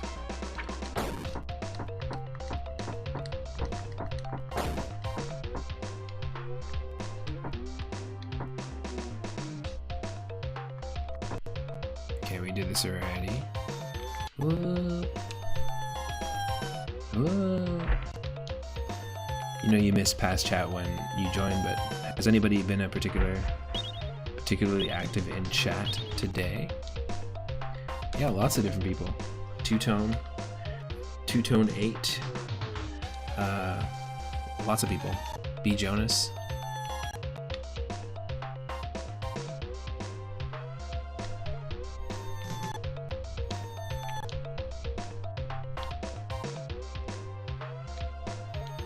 But yeah, it's been a fun one. I normally do Friday streams a little later, like I start around 5 p.m. But took an extra day off this week. Went out of town for a couple days, so you know, didn't stream every single day as I usually would. Come on. Sometimes your D-pad gets stuck. I swear this never happens. This never happens. Oh, there we go. Werewolf. I believe that might be a kobold. If it's like a wolf person that is shooting us with an arrow, it seems like very likely that it would be. Oh, check everywhere. Look at that. That's all we needed. I knew there was something left unturned, unpushed.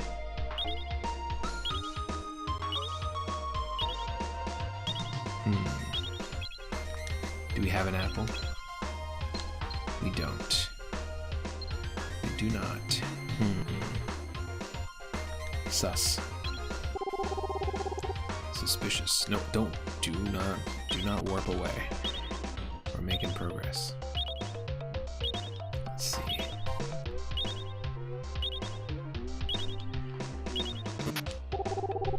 Found the magic wallet. I want a magic wallet. And we found the mushroom. Heck yeah. Don't tell Luigi. Luigi was tripping out earlier in the beginning of the stream. Platforming dysfunction. There must be a pill for that.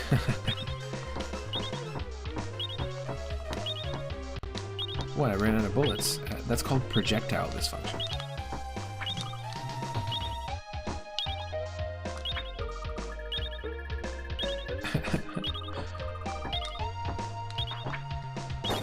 Oh.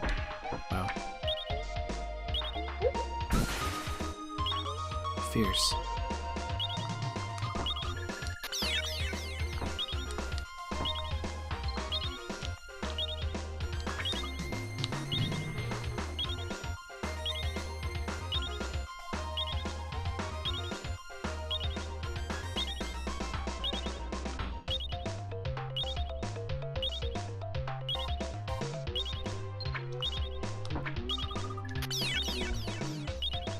There's got to be something else.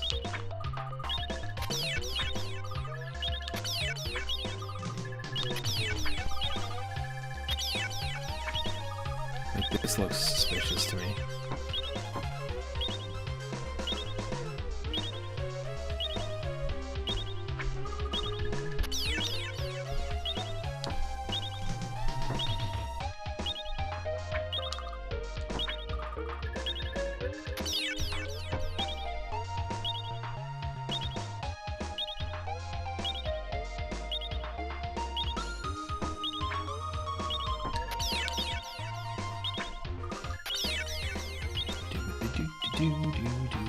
This music's almost like Contra. Ooh. Is there something?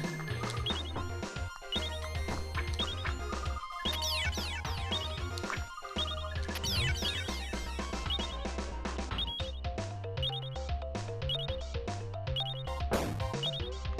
There it is. There's some progression.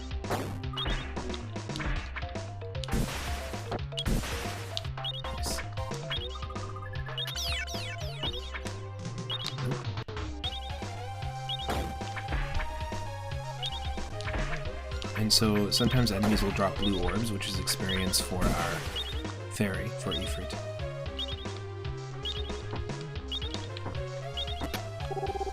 Found the warp gate.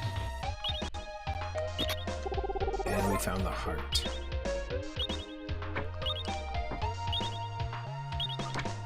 Definitely want to use the heart. It's not a healing item, but it's going to give us one more HP in total. Magic wallet with 20 G inside. Use it.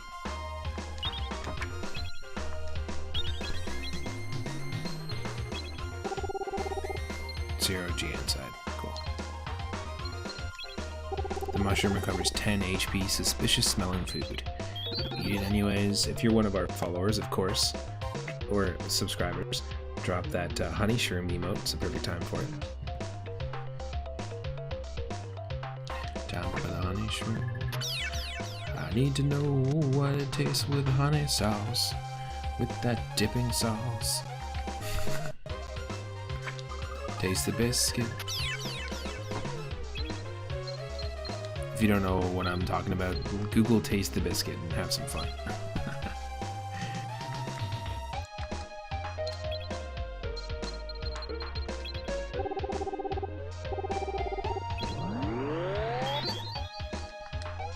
Did heal us. With the honey sauce. Your attack power is doubled for a set period of time. Let's do it.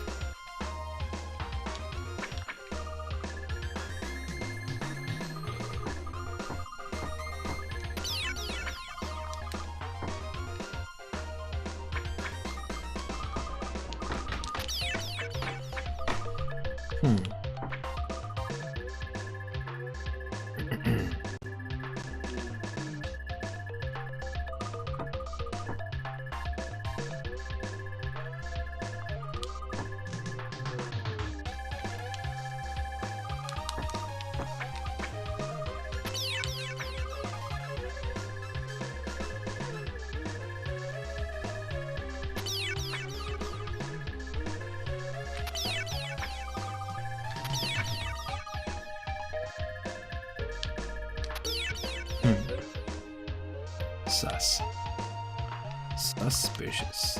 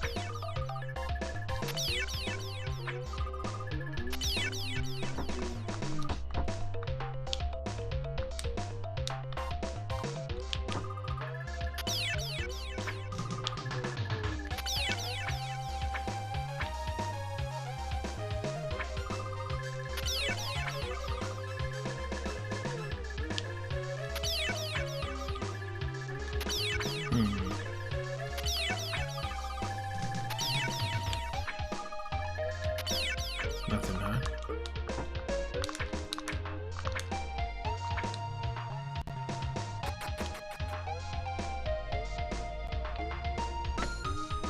We did get a second key, so I guess we can. I think we can go back and try and open up that original door.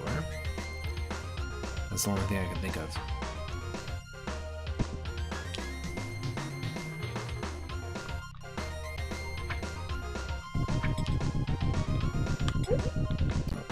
This way. Different door. It's a different door.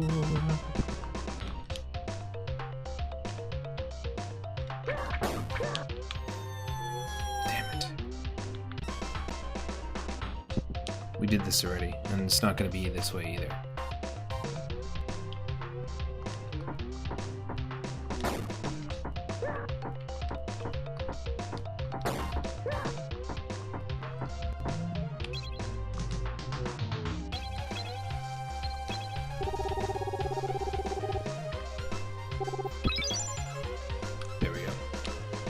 Because we got the second key, right? We couldn't use the key the first time. Oh, more block puzzle. Interesting.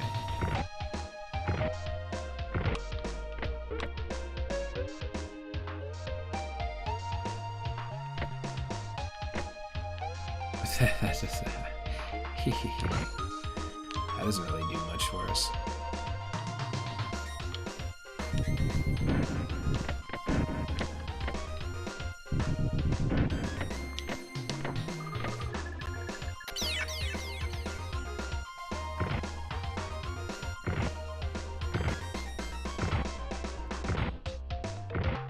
I see. Okay, we just gotta do this in a different order. You know what else keys are used for? Spinning the wheel. Oh, we got ourselves a wheel spin from it to Rama. Let's see what it is. We've got many games in the list, so we might as well keep that wheel spinning. This is Brainlord. It was pretty fun. I'd recommend it if you're looking for an action RPG that you haven't played before. Unless you've played it, then I don't recommend it, because if you're looking for one you haven't played before, this is not the one you're looking for. Let's spin the freaking wheel. Game 440.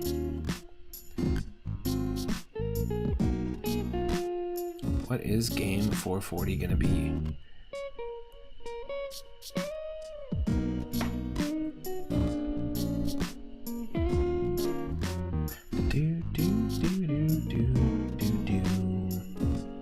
Nice. 440 is...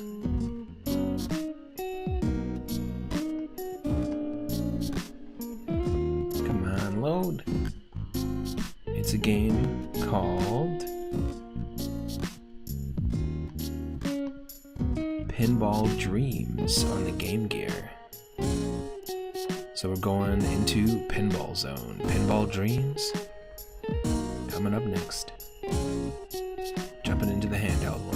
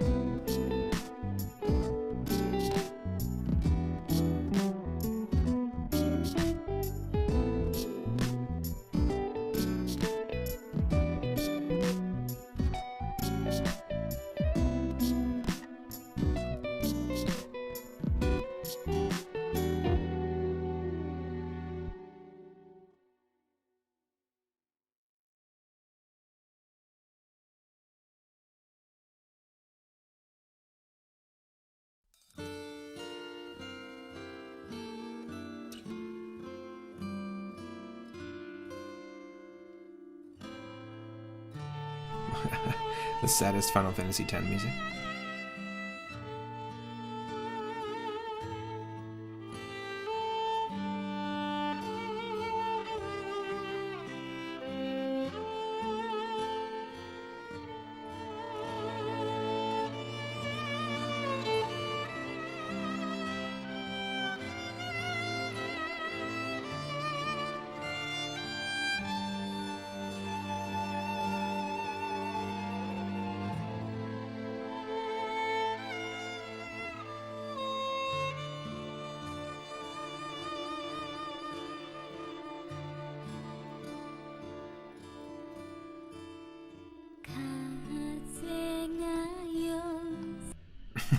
Immediately stop it.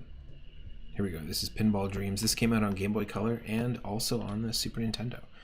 I think we may have played one version of this before. I'm not sure. I don't think it was this one. This is from 1993.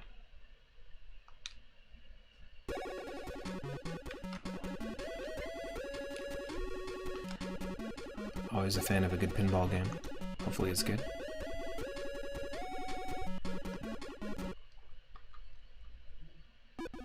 Alright, we've got some options. We got Ignition, Steel Wheel, and Graveyard. Let's save Graveyard for last. Let's just go in order.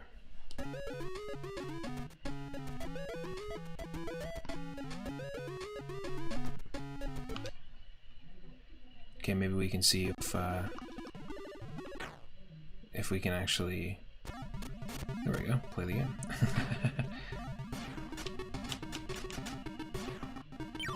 This is kind of neat.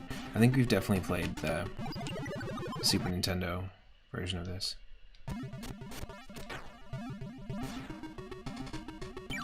As part of this wheel, this same wheel.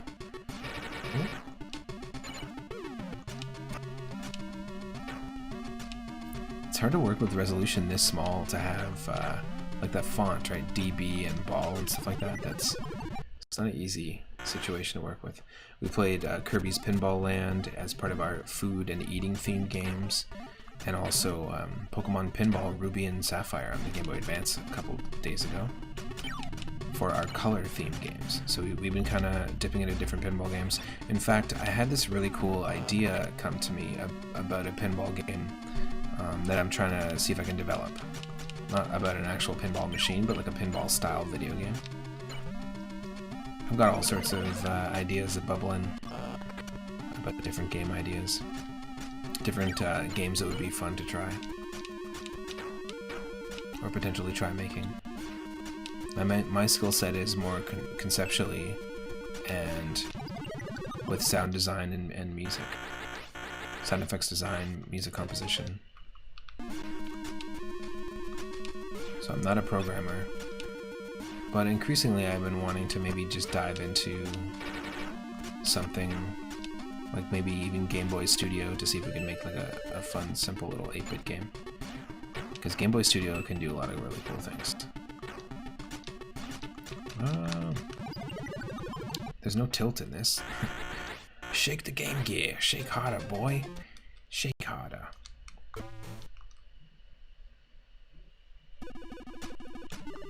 Let's try it again.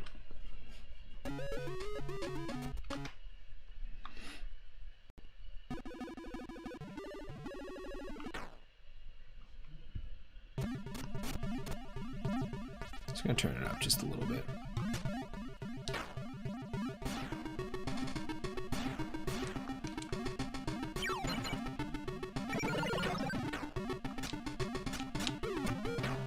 Oh, there is a tilt. It's just the B button. Interesting. And you have limited tilts. I gotcha. Well, not B button. You know what I mean. It's just another button.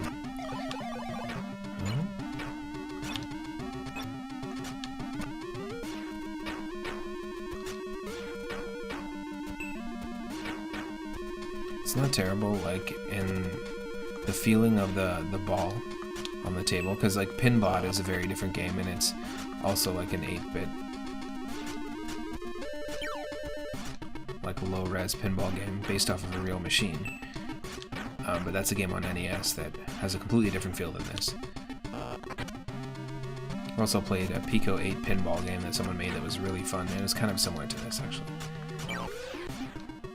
Nothing we can do there.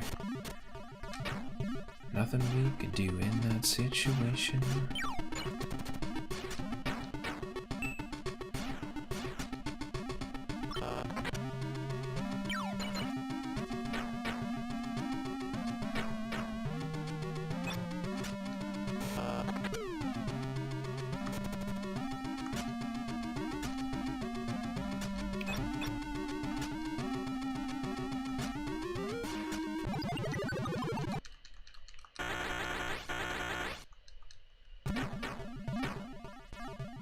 Ooh. I'm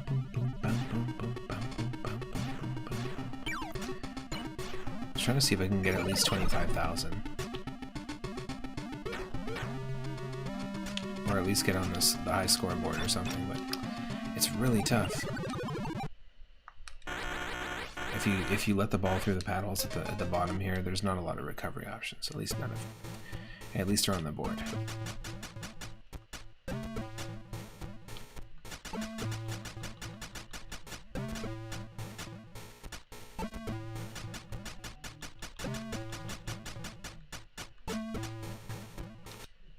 Nice. Alright, let's do Steel Wheel. Let's check it out, see what that's all about. Totally different. too. What? Not the music I would expect with like a train and gun themed. Like Wild West pinball table. That's funny.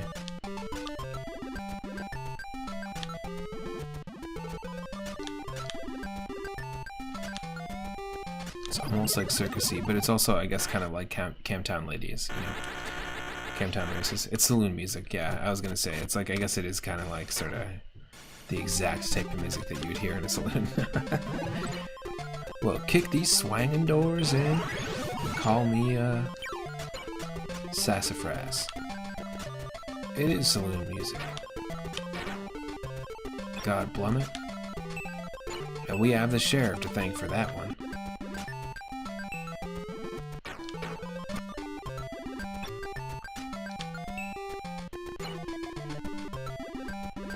Well, tie up your horses and die of dysentery. It's the Wild West.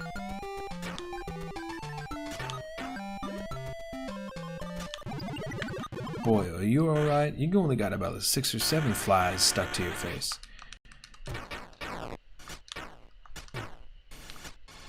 You seem like something's wrong.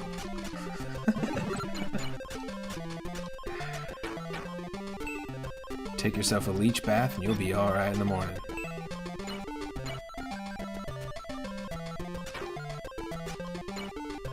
We ain't got no fresh water, so might as well just fill the tub with leeches.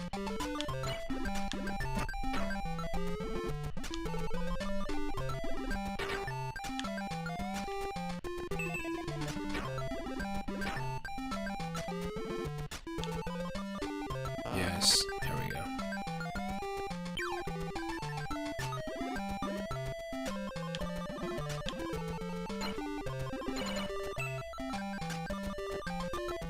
Whoa. It's an interesting design for a table because it's got just like that one, just the curve on the left. Oh, I guess you can. I was literally just about to say you can't really shoot it towards the right, but I guess it just launches back at you. That's kind of cool. I mean, I've played a lot of retro pinball games, and most of them kind of still follow the same format. Like the if they have multiple tables, they still have like similar layouts to some degree. That's it. Did we make the board? Yes, we did. Look at that. Look how close. Oh, how close were we? I'm just gonna be 3. I pressed the wrong button. That's okay. Okay, graveyard. That's what I'm talking about. It's gonna be the best song for sure too. Guarantee you.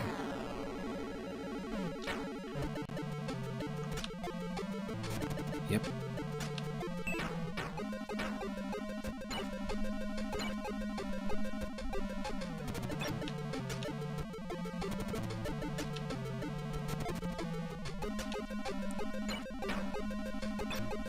Oh.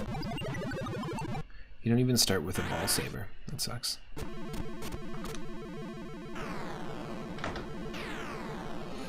Do do do do boom boom boom. Oh.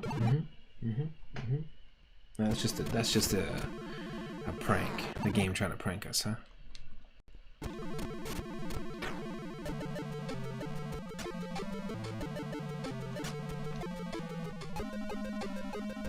This is also saloon music, but this is futuristic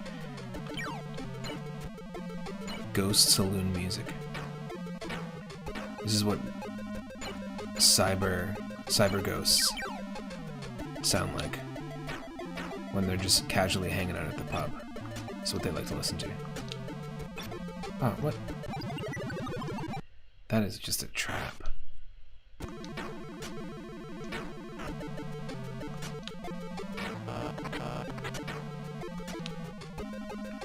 So far, this is the coolest music in my opinion, but it's the worst table. Easily the worst table. What, you just get $10,000 for doing that? Are you kidding me? That wasn't even that hard.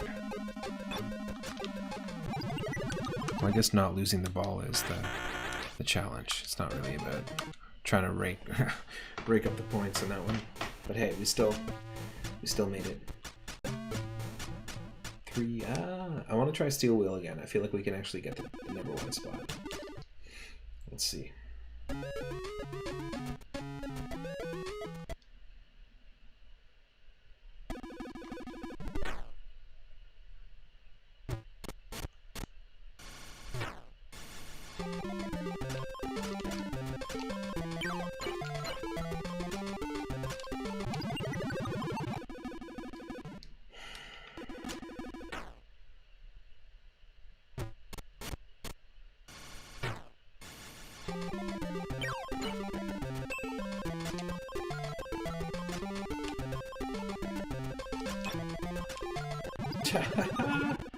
Come on, really?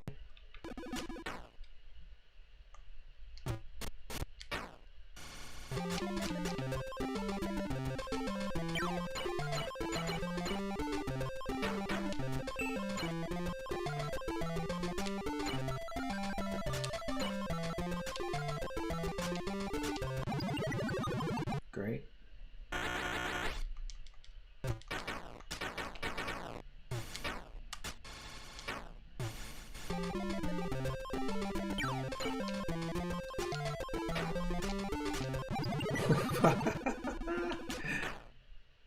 I'm sitting here legitimately trying to get the top high score in this, and I'm just like throwing the balls away.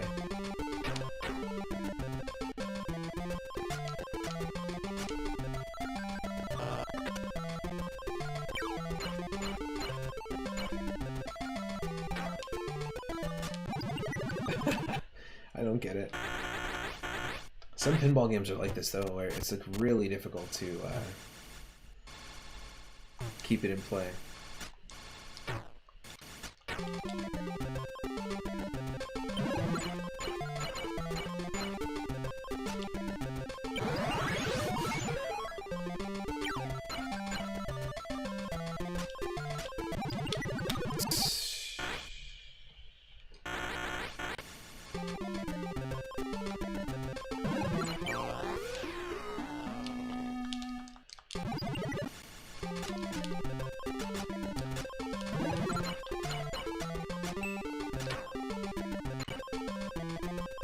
It's not the time to tilt.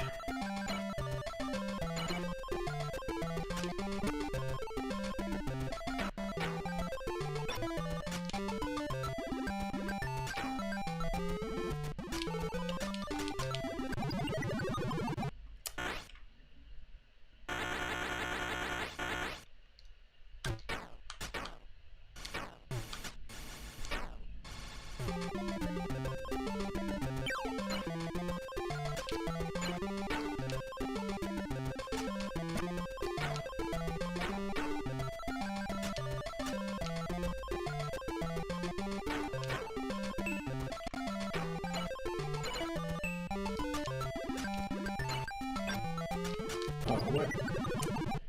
Those are the worst traps. I just keep expecting Pikachu or Pichu on either end to just like shock it back, but we're not playing Pokemon Pinball. Okay, we'll try Ignition one more time and then I'll spin the wheel, unless someone wants to spin the wheel.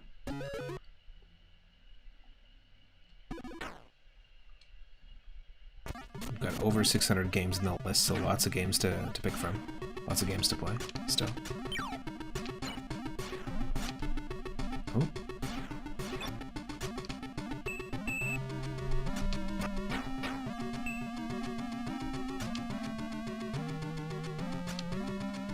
Oh. Watch out, watch out, watch out, watch out.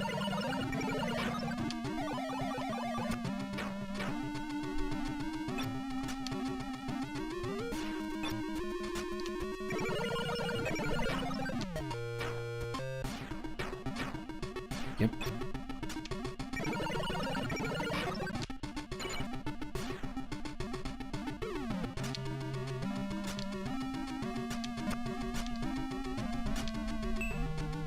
Nice. We got this, it's just a Game Gear pinball game.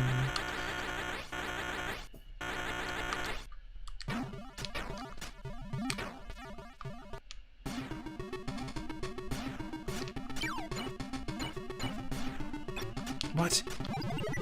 Super not cool. No, no, no, no, no.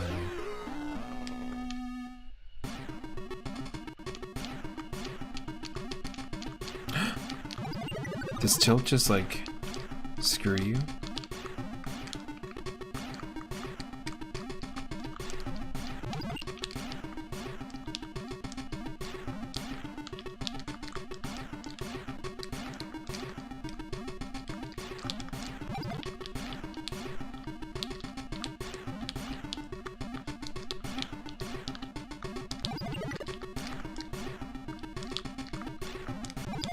Wow.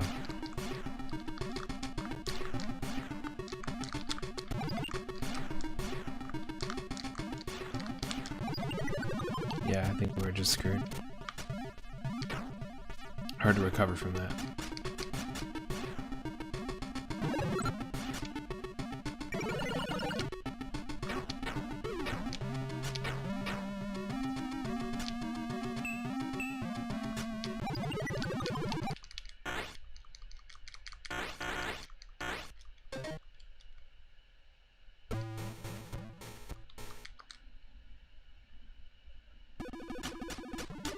Alright, let's spin the wheel and play something different. That was Pinball Dreams on the Game Gear. We're gonna see what different games we get. We're gonna spin the game and maybe, yeah, we'll play something that we haven't played on the stream before.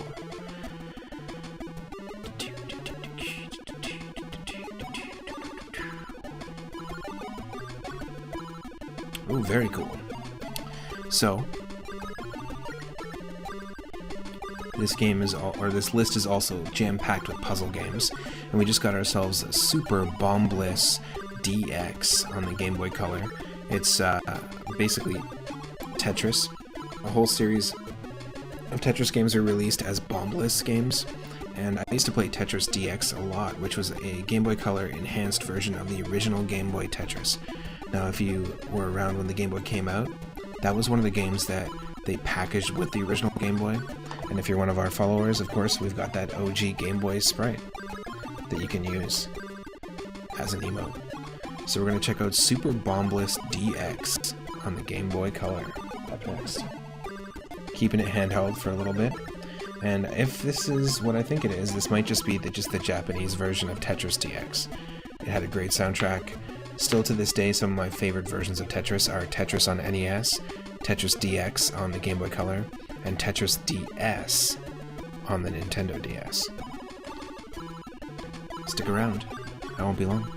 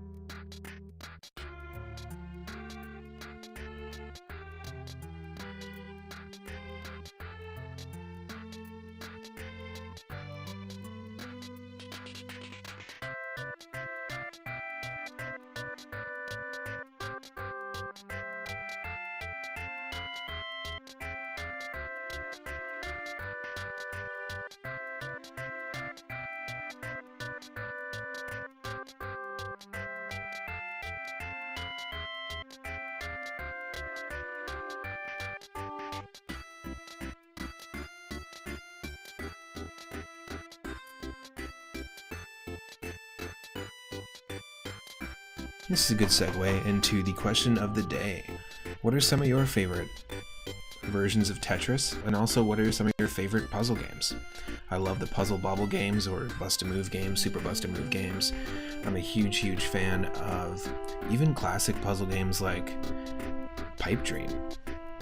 I really like doing classic puzzles like on a tabletop. I like some of the logic puzzles that you find in games like Myst and point-and-click adventure games. Big puzzle fan. What are some puzzle games that you like to play? And what are some retro puzzle games you like to play? Let me know in the YouTube comments, let me know in the chat. And if you're new to the community, feel free to join the Discord. Let me get that Discord link out for folks. Again, if you're watching on YouTube, you're going to be able to find it directly in the header. If you're watching on Twitch live, it will be in the chat. We do exclusive streams there. We do interactive stuff. There's some ongoing interactive games going on, and I plan on developing some more. And it's a good place to chat about your favorite games. Maybe even if you want to answer your question of the day there instead of in the chat, feel free. Everyone's welcome. We do live streams there as well, cartoon streams, like Saturday morning cartoon style streams. Ooh, Itarama says Tetris on the Game Boy, the original Tetris on the Game Boy. It is a classic. They did such a great job with it. I'm really excited for the Tetris movie coming out, and I'm actually excited it's not just about like, it's not just like a sci-fi movie where like bricks are falling from the sky. It's like an actual take on the story and the initial release of Tetris, and it's already got some interesting stuff floating around its history, so it'll be cool to see. I think it'll be cool to see. What do you think?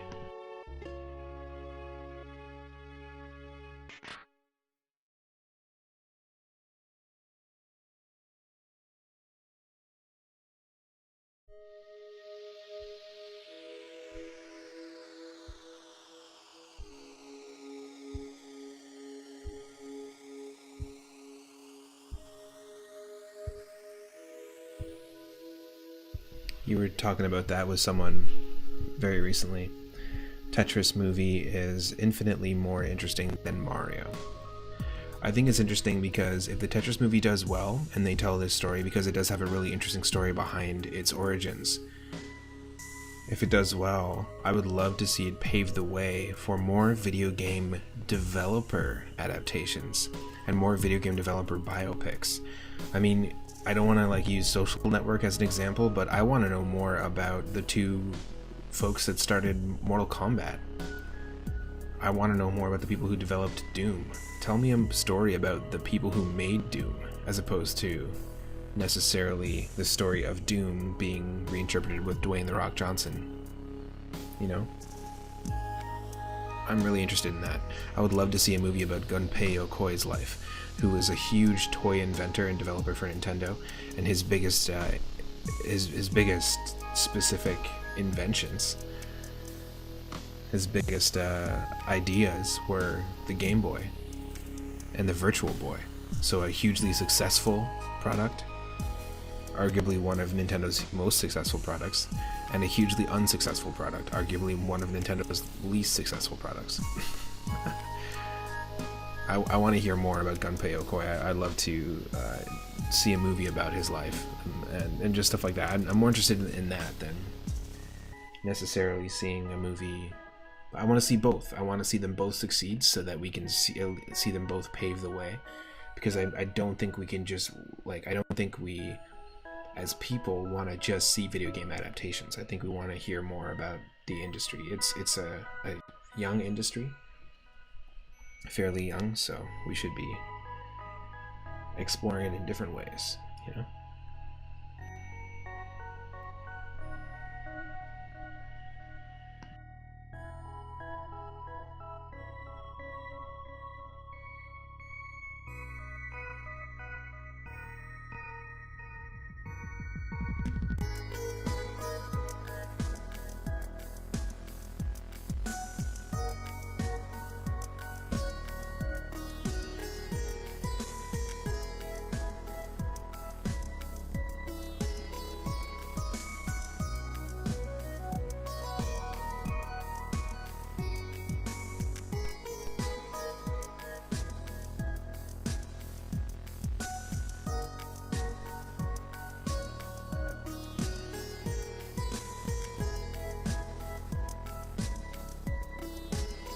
Okay.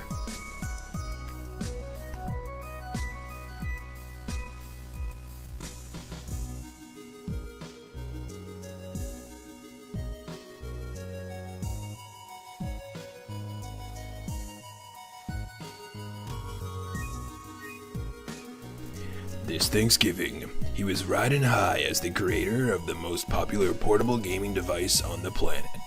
Then, he had an idea for a semi-portable pseudo-3D gaming device that would hurt your eyes and you had to attach to a table. That's where it all went wrong. Do you like tennis? Do you like Wario? Do you even know who Wario is? Well, you're gonna love this system.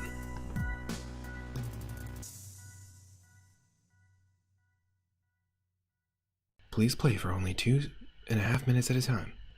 Otherwise, your eyes will start eating themselves from the inside out.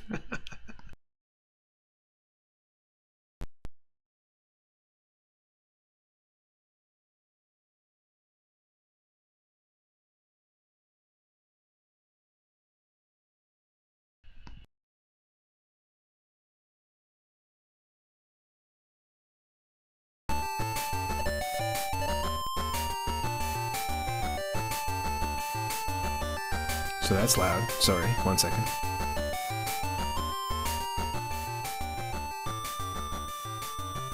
I was not expecting that.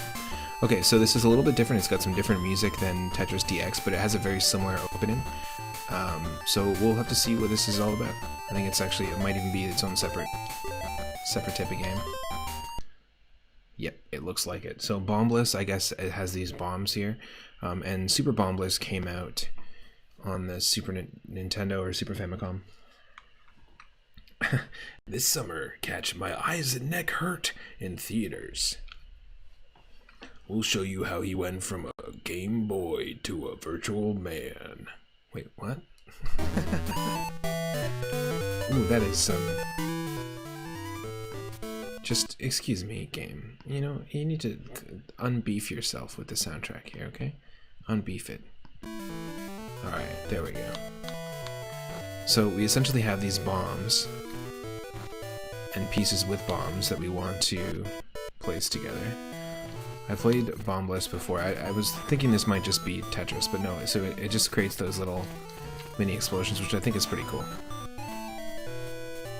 It's a nice little touch. You know, every version of Tetris is different.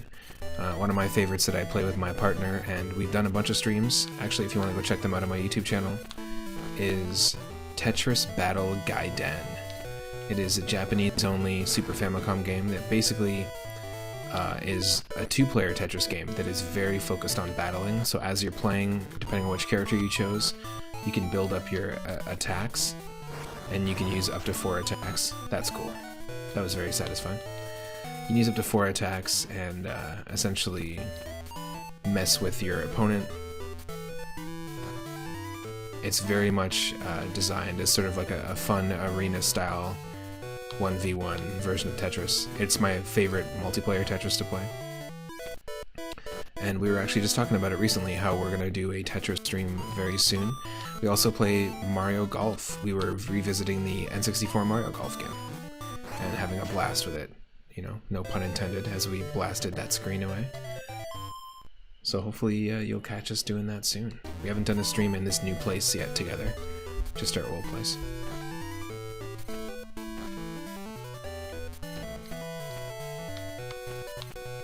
Ooh, interesting. Like that, maybe? Yeah.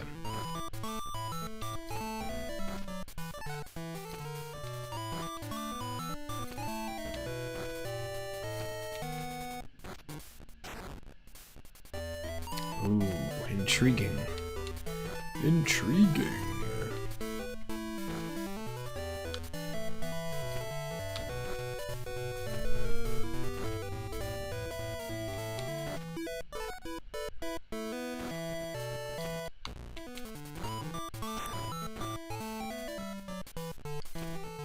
Not quite, not quite.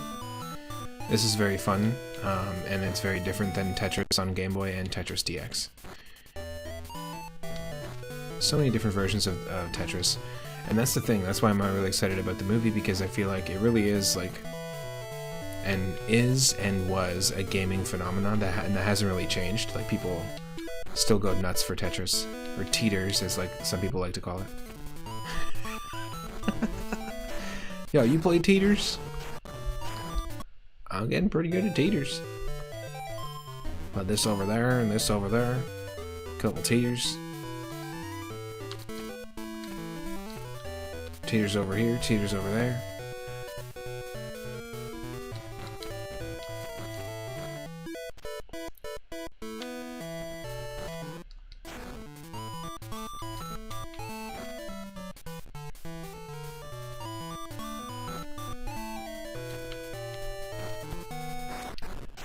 It's a really good Magical Tetris Challenge. Is a really good Disney Tetris game, actually made by Capcom. I don't think Capcom has ever made a Tetris game, but they made it for Game Boy Color and N64, in the era where every N64 licensed game also had a Game Boy Color port for some reason. And then later that carried over to Game Boy Advance and GameCube games having Game Boy Advance ports. You know, some of them are pretty decent. They're not terrible. I'm not going to slag all licensed games, because I've actually played some pretty fun ones.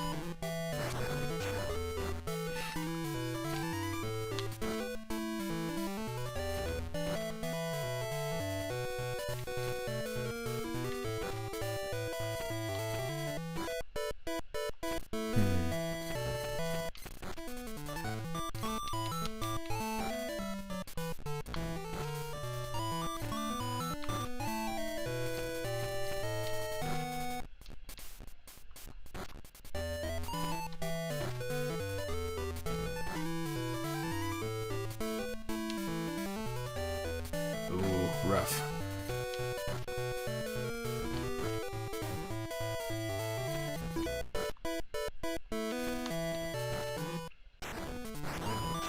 Yes, get the chain reaction. Hell yeah. That was good.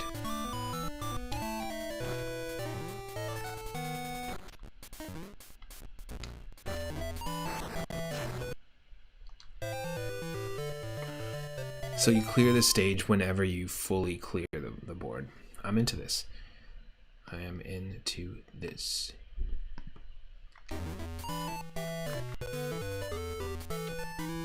And I feel like, I don't know if anyone out there has played Tetris 2 before, but I feel like this is a much better way to like evolve the Tetris idea, the concept.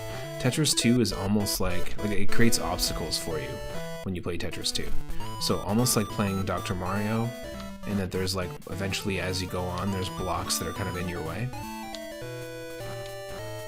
And you're usually just dodging obstacles.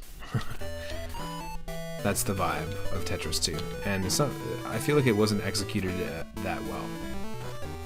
But this is a great way to advance, advance the concept of Tetris a few levels.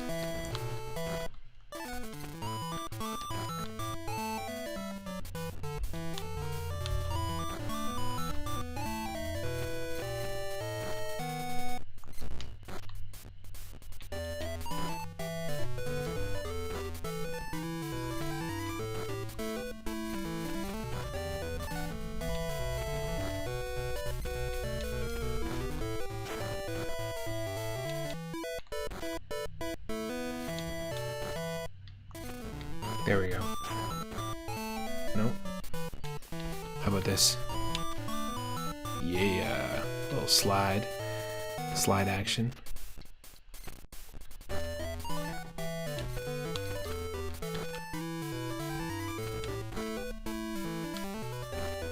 We kind of screwed up here.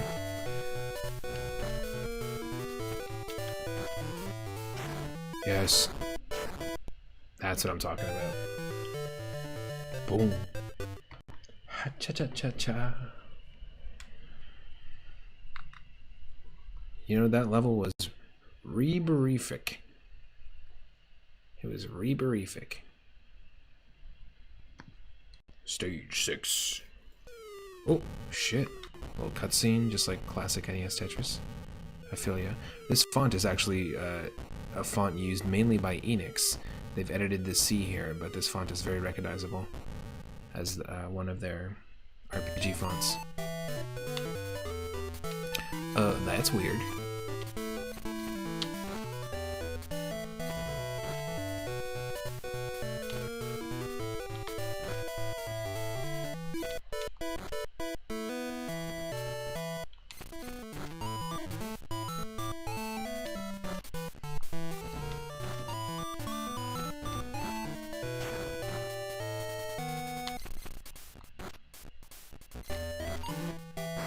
Yes.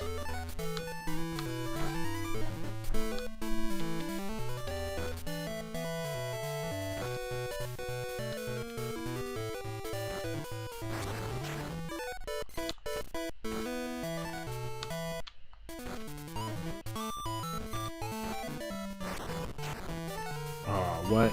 Missing the one? Come on. The corner piece.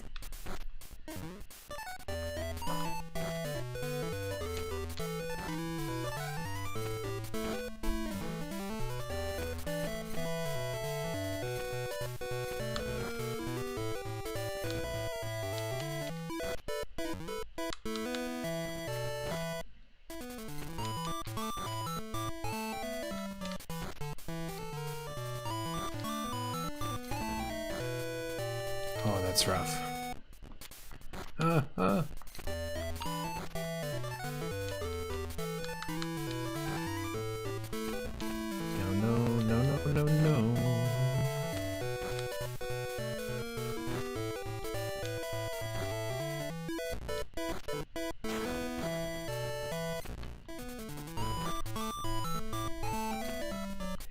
Yeah, I mean, in this kind of situation, there's not much we can do. Just do that.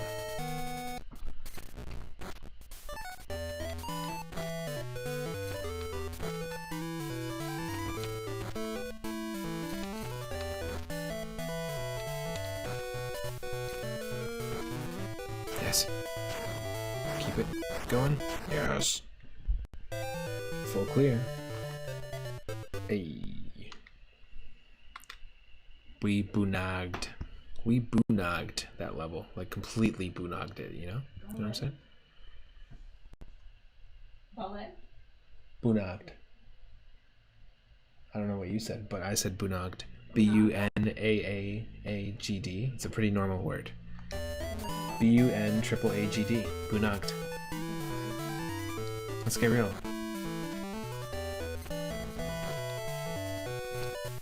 Let's be serious. Somebody boogogged tonight, alright? Somebody boogogged. Help me. Help!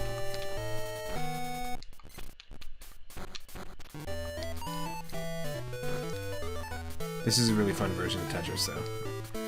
Big recommend. If you like Tetris, then try this version of Tetris.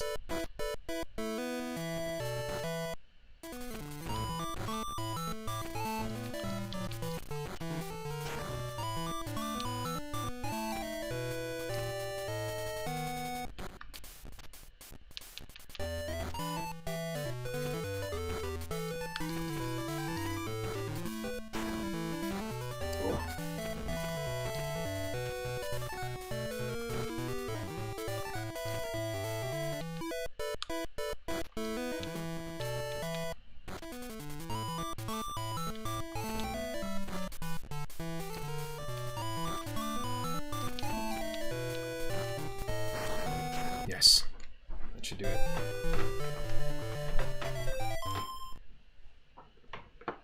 All right, I'll be right back. Don't go anywhere. I got some music going for you in a sec.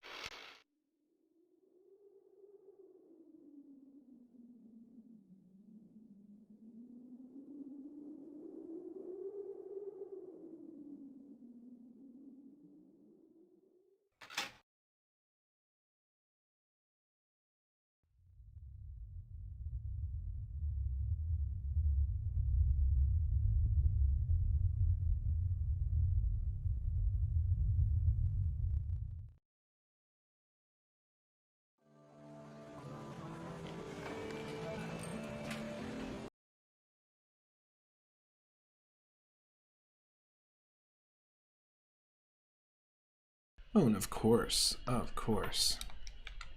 Yep. Gotta reset my controller. I'll be right back.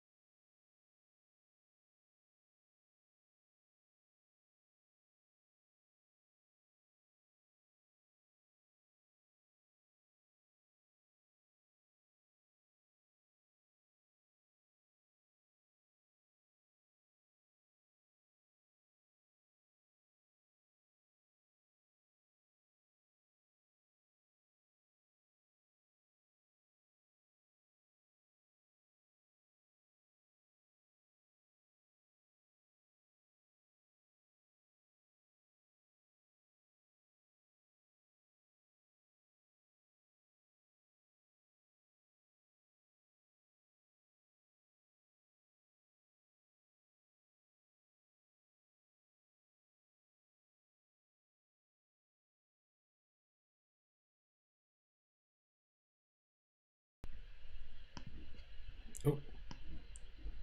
I was completely off there. I was like, oh, I think I got it. I think I got it. Ooh, I think I got it. Here. There it is. Alright, we are back. A little more Super Bombless DX.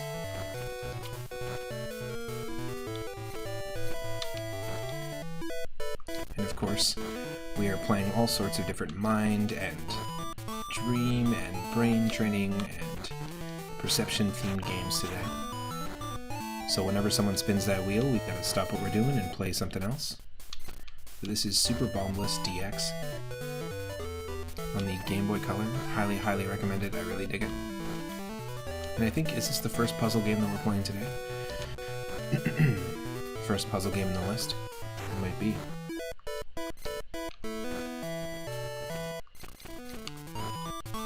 I mean, there were puzzles in Brainlord, the action RPG we played.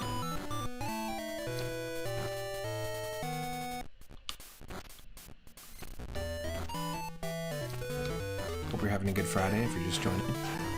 And you know what time it is if you're on the West Coast.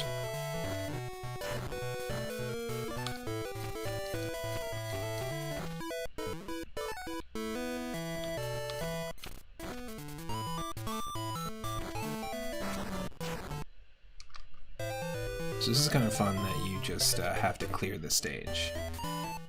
So if you do really well, you can actually clear the stage pretty quickly.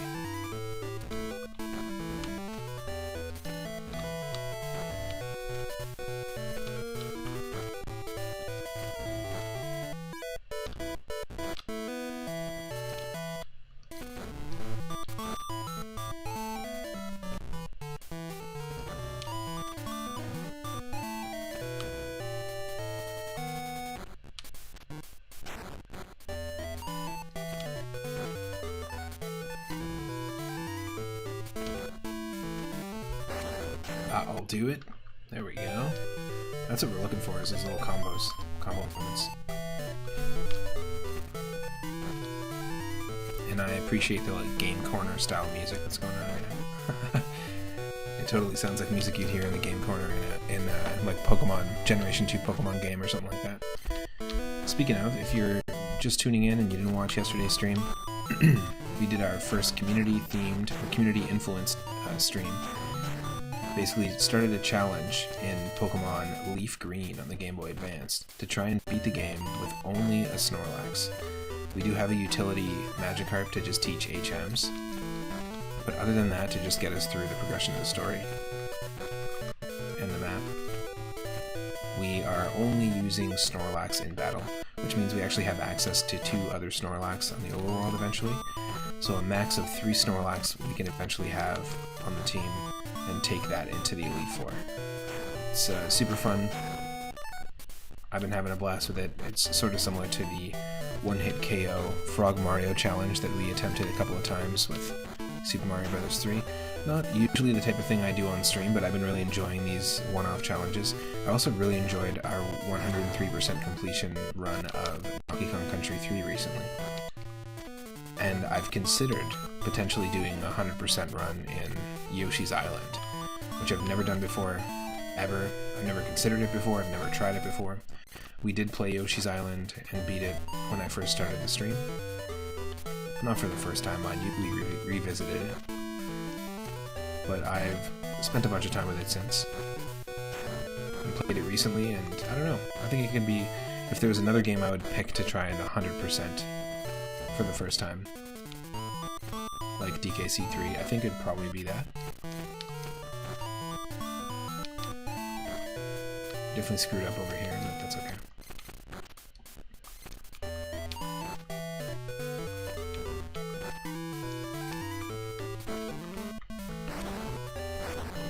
Get it? There we go.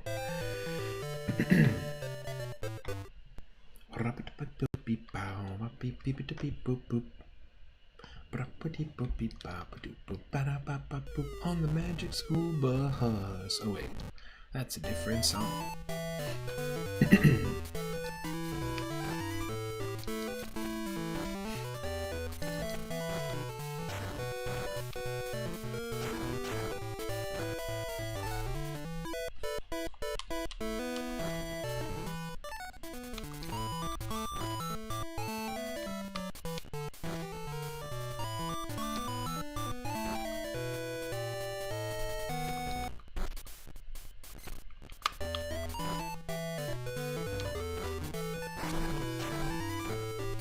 Oh, really? One little corner block, one little corner block.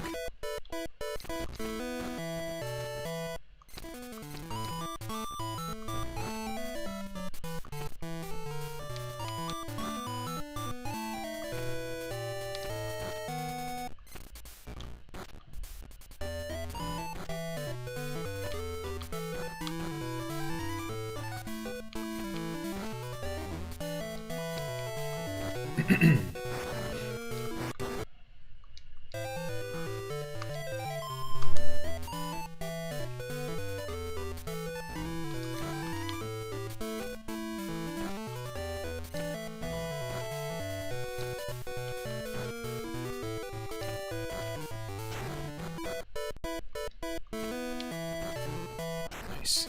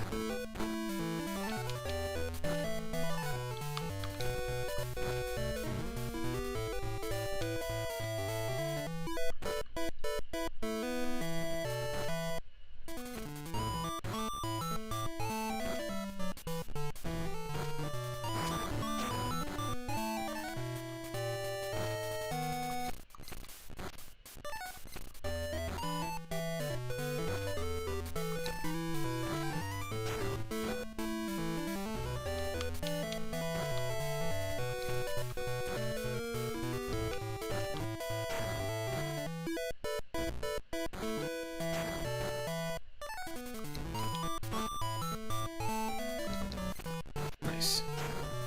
Still not a full clear.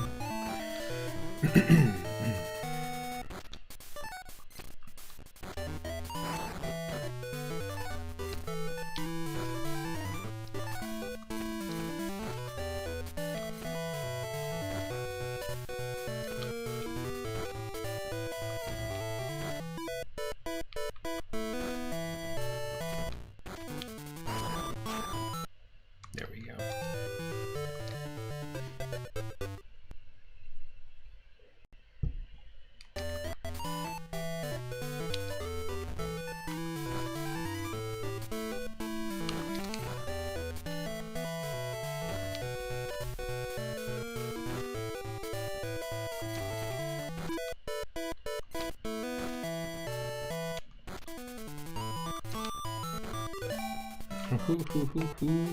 I'll be right back.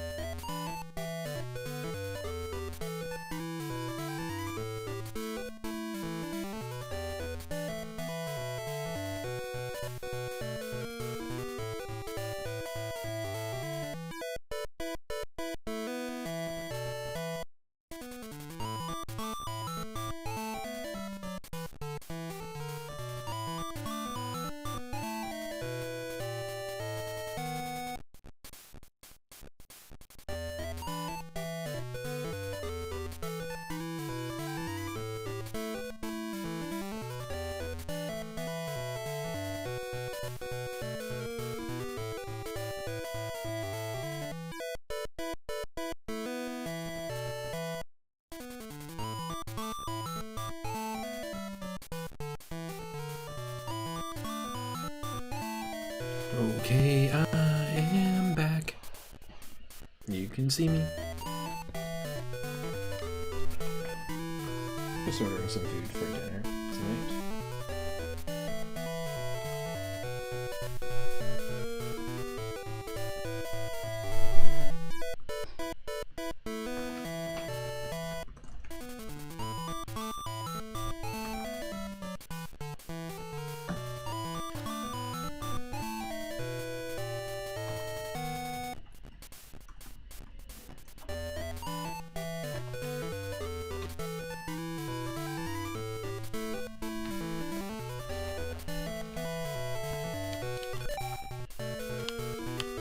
Oh, great.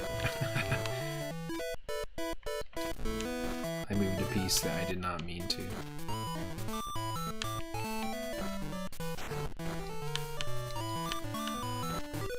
Let me just make sure everything's okay.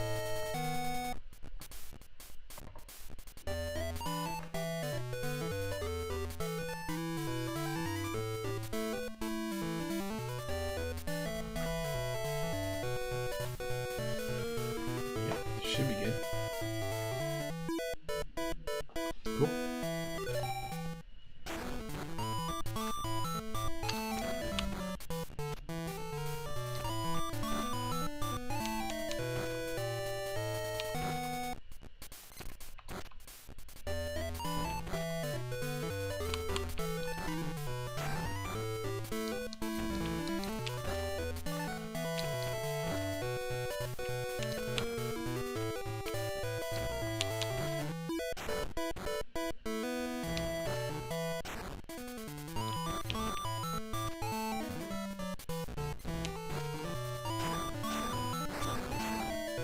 Yes.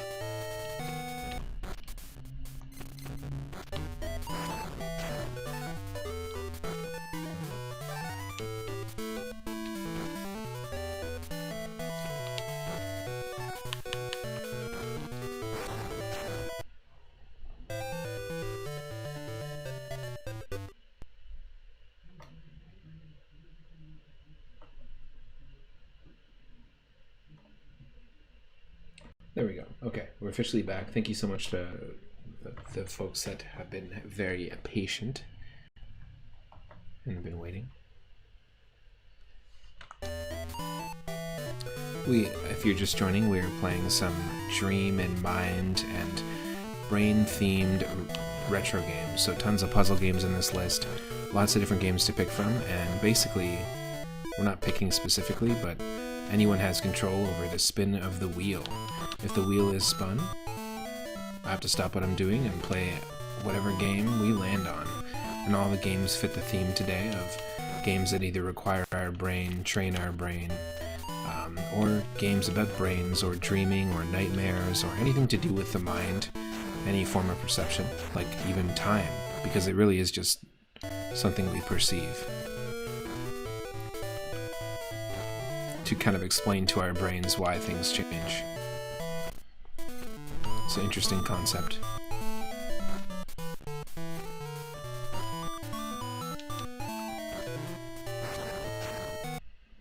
I mean, it exists, but does it exist because we tell it exists? Because we say it exists? And if so, can other things exist because we say that they exist?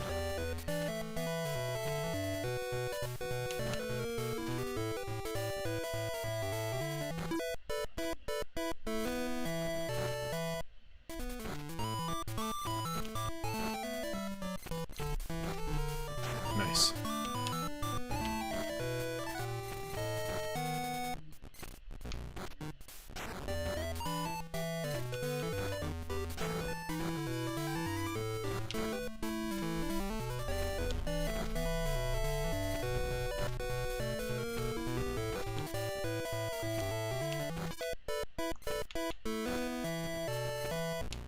Nice. I'm gonna kind of start a chain reaction, if we can.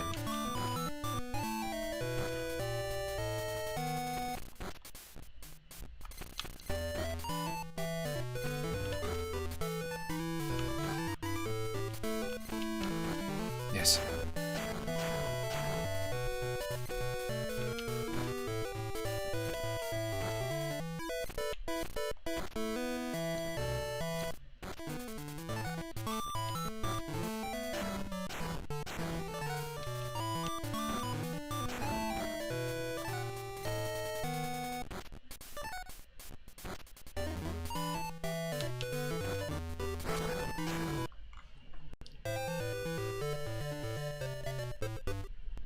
Boop, boop, boop, boop.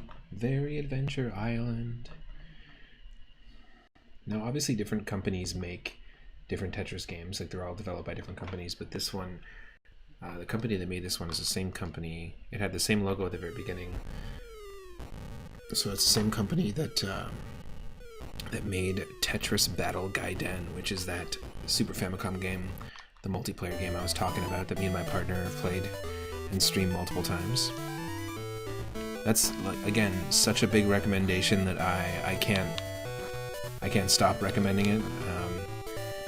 In terms of if you're looking for a puzzle game to play, a different form of Tetris, and you want a multiplayer experience, definitely check it out if you can.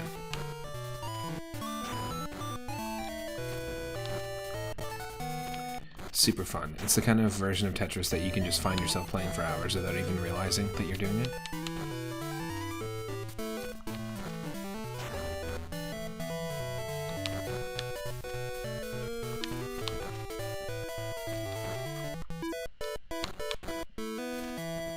Oh no.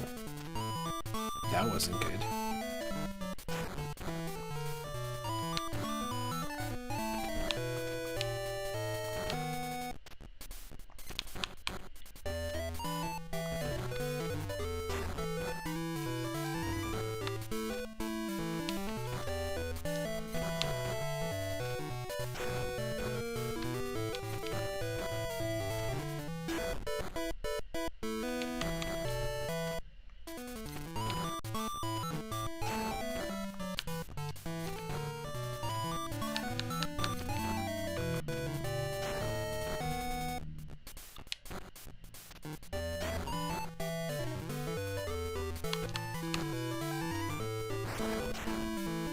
Yes. Good recovery.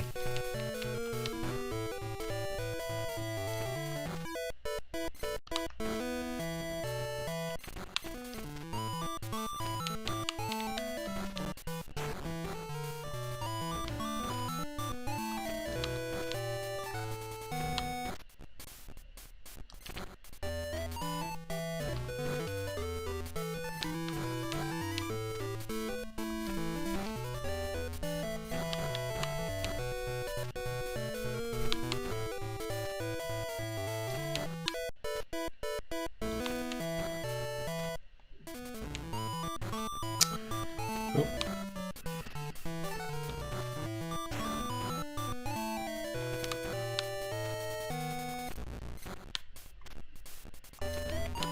Oh.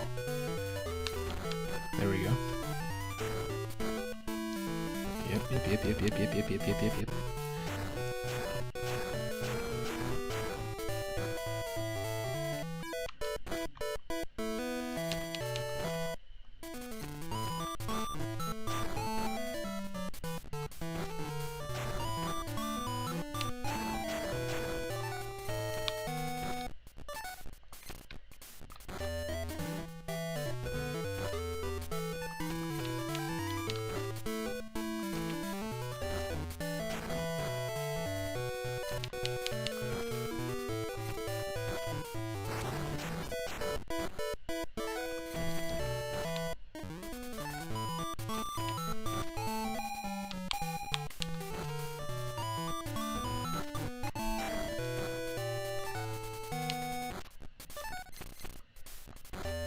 Oh. Damn.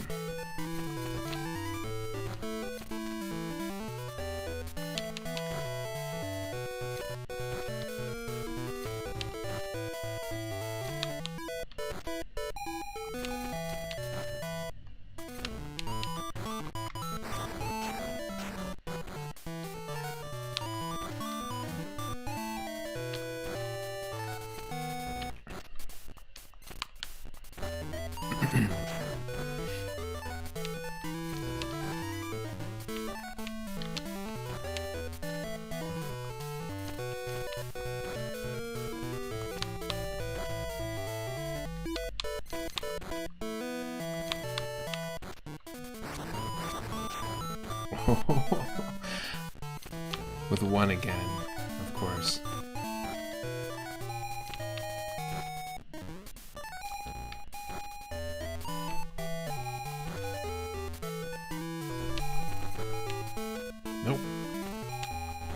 might run out of time here. Is that what it's telling me? No. Whew. Yeesh. Stage 16.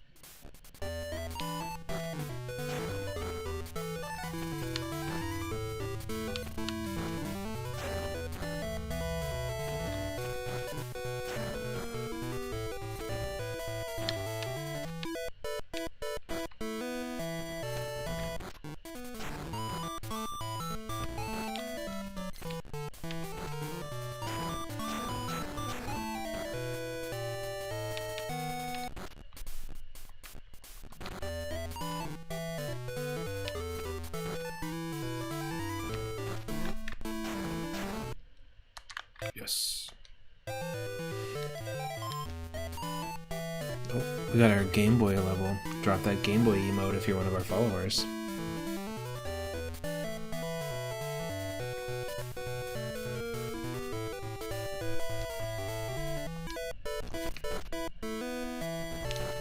Gonna have to break apart this Game Boy.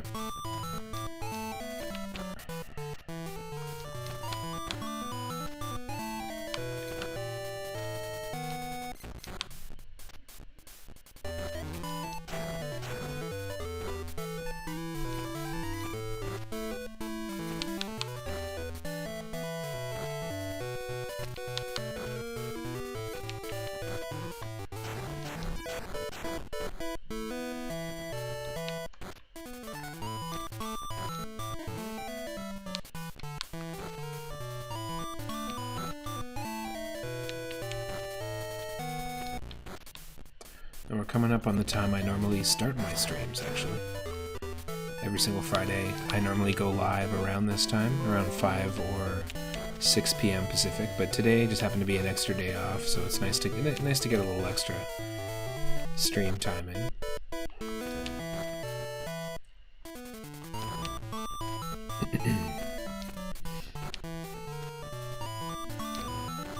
We're still going to go for a while. I know it says we've been going for most of the day, but we still got lots of plans to go for a bit, so.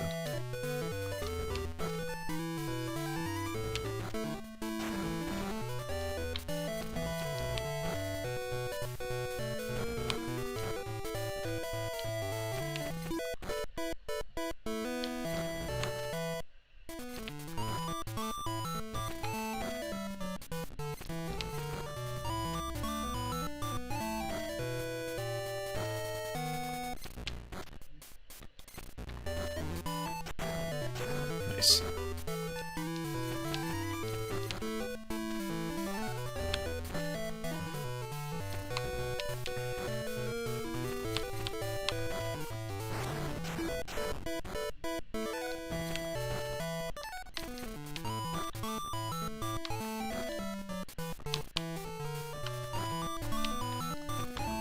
Ah, damn it, screwed up again. Silly mistakes.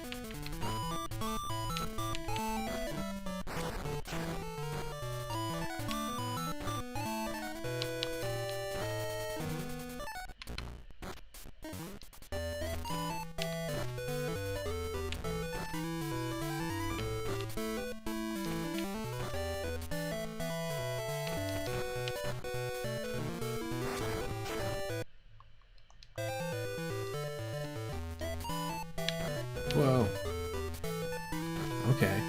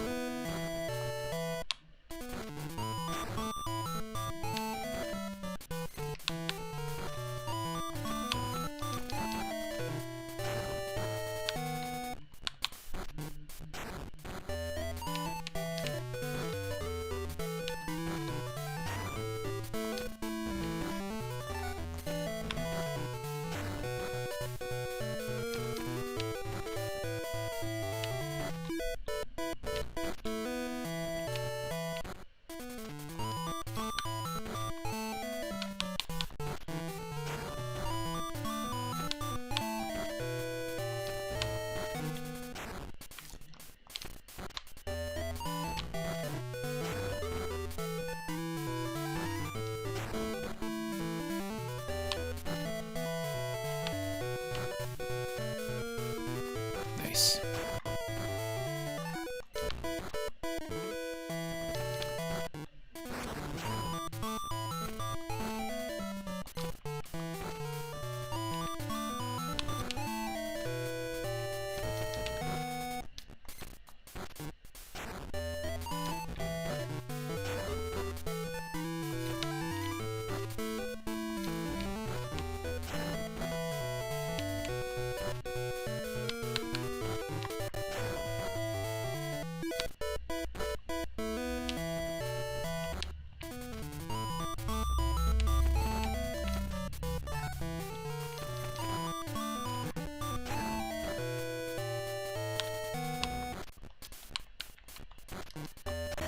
Nice.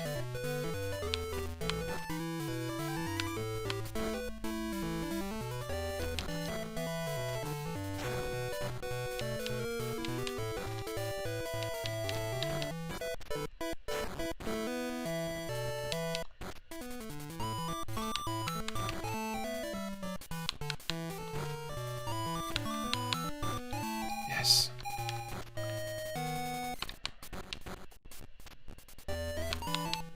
Gotta be able to save myself here.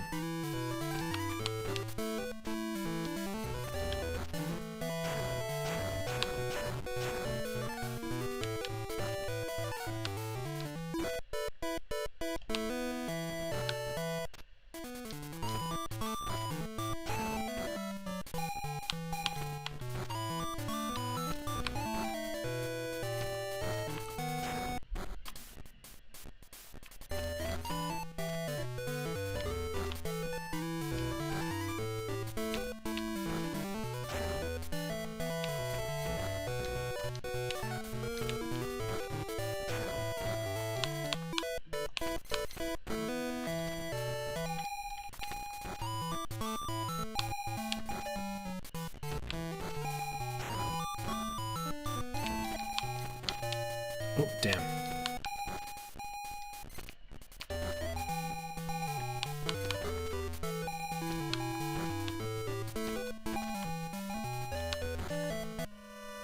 No, it's a timeout thing. Damn.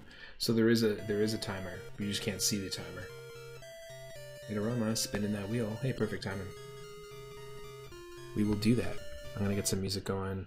I believe my food is here as well, so I'll be right back, and then we'll be spinning the wheel. In fact, let's spin the wheel really quick. Let's see what we land on. So, Idarama, thank you so much for the redeem. Thanks for hanging out for the day. I really appreciate it. We're having a good Friday so far. 6:20. 6:20, man. Blaze it. 6:20 is gonna be...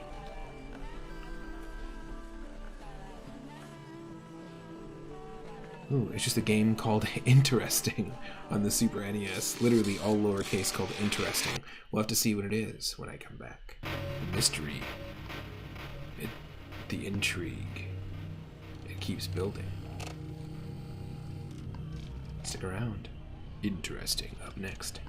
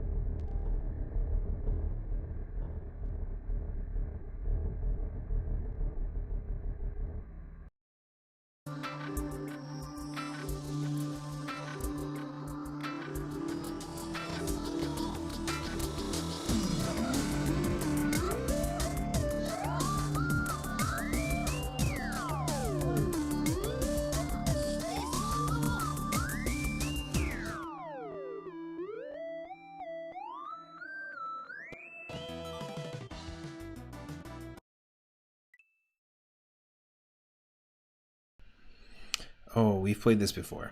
We played this before as part of this series, and it's a super difficult Kaizo hack called Interesting. So I'm gonna... Interesting, right? I'm gonna actually spin the wheel, because it's not the vibe. We're gonna give it another spin, because that's not the vibe, and it is landing on game number 14.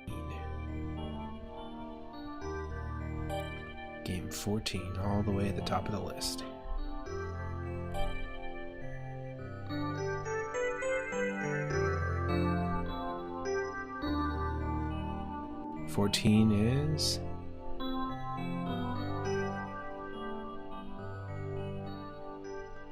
Is a game on the NES.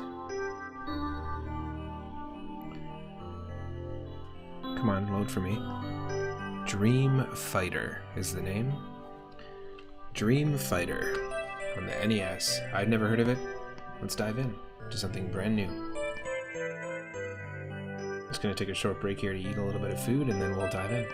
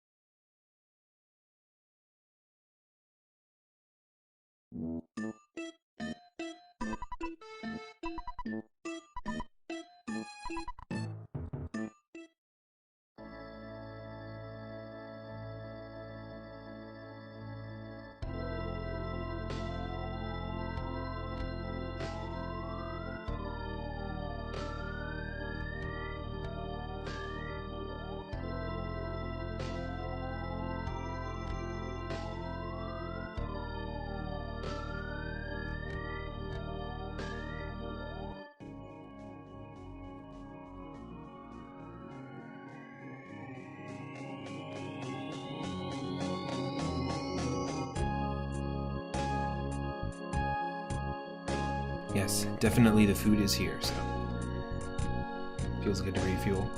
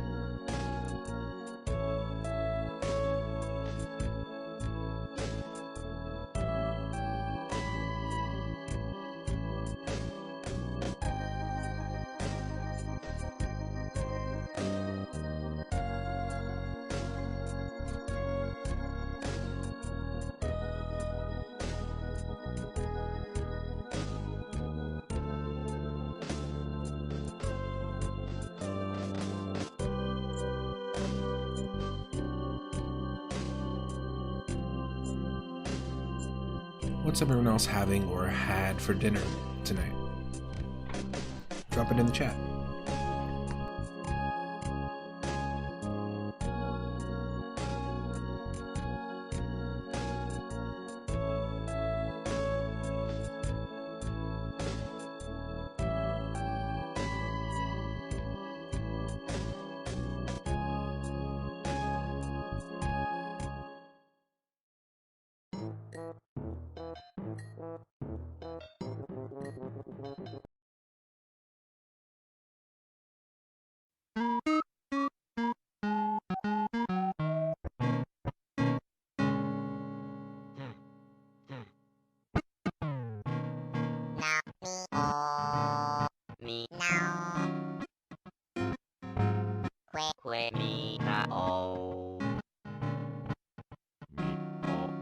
oh me, oh me, oh. Now me, oh me now. Me now me, oh.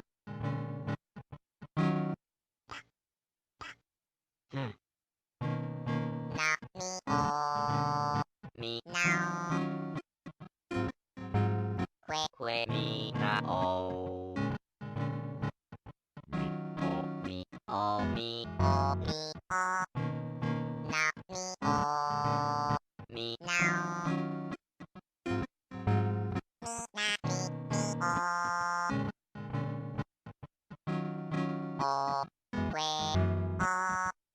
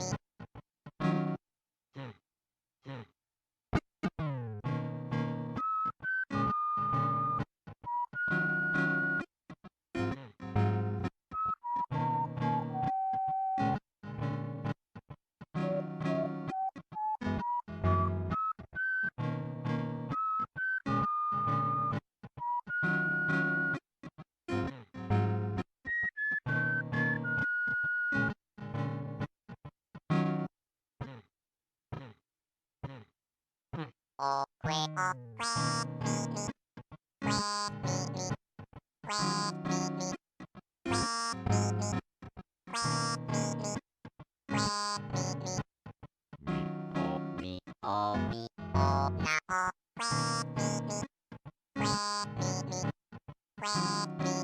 now,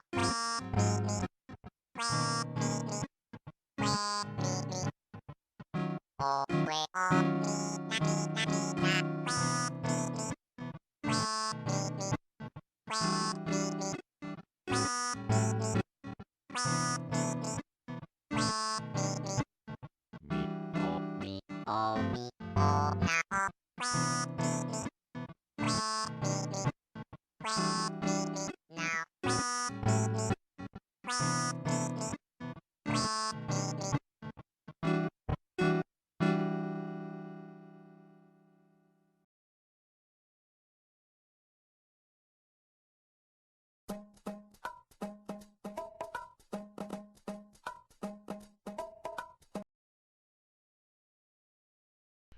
This is it.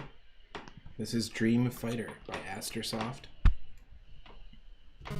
Aster what? From 1993 on the NES. Of course. Why does this always happen every single time? One sec.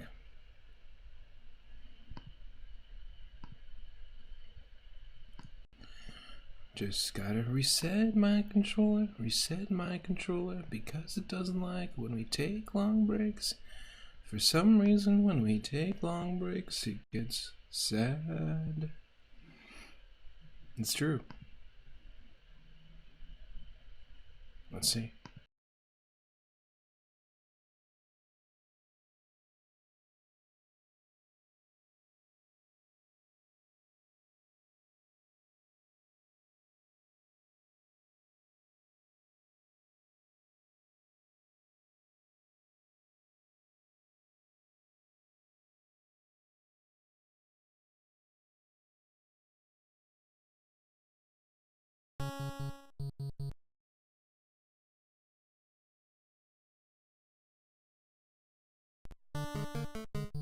Okay. There we go. Here we go. Oh, my name's Tony. And that is Enemy. Enemy's ripped. Holy. Tony, you gotta be working out here. Put a little more effort into it. What is this, Nidhogg? Okay. I was gonna say, we actually do have individual health bars. Nidhogg is a really fun indie game that I mess around with on the Switch a lot. Nidhogg 2. We were just fighting for territory. It's kind of similar to this, but you're fighting screen by screen for territory with your opponent. And in the end, you're just racing towards something pretty funny. I'm not even going to say what it is if you haven't played it.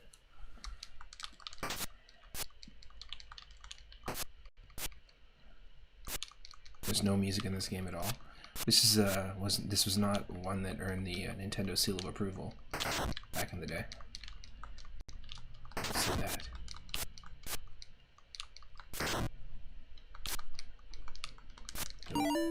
First off, Meowth is in the wrong spot. Second off, we should do that.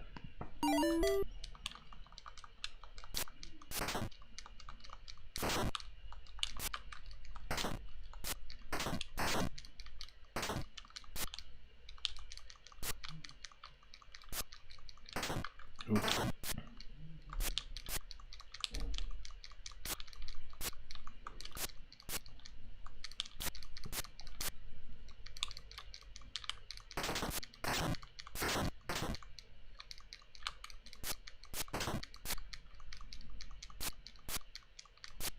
Ooh. Whoa. We just need to land one more hit. Yes. Done. Okay. Is it a 2 out of 3 thing?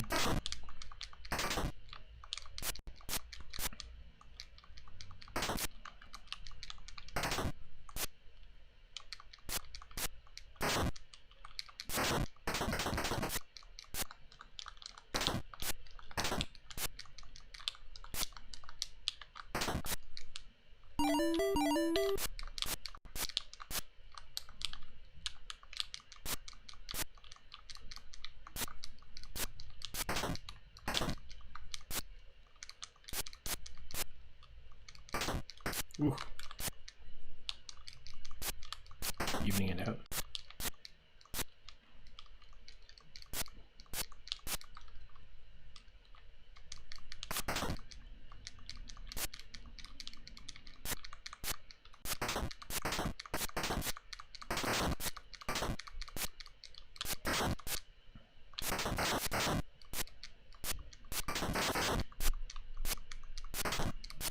I think we found the sweet spot.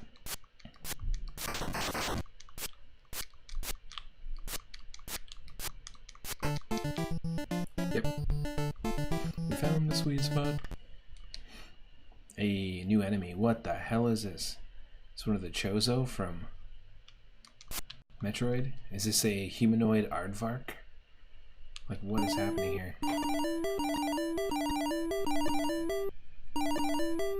Looks like a humanoid aardvark. Like Anubis, if instead of a dog and human hybrid, it was a anteater and human hybrid. Weird. You're not even going to give me music for this character. You're going to throw this character at us, but you're not going to give us any music.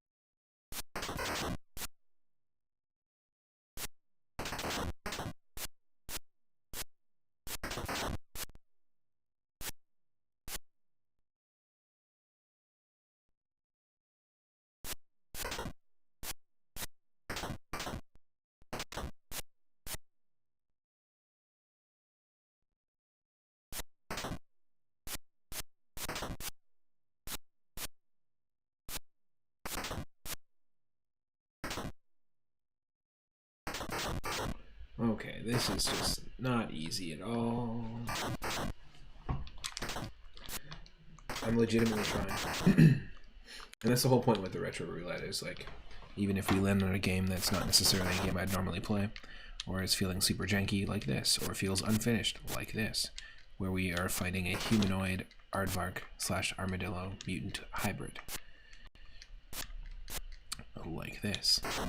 I still try and give it a little extra chance, you know, and like I try to give the game an honest shot, even if it's janky, and really just honestly try to succeed in the game. So I think we kind of got some sort of pattern going, but we have to avoid these spin attacks, these screw attacks that he's doing. Freaking fly in here. Get out of here.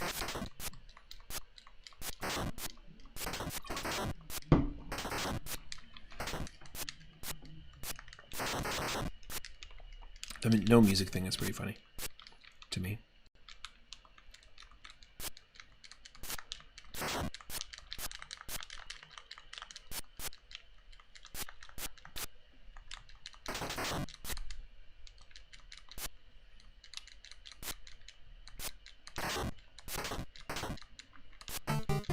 Oh. Game over. So the idea is, I guess it's just like an arcade style fighter, where every enemy you beat, you just climb the ladder until you get to the end. But I guess it's kind of cool that you can just put whatever music on you want and just do this. Doesn't look like it's 2-player though.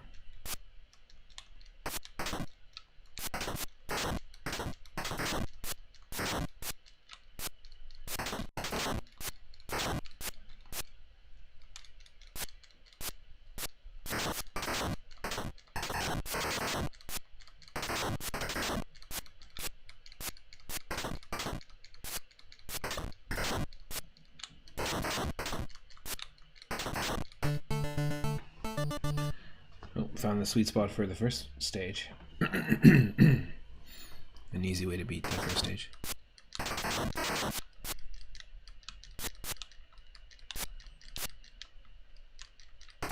What a hype Friday night moment, you know? It's Friday night, playing the best video games.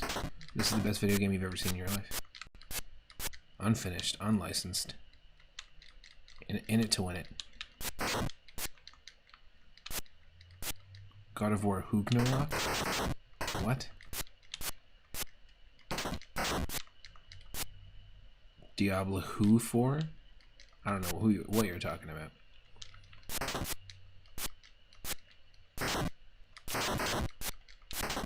Or what? 2? I don't know which one. Yeah, never heard of it. Never heard of it.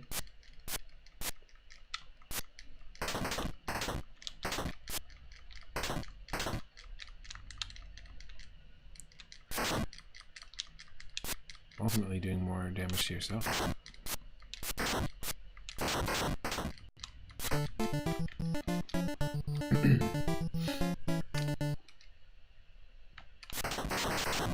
Back to life, back to humanoid anteater. Pretty normal opponent in a fighting game.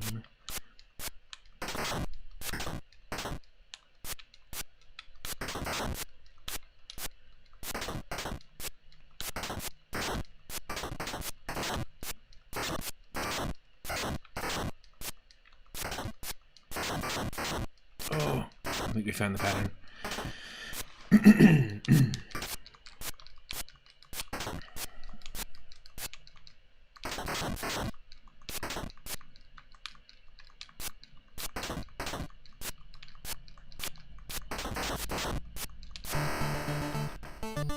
Yep. Round 2. Fight. We've been fighting for like 20 seconds already now. A little slow. A little slow there, announcer.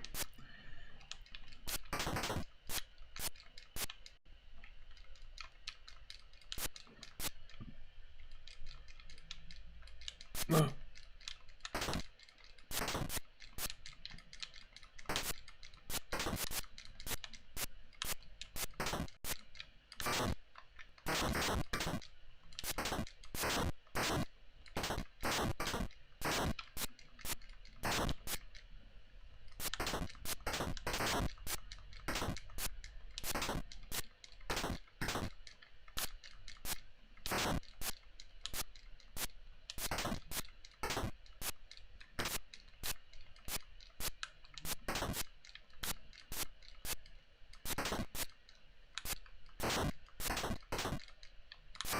Yes.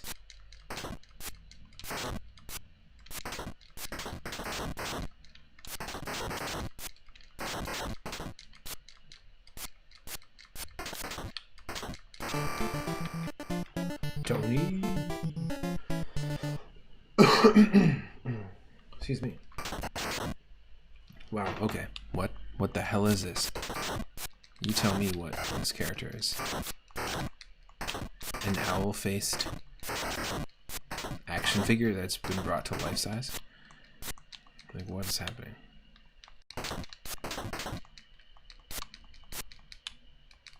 Is it a roast turkey with a mask, but half human at the same time?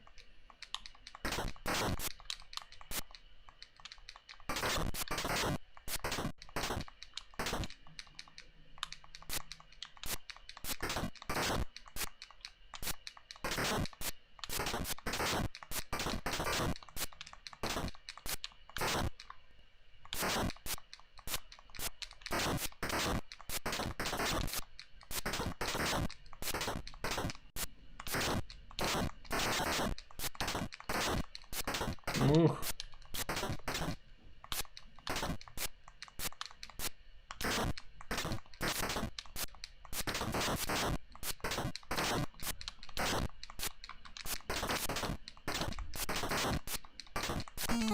Oh.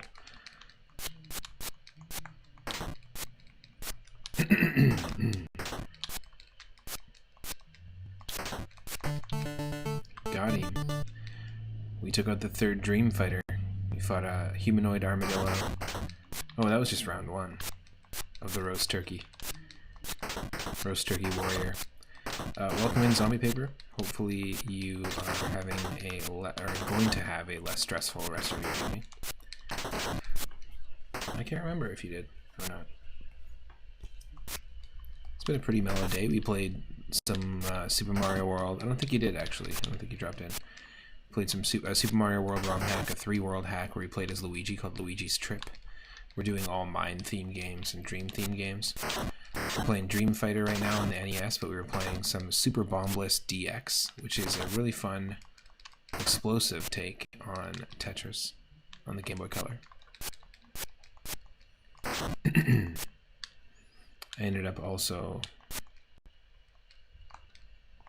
playing and beating a really, really fun platformer. I'd highly recommend this one, called Time Zone on the NES. We ended up traveling through a whole bunch of different time zones.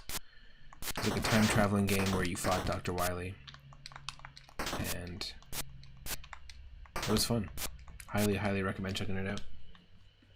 Shout out to Mindscan, speaking of mind themes. Nice. What else did we play? We played like 30 seconds of Marble Madness, but Daryl came in and did the wheel spin and got us on Time Zone.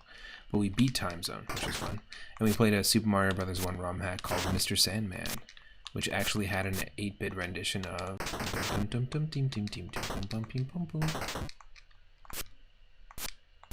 Now we're fighting. A warrior who's 50-50 fused with a roast turkey. It's like if Thanksgiving walked into a teleporter, like the movie Fly, and now we have this disorder. Mr. Roast Turkey.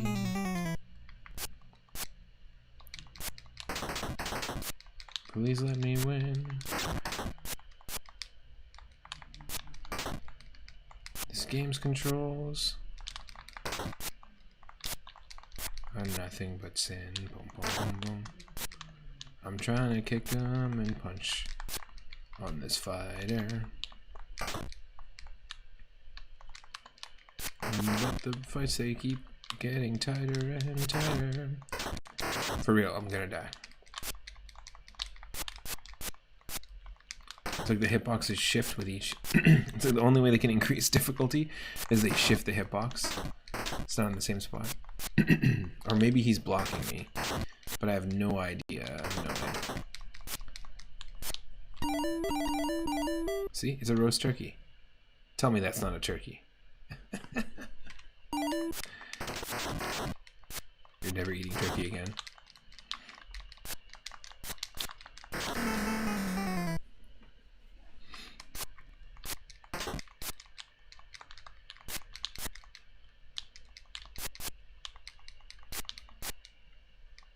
Or you're only exclusively eating turkey now?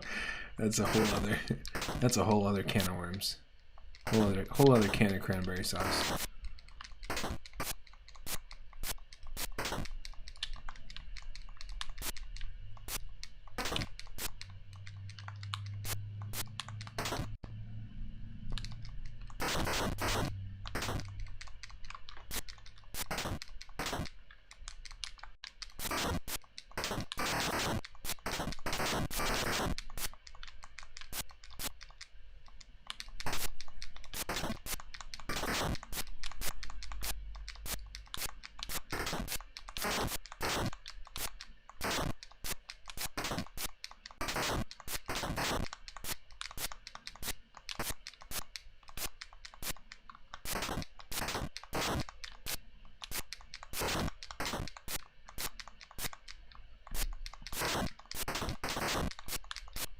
Ooh. Is this the sweet spot?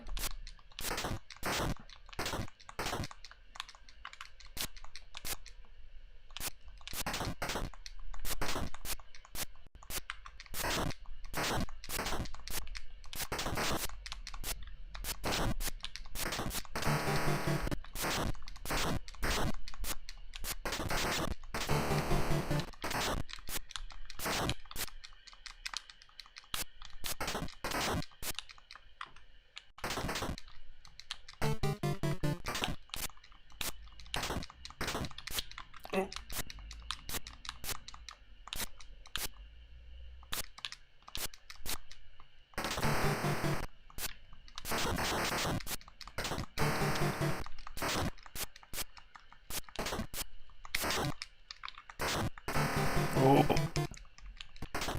it's down to the wire.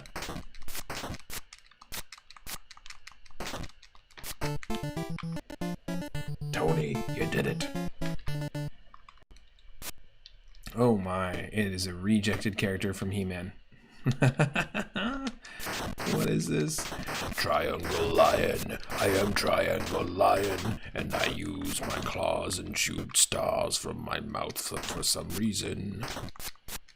Triangle Lion. It is Triangle Lion. Oh, I remember him. Remember the Triangle Lion action figures. My name's Triangle Lion.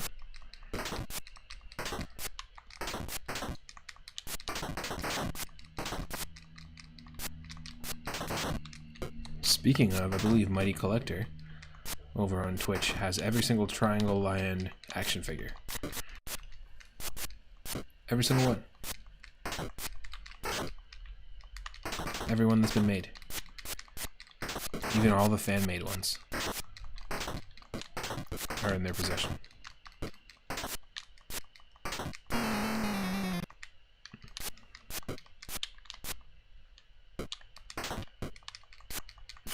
Triangle Lion. Triangle Lion figures are extremely hard to come by these days, but collectors got them. Only person in the world who has them. Not even the creator of Dream Fighter has a Triangle Lion action figure, even though they were able to somehow convince the creators of Triangle Lion to let Triangle Lion even appear in this game. This is not an original character here. This is from a totally different company. It's one of those, like, you know, Snake appearing in Brawl. Snake and Sonic appearing in Brawl sort of things.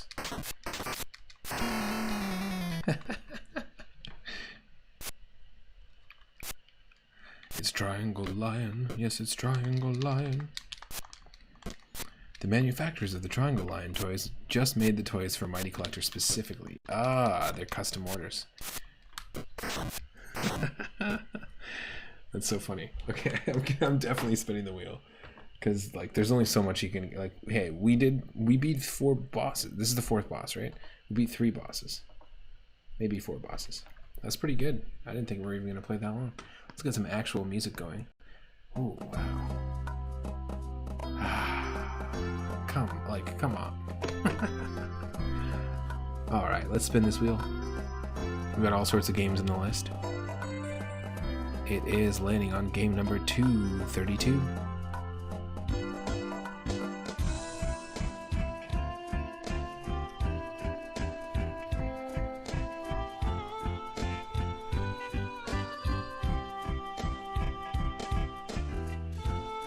Oh, cool. 232 is Klonoa 2 Dream Champ Tournament. I think we might have played one of the Klonoa games early on when they first started the Dream and Mind and Brain themed retro roulette. But we're gonna give this one a shot. I think it was the first one we played. Klonoa 2 Dream Champ Tournament.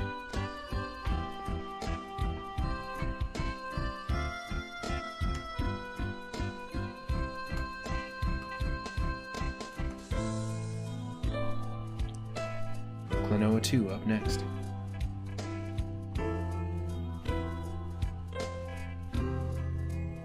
Now these games also came out on PS1 back in the day.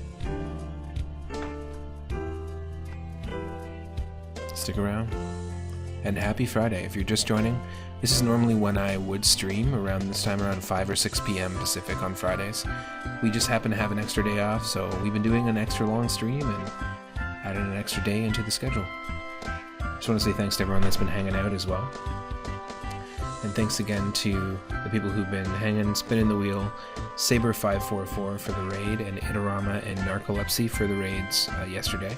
Also thank you to OK2290 for the follow, and Jennifer Hollywood for the follow as well.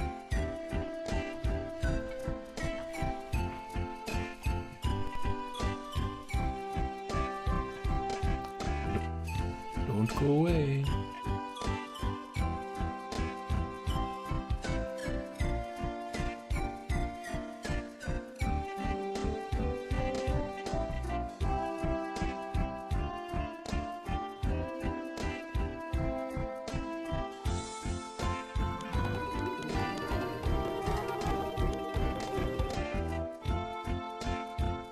Oh yeah, it was totally this one that we were playing. Absolutely. Well, check it out again.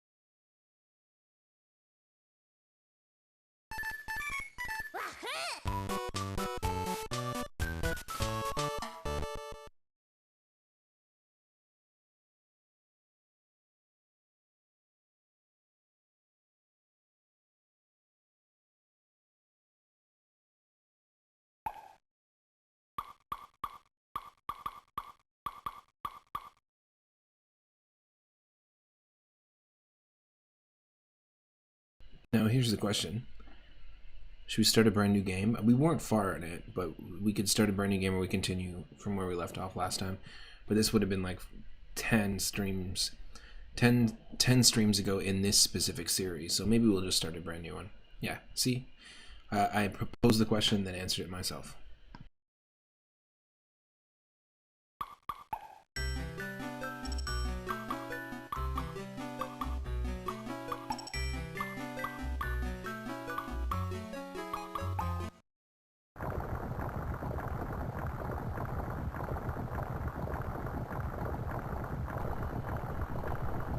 Let me know if I need to adjust volume at all. I can bring the game down just a touch. Now, as you can see, there's a familiar character on Klonoa's hat. You can see Pac-Man on his cap. Because Klonoa is a Namco character as well.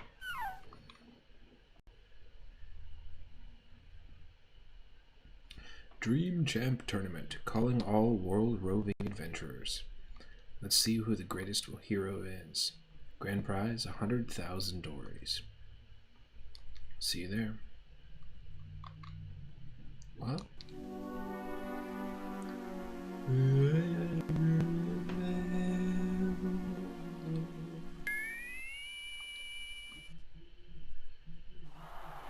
Oh no, it was written on zombie paper. It was written on zombie paper.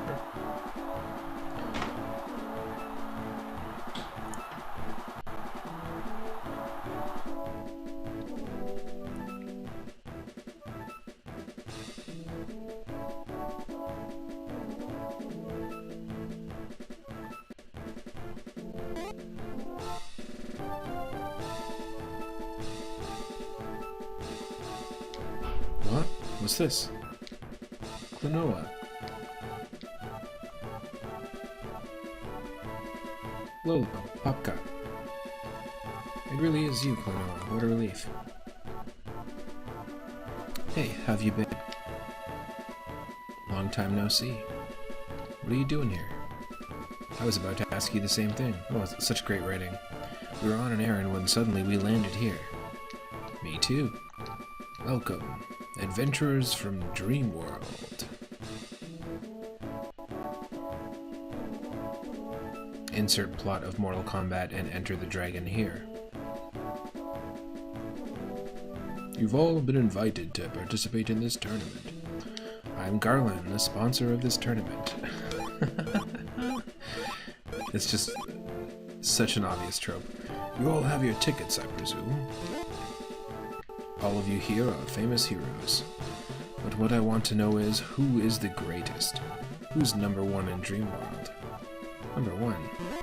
I hereby open the Dream Champ Tournament. Let's find the greatest hero once and for all. Wow, the greatest hero. Of course, there is a huge prize for the winner. Well, brave heroes, if you want to join, hold up your tickets. Announce yourselves for Hero Champion. Well, how about it? Sounds like fun. I'm not so sure. Move it. Hey, every story's gotta have a Vegeta / Sasuke / what other archetype could you throw in there? Shadow the Hedgehog.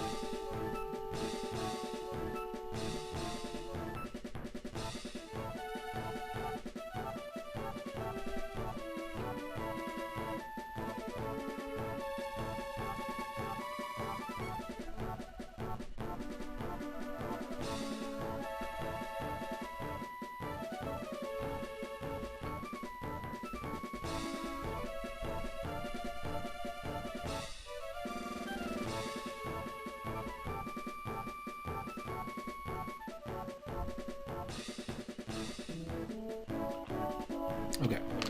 Sorry. If you aren't up for it, get out of my way. Brats. What? You heard me. Isn't that the Golden Killer? Golden Killer Gantz? Really? They say it's dangerous to mess with him. Who does he think he is? This guy bugs me. Let's take him on. Hey, Popka, wait. That's the spirit. Let's all give it a go.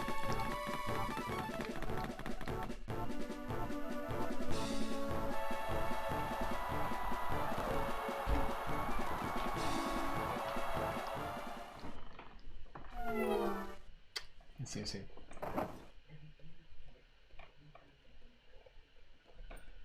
What? Oh, I love you too. My partner was just saying bye, and I was like, "What are you saying?" So funny. I'll see you soon. Muted? No. Oh, that's awkward. I will see you soon. I was like, what? I can't hear you. I had my headphones on. I love you. I'll see you soon. Okay, bye. Okay, have a good time. Cool. We're gonna go to the Western Jungle first.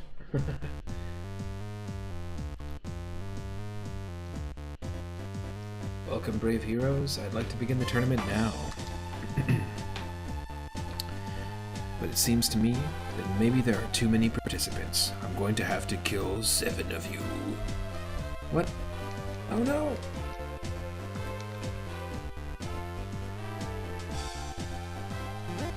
First, we'll test your abilities in the Western Jungle stage I created. Show me what you're made of. Can you make it through? Off you go, in order. Make it to the end to qualify. Okay.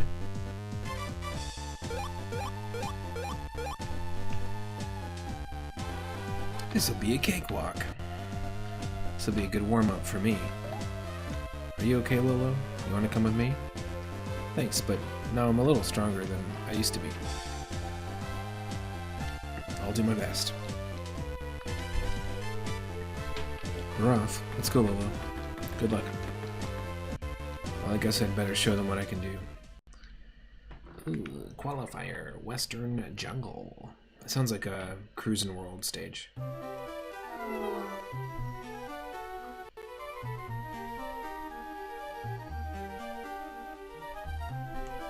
So this game, and obviously the PS1 Klonoa games, are sort of like 2.5D platformers.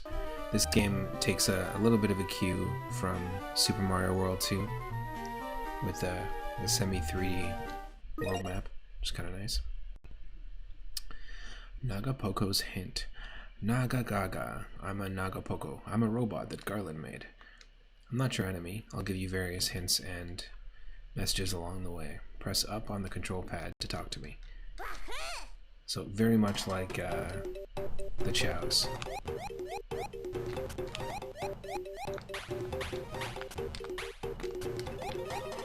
Pretty fun game overall. I've played it before.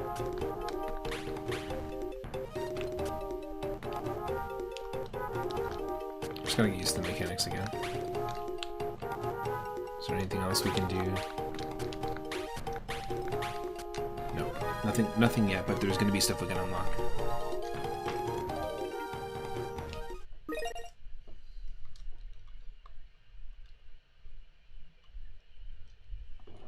Just 1 second.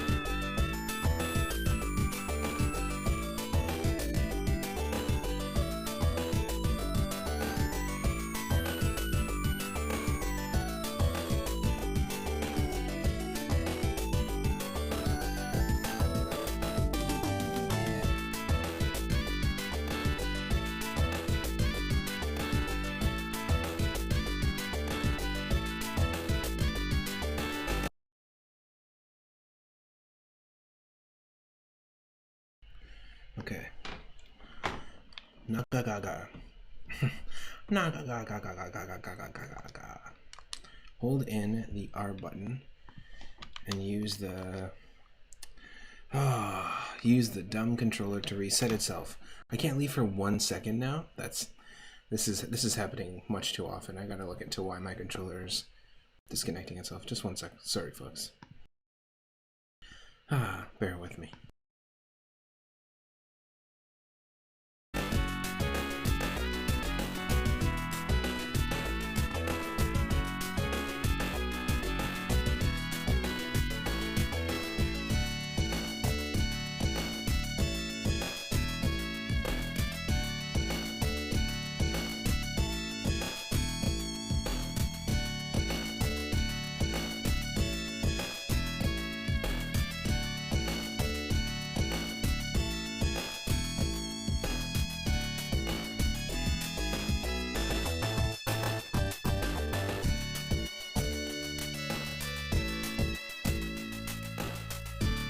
It doesn't take that long to reset, but it's just annoying that like I can understand if I like was gone for like 15 minutes, but I was gone for like 3 seconds. Shouldn't have reset.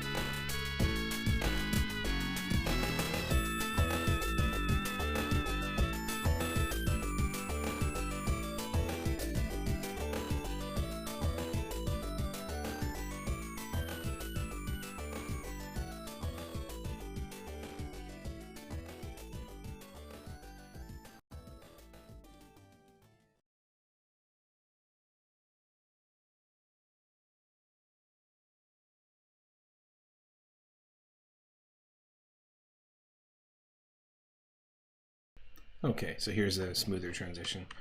So where was I? Hold in the R button and use the control pad to move the camera and see what's around. Let me know if this is a good balance once the audio for Klonoa 2 comes in.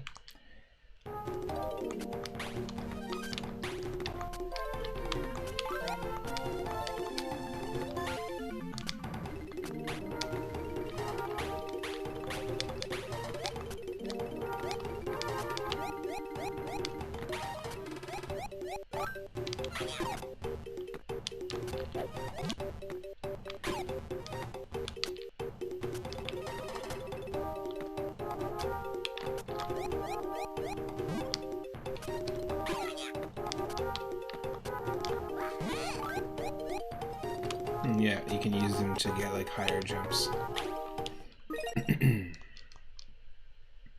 Use a wind bullet to catch enemies and use them to double jump.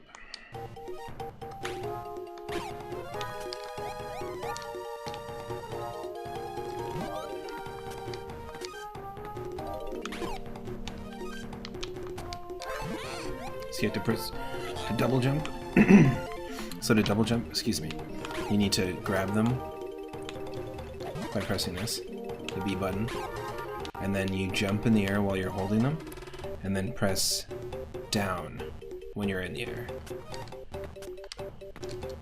Oh, well, that didn't work.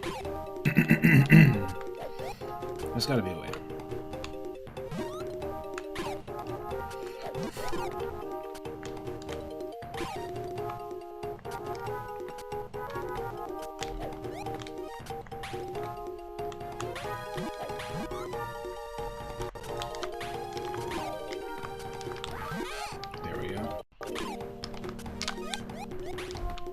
I don't know how I accurately did that.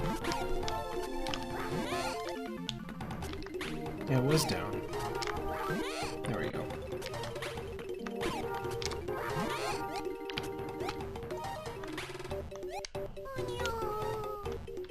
Oh no!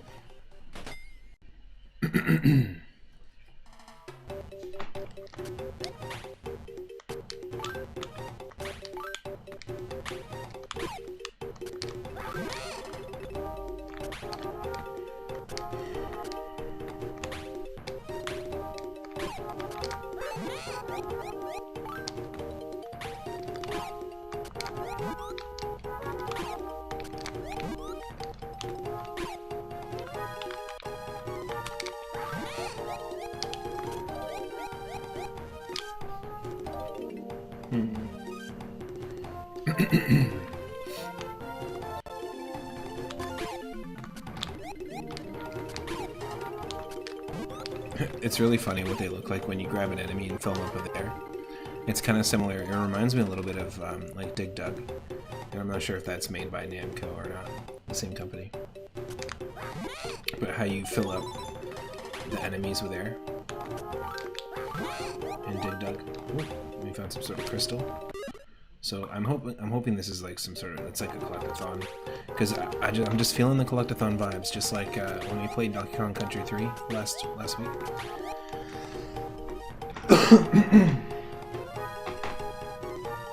Sorry, I'm really bad. Tickle in the throat, I would say. I have had for quite some time.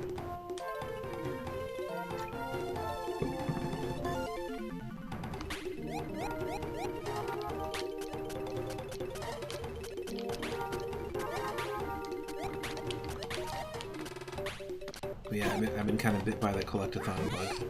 I want to play more 2D collectathons. But I think the next one I'll actually like seriously do will be Yoshi's Island. Getting all the stars, all the red coins, and all the flowers. In every stage.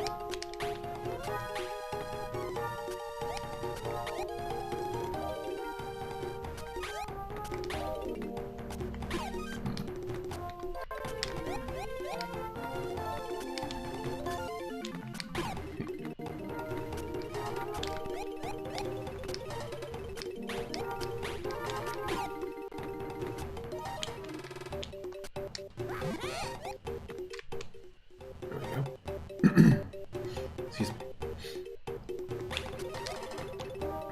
Oh, I see something up there. What the hell is that?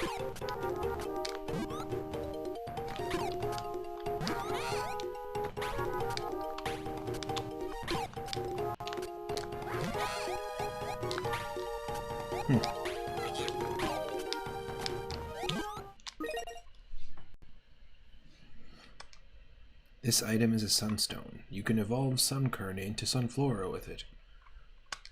There is one in each stage. Collect all the sunstones for a nice surprise. Okay.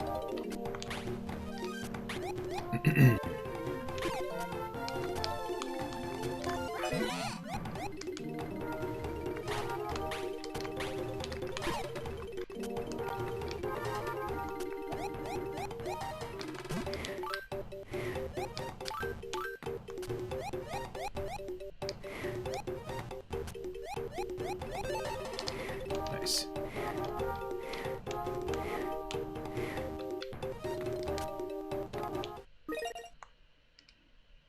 Three moonstones. Oh, 3 moon. Hello. How do you know my name? That's already 2 games that knew my name. 3 moonstones are required to open the moon door. Keep an eye out for moonstones.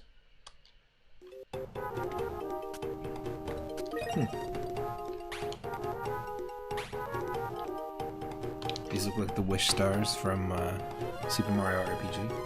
So I guess we gotta get 3 of these, 30 of these blue gems, and the sunstone at every level.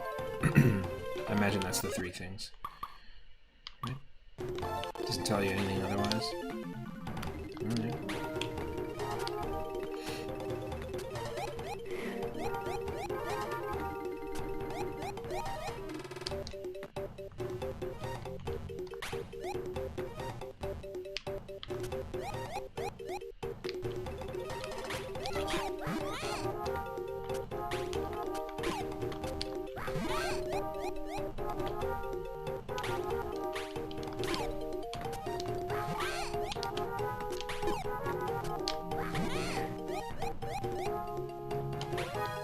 Weird.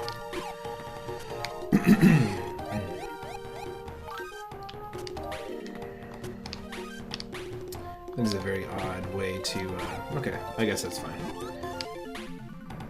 That's what it wants me to do. Okay.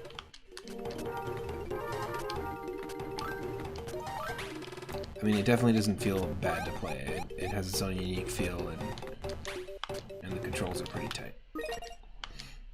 You can break crates with a moo or a box. Don't know what a moo is. A cow?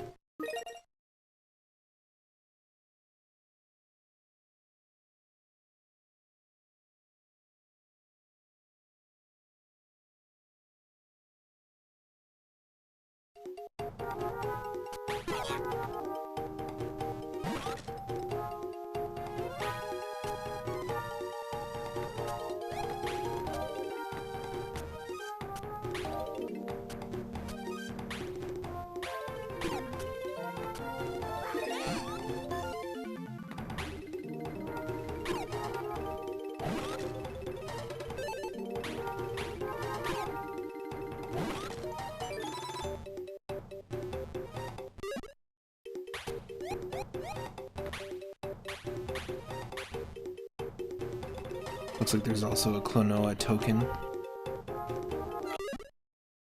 we just picked up there, so we're gonna have to pick up that in every level if we were trying to 100% this.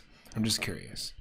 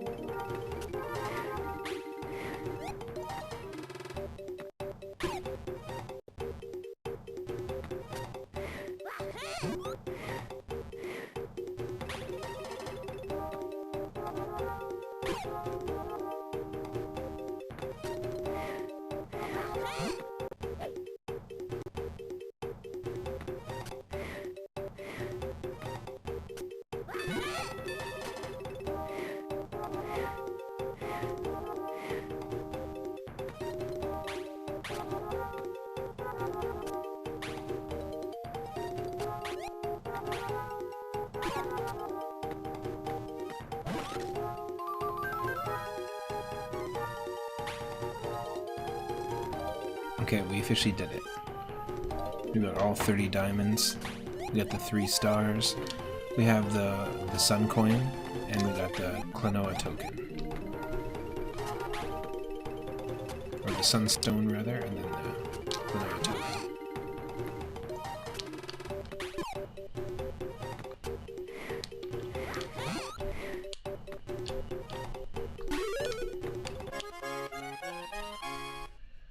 Thanks, Doc. My vision's clear. Thank you.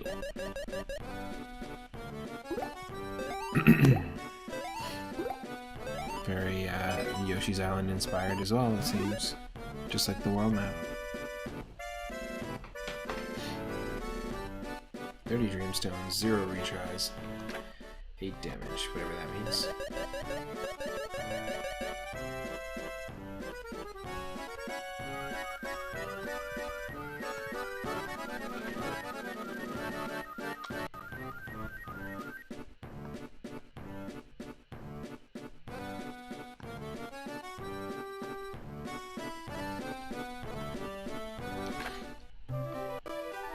Yep, very Yoshi's Island inspired.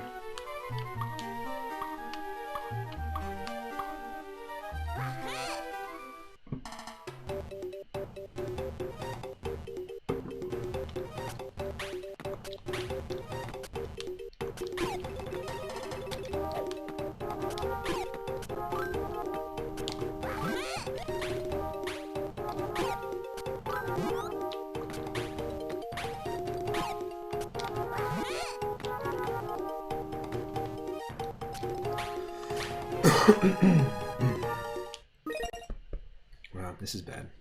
I'm sorry for anyone wearing headphones. It's like, to me, that's really annoying, and I'm not trying to cough or clear my throat as often as I'm doing here. unlike a moo or flying moo, you can use a box over and over.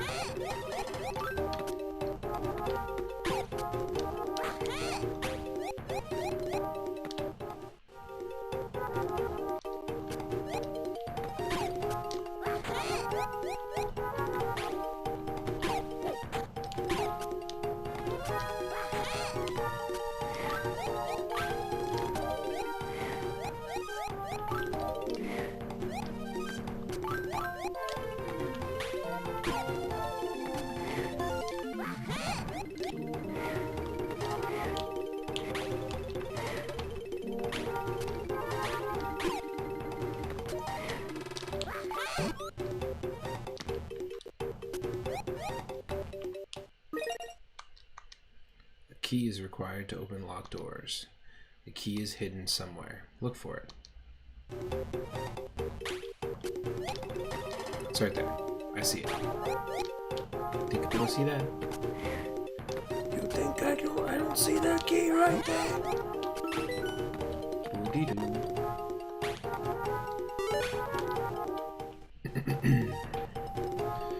Pretty sure we're on the right path and we didn't miss anything back there.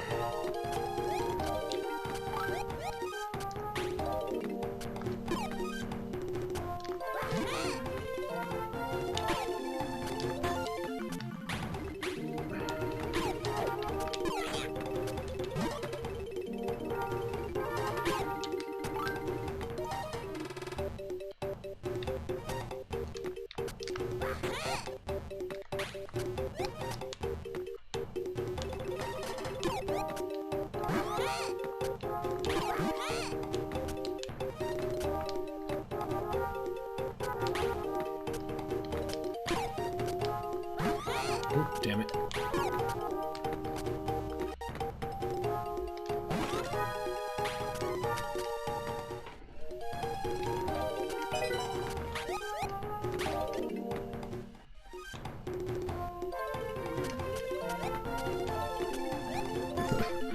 I kind of get like Celeste vibes from the visuals, as well as even though, you know, Celeste came out after this, and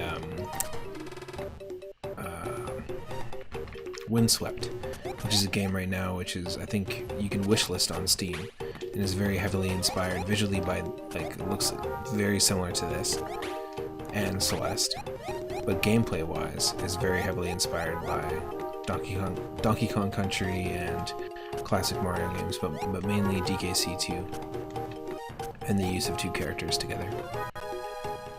If you haven't seen Windswept, definitely check it out. I posted it a couple times in Game Dev Lab, our channel all about like game design, level design.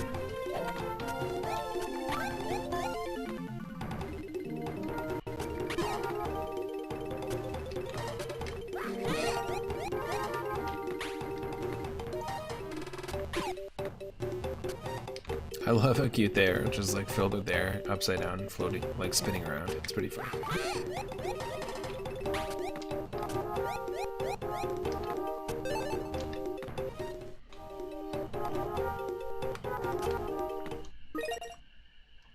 Those red things are goomies. Grab hold of them with a wind bullet.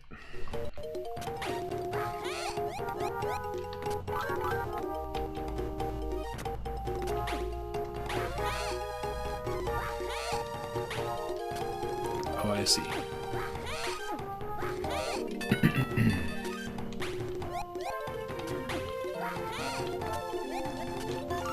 was gonna say we're missing 2 gems, but those are the gems.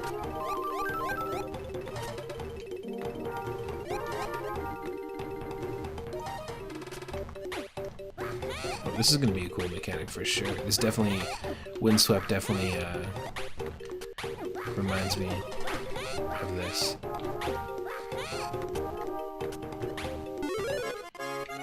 can appreciate that. Hey, Blade Quarter 35 coming back, hanging out, and coming back with another raid. Thank you so much. We're playing some Klonoa 2 right now, Dream Champ Tournament on the GBA. Very clearly heavily inspired by Yoshi's Island style gameplay, where you have to collect a whole bunch of different things. And I'm having some fun with it. That's good. We're playing Dream and Mine theme games, and of course Dream World is where Klonoa is from. That's the name of their universe. Very creative, I know. Hope your Friday's going well. What were you streaming today? As you can see, very heavily inspired by Yoshi's Island map as well. But we got everything we needed in this. We had a C rank because we were just kind of messing around. But basically... Ooh, can we go back? Yep. You're playing Halo 2. Nice. From the Master Chief Collection. Right on. Well, thanks for coming by this way. But yeah, with L and R you can do this, which is very similar to Yoshi's Island. And the idea is you're collecting in each vision. Yeah, this is a 2D platformer, but you know, the PlayStation Klonoa games are 2.5D games. More like Kirby 64. It's an interesting game because there's all sorts of different things you can do with the enemies.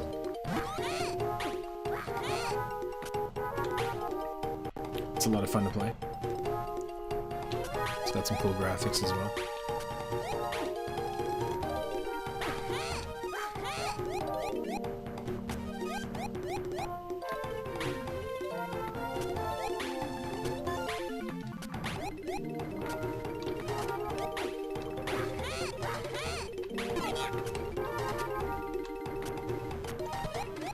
Oh no.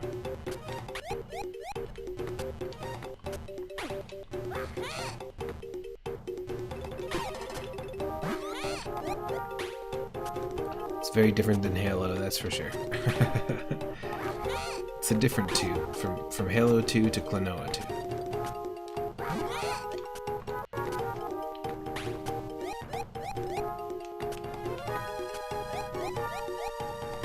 Nah, you gonna make me do it?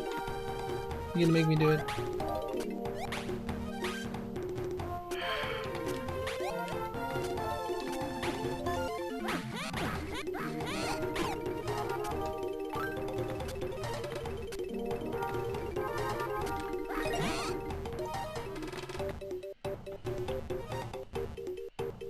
Yep. Let's try this again. Okay, easy there. We gotta get the Klonoa token that's down there. So.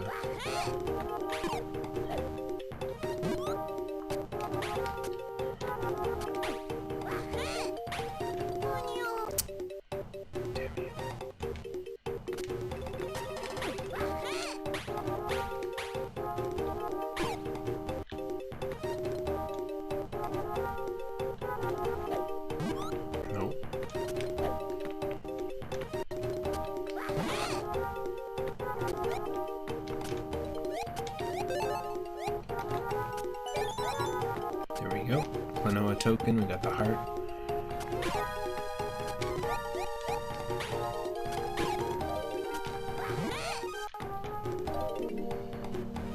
We did it.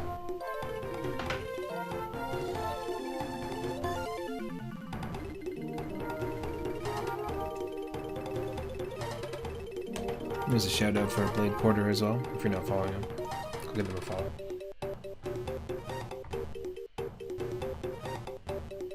And feel free to join my Discord if you are not a member already.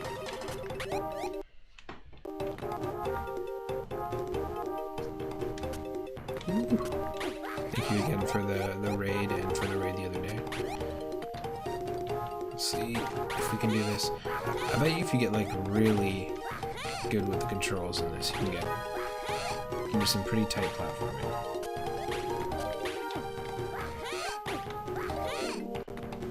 Oh, nope, we gotta go back. We cannot. You cannot and shall not miss these gems.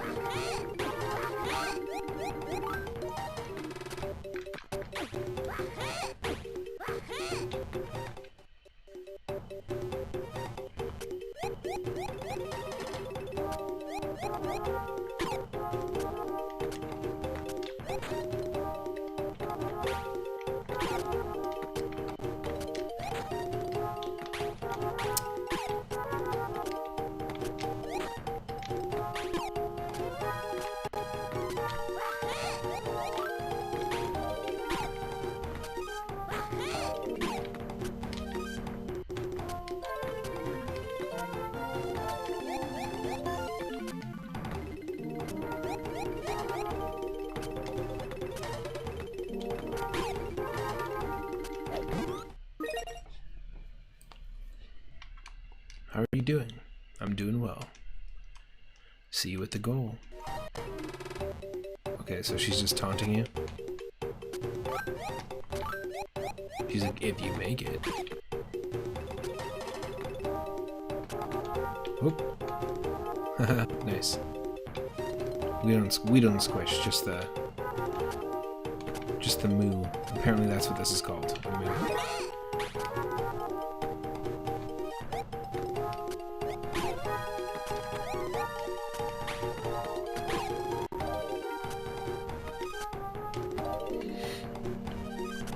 Oop.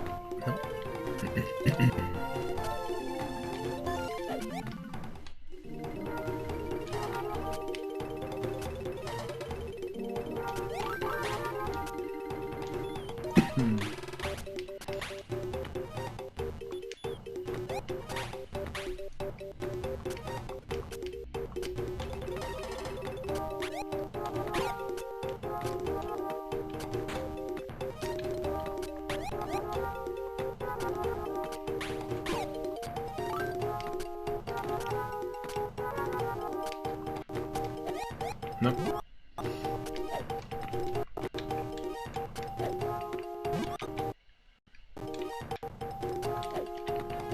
I guess I can just do this.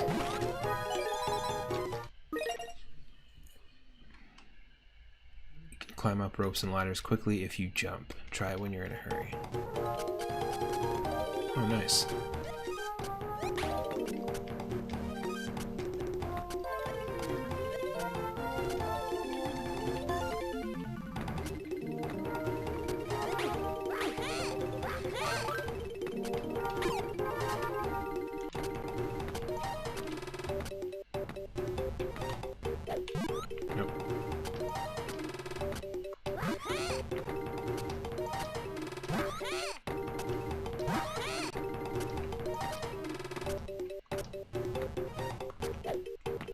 What? Why?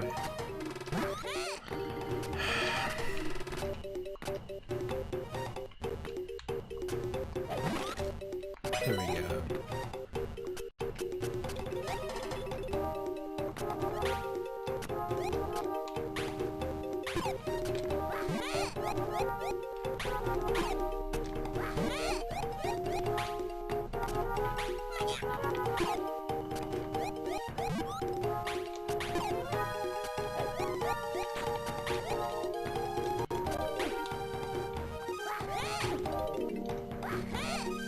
There we go.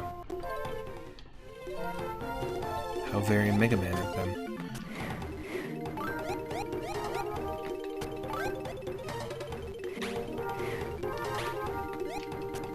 Interesting.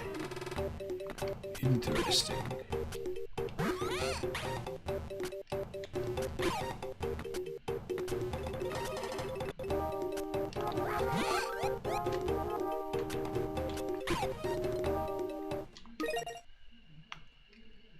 Hey there, looks like you'll be going down the river on a float board next. Don't drown. Okay. Thanks for the vote of confidence. Oh.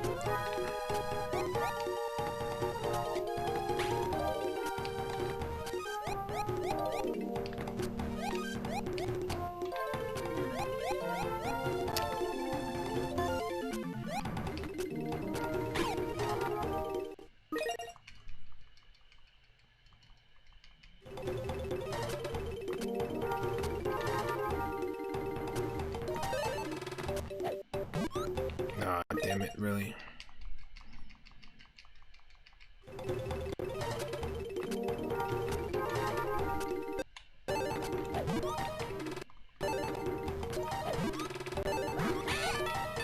There we go.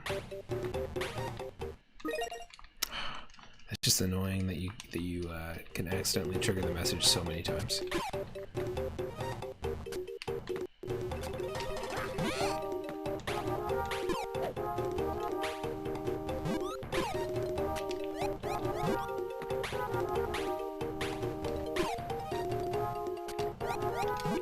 Fuck you. Fuck you.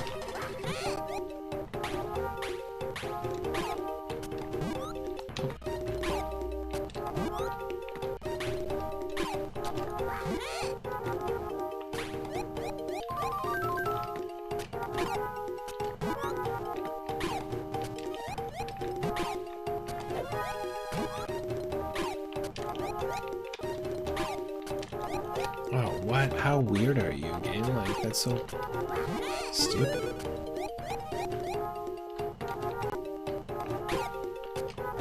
There we go. There we go. There we go. That's what I'm talking about. Now the vision is clear.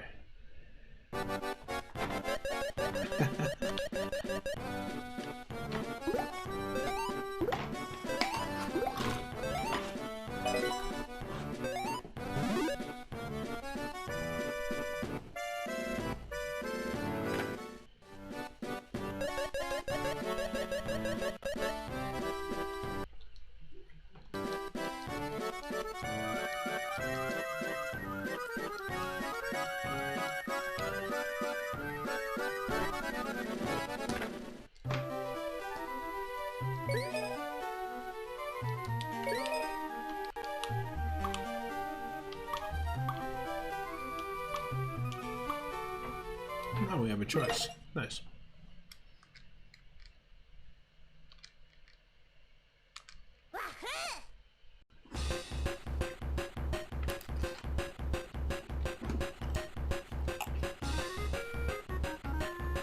It's a special stage.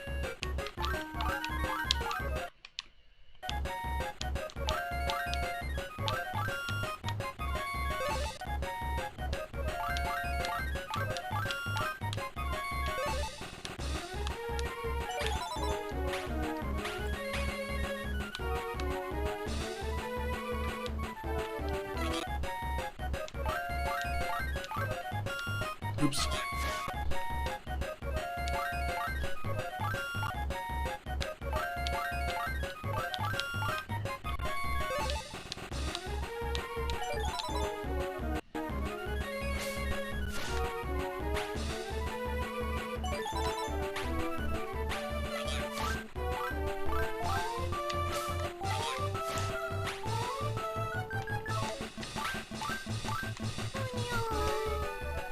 Ooh, that's tough.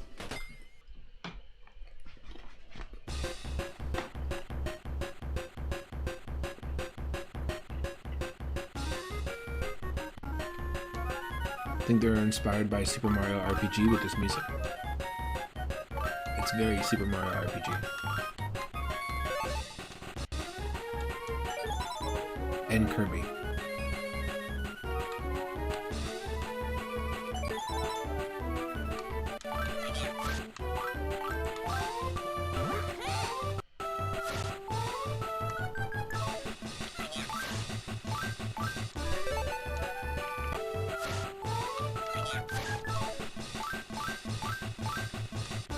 No.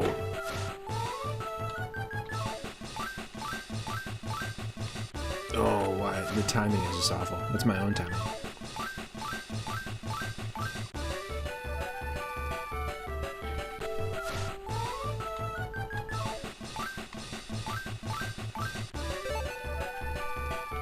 Nope, we missed one.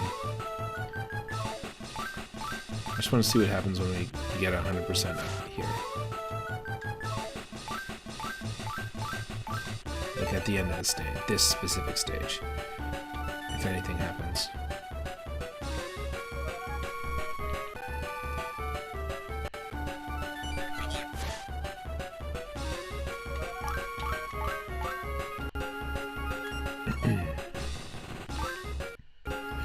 Shoot.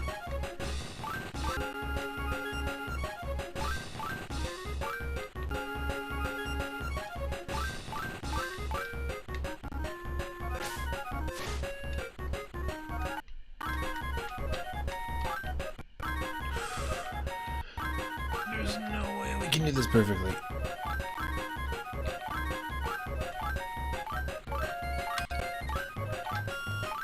Oh.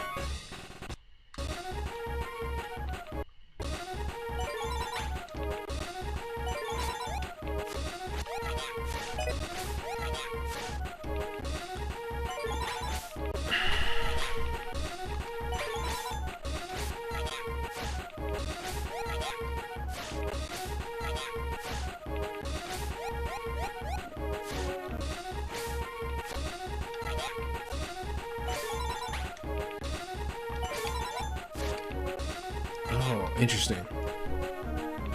I'm just wondering if there's a way we can...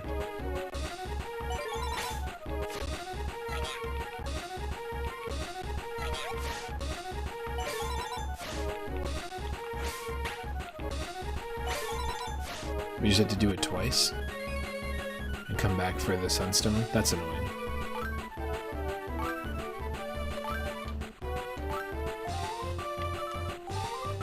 Ah. Yeah, no, it's not worth it. It's not worth trying to catch them all, if you know what I mean.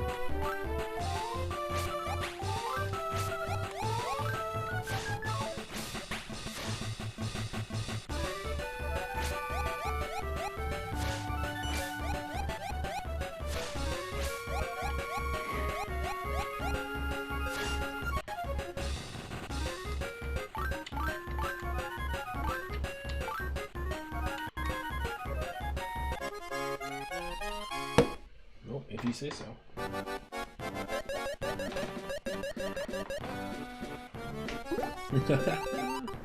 We missed 3. That's fine though. To me that feels like a little mini stage, like not even like a proper stage.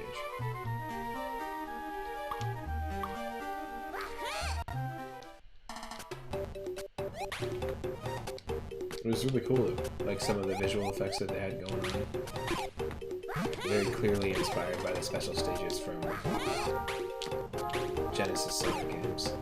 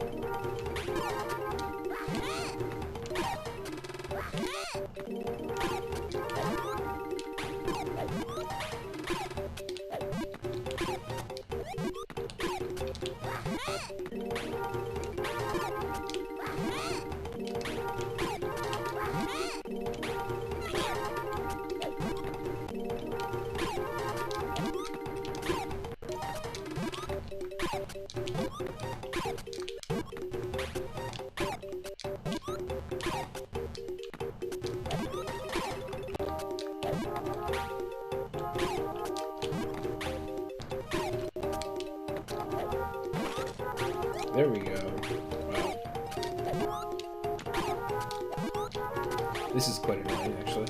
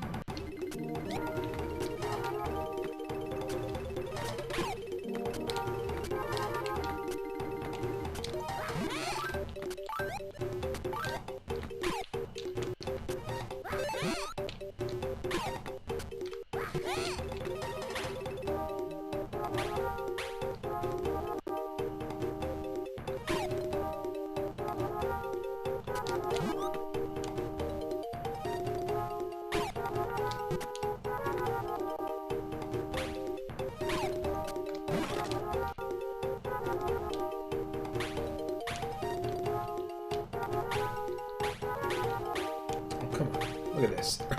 Look at this ledge action. We're not even 1 pixel on. We're a pixel adjacent. Love it, love it, love it.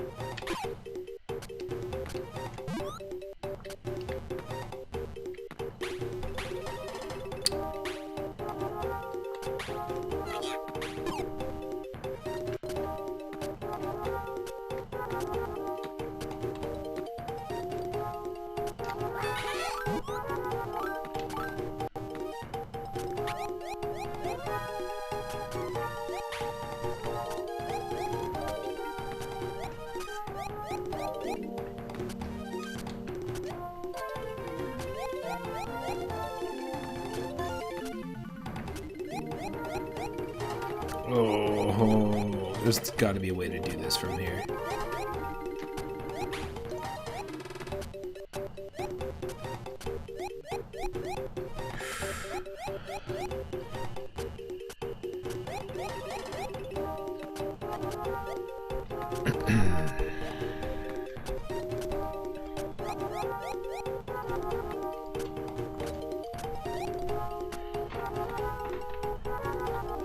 Where's the arc if this is the clone Noah?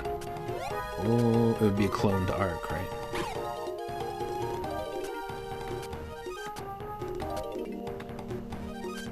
Clone of arc, even you could call it. The clone of arc. Oh, you know what? Eat your own bubble-headed face. You should just eat your own bubble-headed face. If anyone asks, you should just eat your bubble-headed face. Eat it.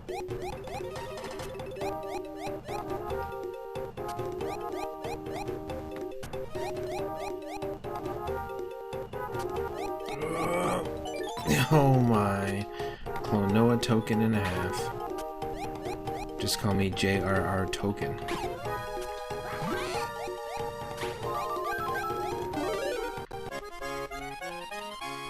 Whew.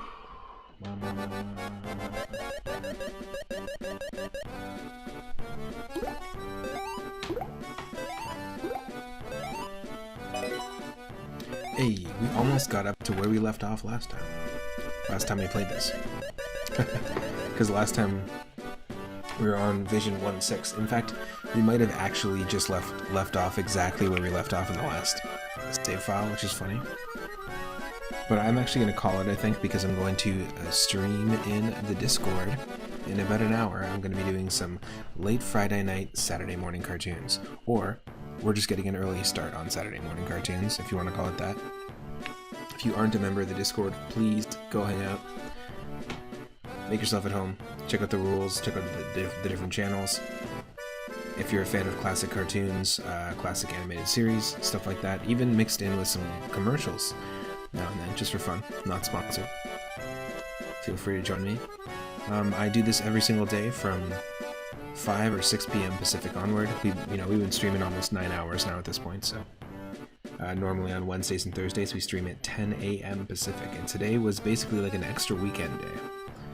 If you want to see any of my streams on your own time, if you want to see the previous episodes, this is episode 14 of our Dreams and Mind themed retro roulette. But if you want to see episode 1, episode 6, or any of the other themes, go to my YouTube channel and feel free to check out the stuff on your own time. We're going to raid somebody, and I will see everyone in the Discord in about an hour. And you know what? If you are feeling keeping on the retro vibes, let's raid Mike 7A, who's doing some Terraria. Just some mellow Friday night Terraria. Oh, raid 7A, not a thing. Not a thing. Okay, I will see everyone in the next part. I will see you in Mike 7A's chat, and I will see you in the Discord in just about an hour. Take care. Happy Friday. Hope you had a great start to your weekend. Thank you to Blade Quarter again for the raid.